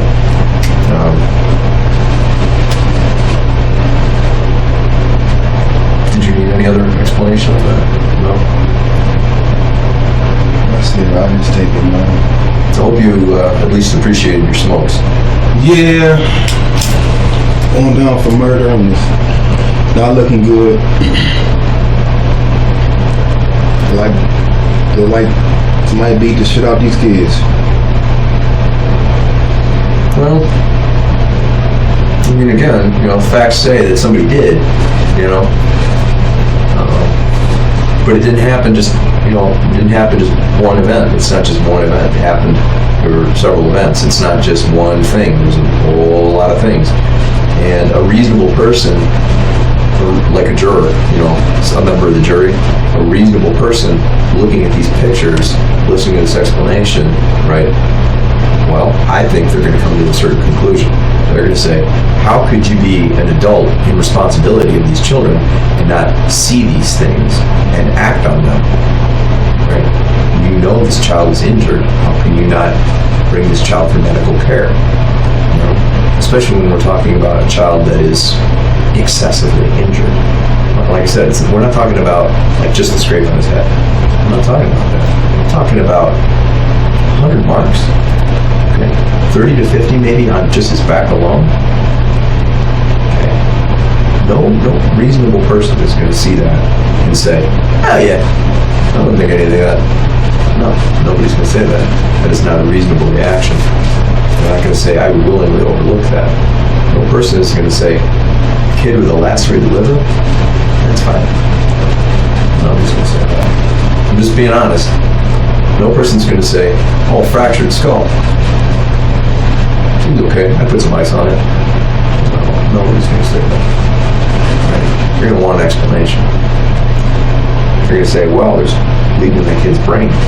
That means there was a very heavy blow. It means it was a blow to that kid's head. A strike of some sort. Okay? Well, if there's a strike of some sort, that means there's somebody behind that strike. Again, this is just what a reasonable person might say. I'm not telling you how the future's going to go, I don't know. But it seems to me that that's a plausible line of reasoning. I talk to jurors all the time, like after cases and stuff, just to get research, find out how they tick, what the average person may or may not think or believe. Come on down, man.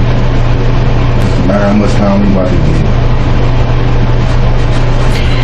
Just don't try to give us life, man. You deserve a second chance at life. I mean, I would agree with that, okay? I would agree with that. I mean, because, first of all, you're a young man, she's a young lady, okay? And you got kids, okay? But second chances come to people who deserve them, all right?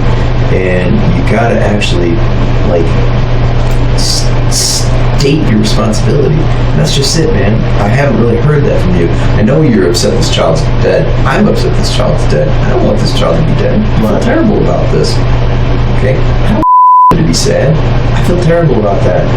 I want him to be happy. Frankly, I want your girls to be happy too. I don't even know them, but I don't want them to be sad. Okay? None of that is my responsibility. None of that. Okay? I do the best I can in my own life. Right? So, second chances come to those people that, deserve it, right?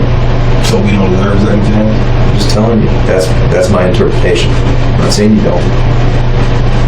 But I think a second chance would be more likely to come to someone who takes responsibility for what's happened. You don't even have to do it in front of me if you don't want to.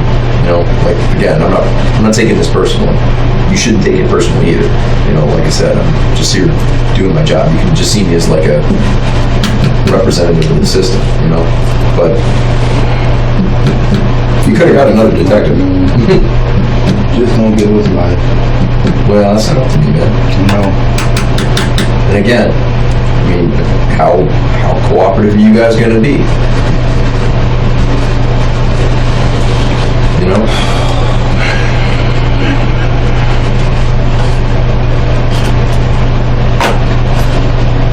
You're going to give me cancer, man.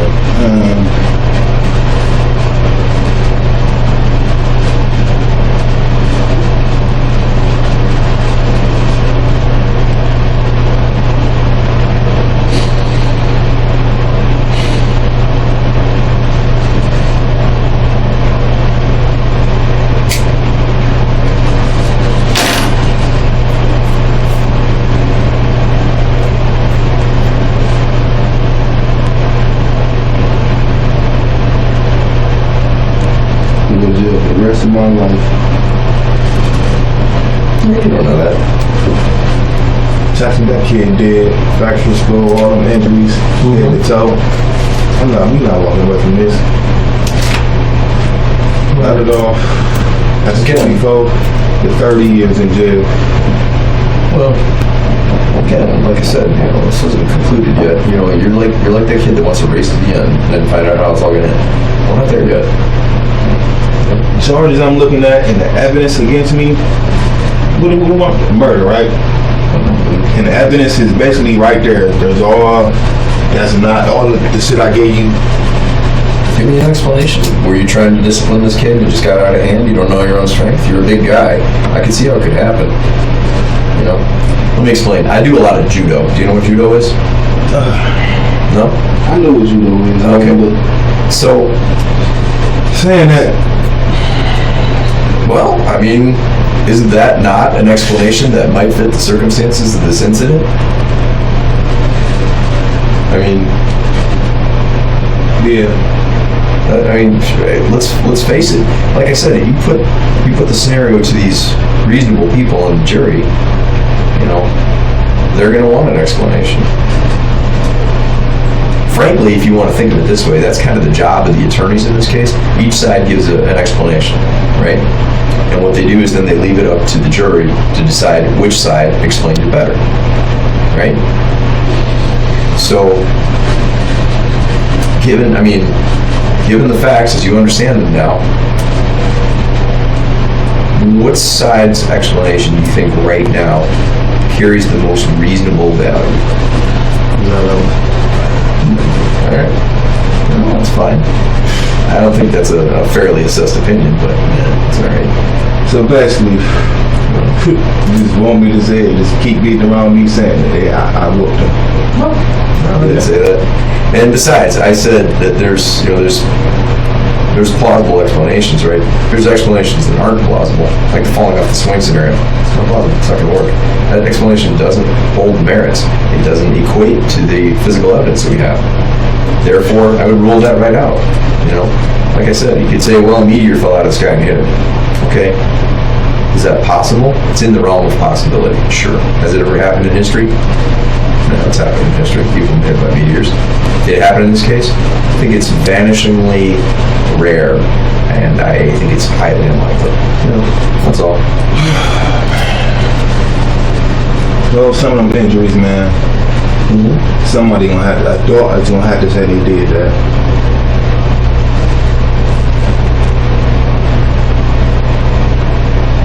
Like I said, I take the rap for them. Okay. Just give her the being there and witness it case. That's all. Whatever charge. Just give her that. Whatever charge that was, and she was there and didn't stop it, and didn't call 696 kids or whatever. Give her that. Okay. Well, you said that's up to my attorney. yeah, that's the kind of thing that you're going to have to discuss with your attorney, right? I can't do that for you, right? Remember, I just deal in facts, so all I'm permitted to do is. So if I said do that, I ain't gonna do that. I ain't gonna do that. Well, if you got a question, I'd be happy to answer it. I feel like I've been doing a lot of that, but I know. So if I say I spanked him, I may have lacerated his lung, not knowing my own strength. or his liver, but yeah. Well, I mean, you are a strong guy. But I mean, that's it's still obvious. abuse.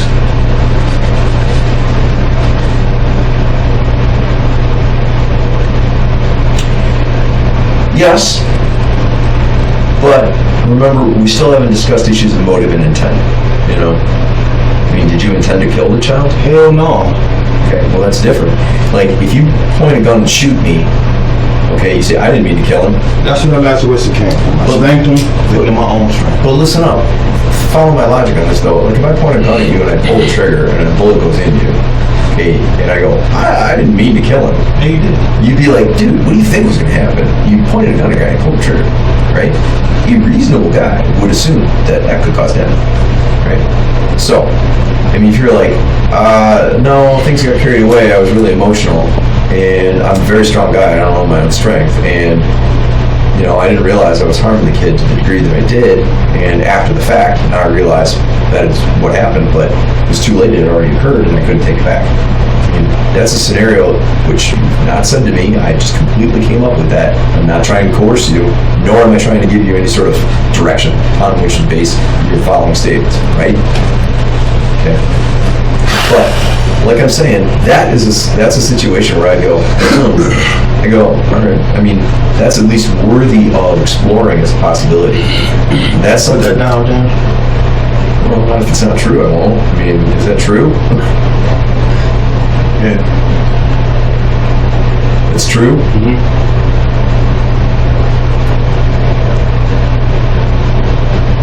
All right. I mean, it's better than not having an explanation, right? No, I didn't say that. I want you to tell me the truth, Devin. You know, I don't want you to just say something because you think it's the right thing to say. I want you to tell me the truth, you know? You know, hey, look, everybody makes mistakes, okay?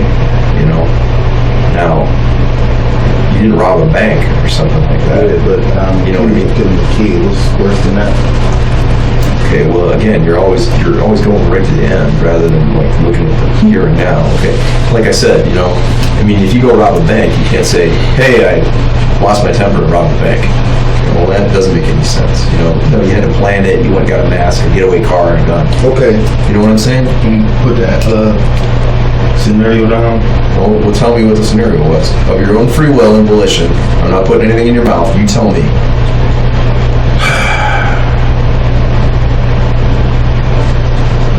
I'm gonna assume the laceration from his liver is from me giving him a spanking.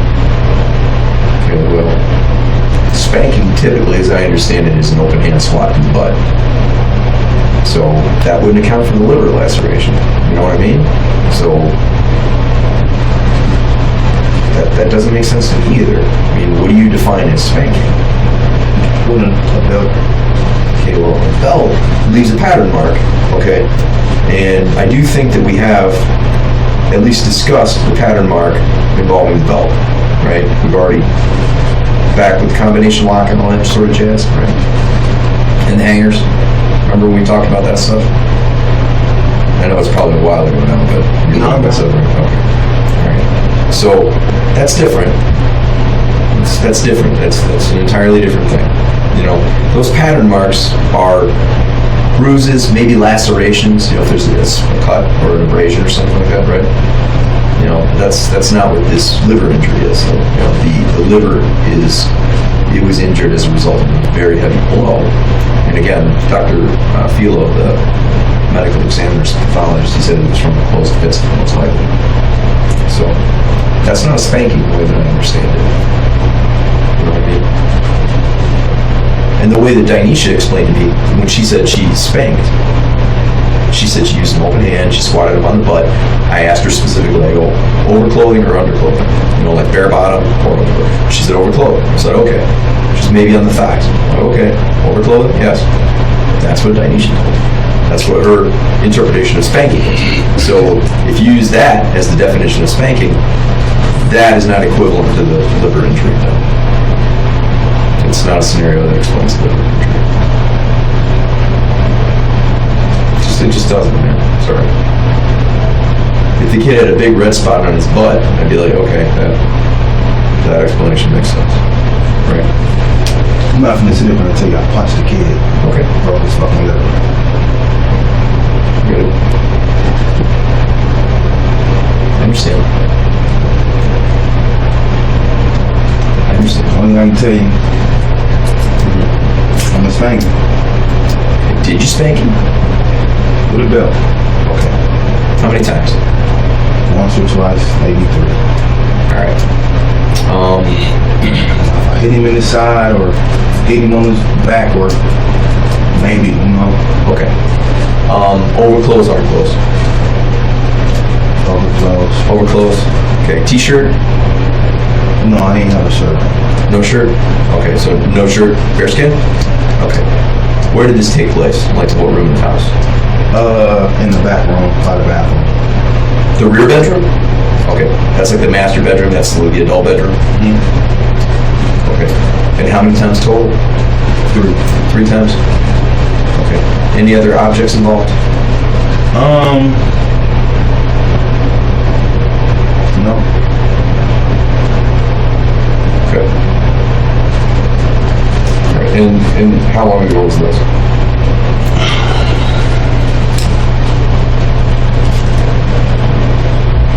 Two or 3 days before the death.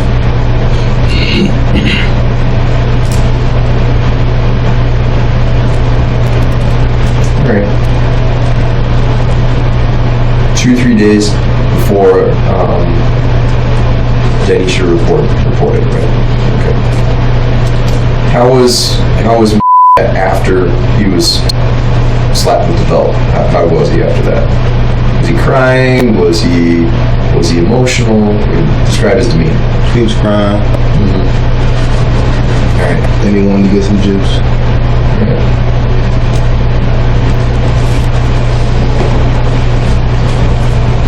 Did he go to bed after that?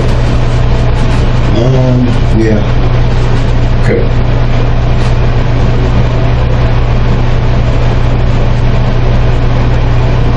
So I'm not allowed to whip him with a belt, bare skin.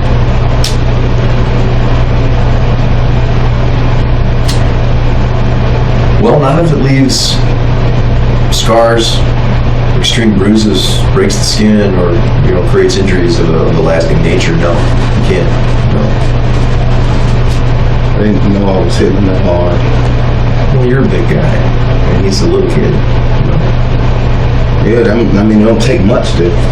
I agree, right? That's what I was trying to tell you, right?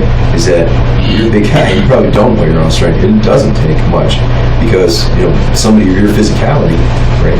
Didn't know I was killing the kid or attending to killing the kid. Just discipline him. Okay.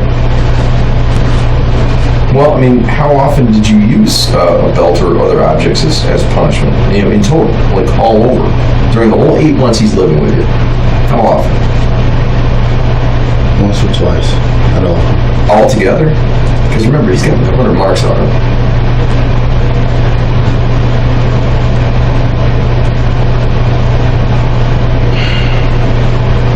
There's 30 or 50 on his back alone. We got to count each one of them individually. You follow me? Got to account for them. So it's no just 2 or 3 times,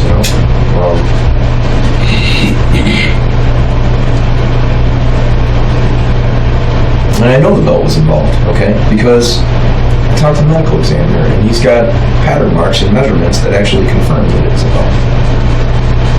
Right? So, like I said, my investigations are all fact-based, right? I'm not going to try to trip you up and say, you shot it with a ray gun or something. I mean, I'm only going to substantiate what I can prove, right? Okay. How about his head injuries? Any explanations for those? I was trying to end the interview. All right. Can I ask you, I didn't even look. Are you right or left-handed? Right-handed. You're right-handed? How about Dyneshia? Is she right or left-handed? I don't remember. She's right-handed. Okay. All right, man. I feel like I said too much. Well, if you're telling the truth, I don't think you said too much. Yeah, the truth is not gonna line up with that autopsy. They gonna swing it and flame and do what they supposed to do. So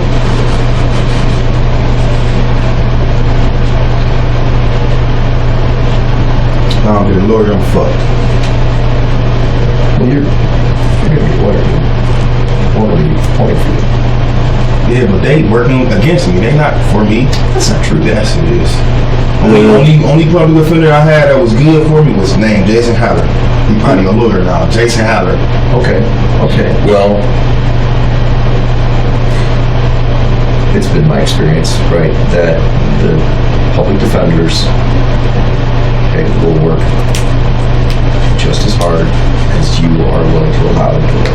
So you have to be a helpful, cooperative client. You know what I mean? I've been in court where I've seen defendants just cussing out their defense attorneys and stuff. Obviously, that's not very helpful. You need to work as a cooperative team. So, I'm not telling you what to do, okay? I'm trying to get a lawyer, but you'll cross that bridge when you come to it, I suppose. But they'll point before you. And the same goes for Dyneshia, right? mm-hmm. Okay. And then you guys get your lawyers in the same room and decide what you're going to do. Okay. I mean, like I said, I'm not telling you what to do. Okay. But you're a grown man now, and you make the decisions for yourself. Yeah, but you won't be in court against me. Me? It's my job. I know. It's my job. It's nothing personal. Just like that lawyer that you say, the defense attorney, you're like, he's not on your team. Well, I mean, he's assigned to you, right? That's his job. That's his part of this game. Okay. I've been doing this a long time, so everything I say, I just fucking say. Well, Devin, honestly, if this makes you feel any better, you did frustrate me a lot during the interview because, I kept hoping that you would just, give me an explanation. I could be like, oh, all right, this matches the information I have. And you didn't give me that, so in a sense, you didn't give me. You can say that and go in court, lay this shit out. No. Here's what happens in court. They ask me questions. I don't get to say what I want. I can only answer that. But I can only answer what I'm asked. It's the truth, right? So they have to ask me, are you a detective? Yes. You know what I mean? I can't just say what I want. Right? Murder.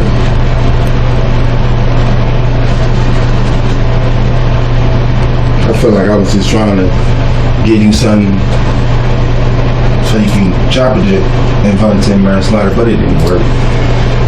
They did. Should have just ended the investigation. Well, I'm trying, man. I'm gonna get you your transport and get you out of here. I know it's late. I have to say I apologize, but I'll bet you they've already taken Dyneshia out of here because. Yeah, we've been here too long. That's cool. And I'm very sorry, honestly. Okay, but that's not my fault. I wanted to go without taking too long. Listen, man. Damn, man. But listen. I mean, also, you got to go to the men's wing. She's going to the female wing. It's not as if you guys are going to go through the same door or something. Okay, you're not. They can't do that. So you're going to be processed both separately. again, that's not our fault. We can't control that. Don't worry, you'll see her again pretty soon. No. Okay.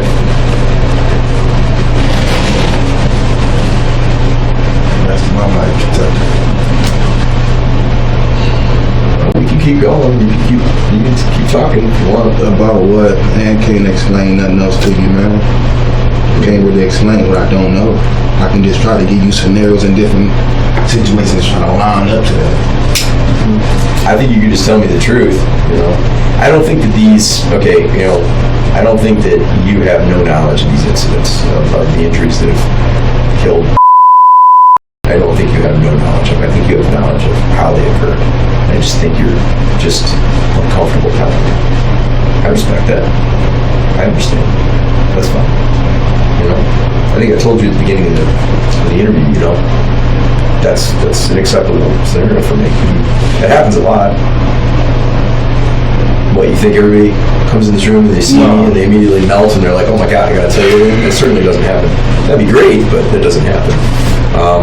You know, and some people do. Some people sit down there and go, look, man, I gotta get this off my chest, I'm gonna tell you everything. And that happens too. I'd say it's a range, you know. I'd actually say that more people, you'd be surprised, more people tell me the truth than don't. It is very common, you know. I would say that the older the person gets, the more they're inclined to tell me the truth as well. The younger the person is, the more inclined they are not. I've also observed that. You can draw conclusions from that as you wish, but that's what I've observed. What do you think happened? You think we did it? I think one of you or both of you is responsible. Now, under what terms that happened, I don't know, okay? I wasn't there. I don't know. It's not fair for me to say, I know what happened. Right. I didn't have a camera in the house, you know? So, if everything goes the way it looks right now, and we do get charged and convicted of murder, Dude, you know, a charge isn't a conviction. It's a long process away. Okay, an arrest does not equal a conviction. Just because you're under arrest doesn't mean you're convicted. And charges change all the time, okay? so it can be dropped. It ain't gonna be dropped. Are you asking me if the charge is going to be amended or changed? That's possible, yeah. So Nothing's going to get dropped. Changed to or amended to. Dude, I don't know. I don't know. You haven't given me any sort of fact pattern upon which to base any sort of assumption, right? Yeah, that's what you're gonna tell them. No. I'm going to write down exactly what transpired. You know? I do this all the time. Some of them can be lined up and excused. Well, The skull fracture, broken ribs, lip Yeah, reservation. I mean, it's a 4-year-old boy, man. I mean, it's not like a bar fight where you and another man of equal size get into a fight in the parking lot, right? Where you say, hey, look, man, he punched me, I punched him, I won. It's a different scenario. Very different scenario, right? Even if you and I, okay, we're two adults, right? You're way bigger than me, right? But if we're in a bar fight and go out in the hallway or something. Can I take something off of there? What do you mean? Pick what off? You mean you want to retract something you already said? It's too late. Well, no.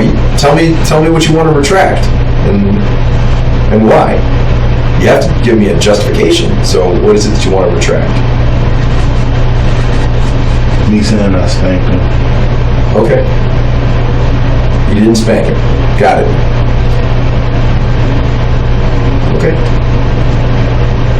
What we're talking about isn't a mere spanking, sir. I mean, that's not even the issue. So that statement in and of itself adds or detracts a little from the case.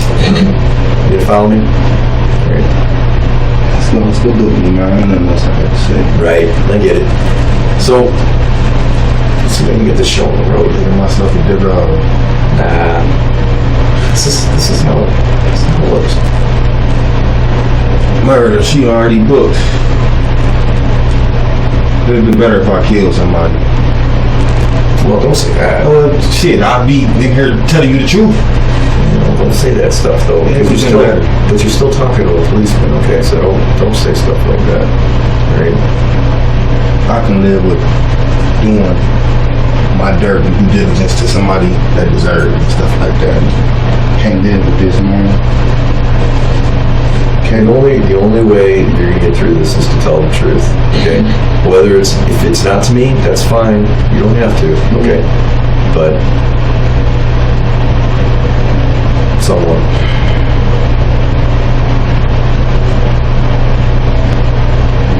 Sorry, my brother, this side, man. I'm sorry. I didn't hear you. So I'm sorry. I'm sorry for them too. I didn't make this happen to y'all. I want my life. I feel like shit, man. There's a lot of times in life, where a decision hangs in the balance. People can go the wrong way. It's like being on the edge of a knife. Just balance. Sometimes fall one way, sometimes fall the other. But you gotta be straightforward and deal with it. Come in. What do you think? I think we're finished. I think Devin is finished. He's tired. Okay. Did they take her already? Yeah, she's already been taken down. We talked about this though, Devin. I mean, Yeah, I it's know. been a long time. We're not trying to screw you over. I'm more than screwed up with the subject. Well, okay, but we're not trying to intentionally fuck with you, okay? For crying out loud, we let you smoke like 25 cigarettes. I don't know that it makes any difference, but you can put the cigarettes in your property, but they probably would never give them to you. Take them from you down at county. Why don't we? Where'd you get this pack from? There's several in our refrigerator, apparently. Right, that's usually where we keep them. Yeah. Okay, so we'll keep them in there in case somebody else needs to smoke. The lighter's mine though. I want that back. There you go. All right. Buy property. All right, so are we arranging a transport for Yeah, there are Mr. Hall? already standing out here in the hall. All right, have them come on in. Come on down, guys. All right, sir. Enjoy your life. We'll be seeing you again soon, sir. Yeah. Be good. Good luck, Mr. Hall. They're going to probably want to put this behind your back. After hours of interrogation, Devin Hall would eventually provide details about the systematic abuse that led to Musiah Wadud's death. In October 2024, Hall pleaded guilty to involuntary manslaughter and child endangering. At his sentencing, he claimed he didn't know any of this and didn't aid and abet of any of it. Dyneshia Anderson pled guilty to murder, felonious assault, and child endangering. She received a much harsher sentence for her direct role in the torture and death of her nephew. Musiah Wadud was just 4 years old when his life was taken by the very people who were supposed to love and protect him. His death serves as a tragic reminder of the vulnerability of children and the devastating consequences when the adults in their lives fail them.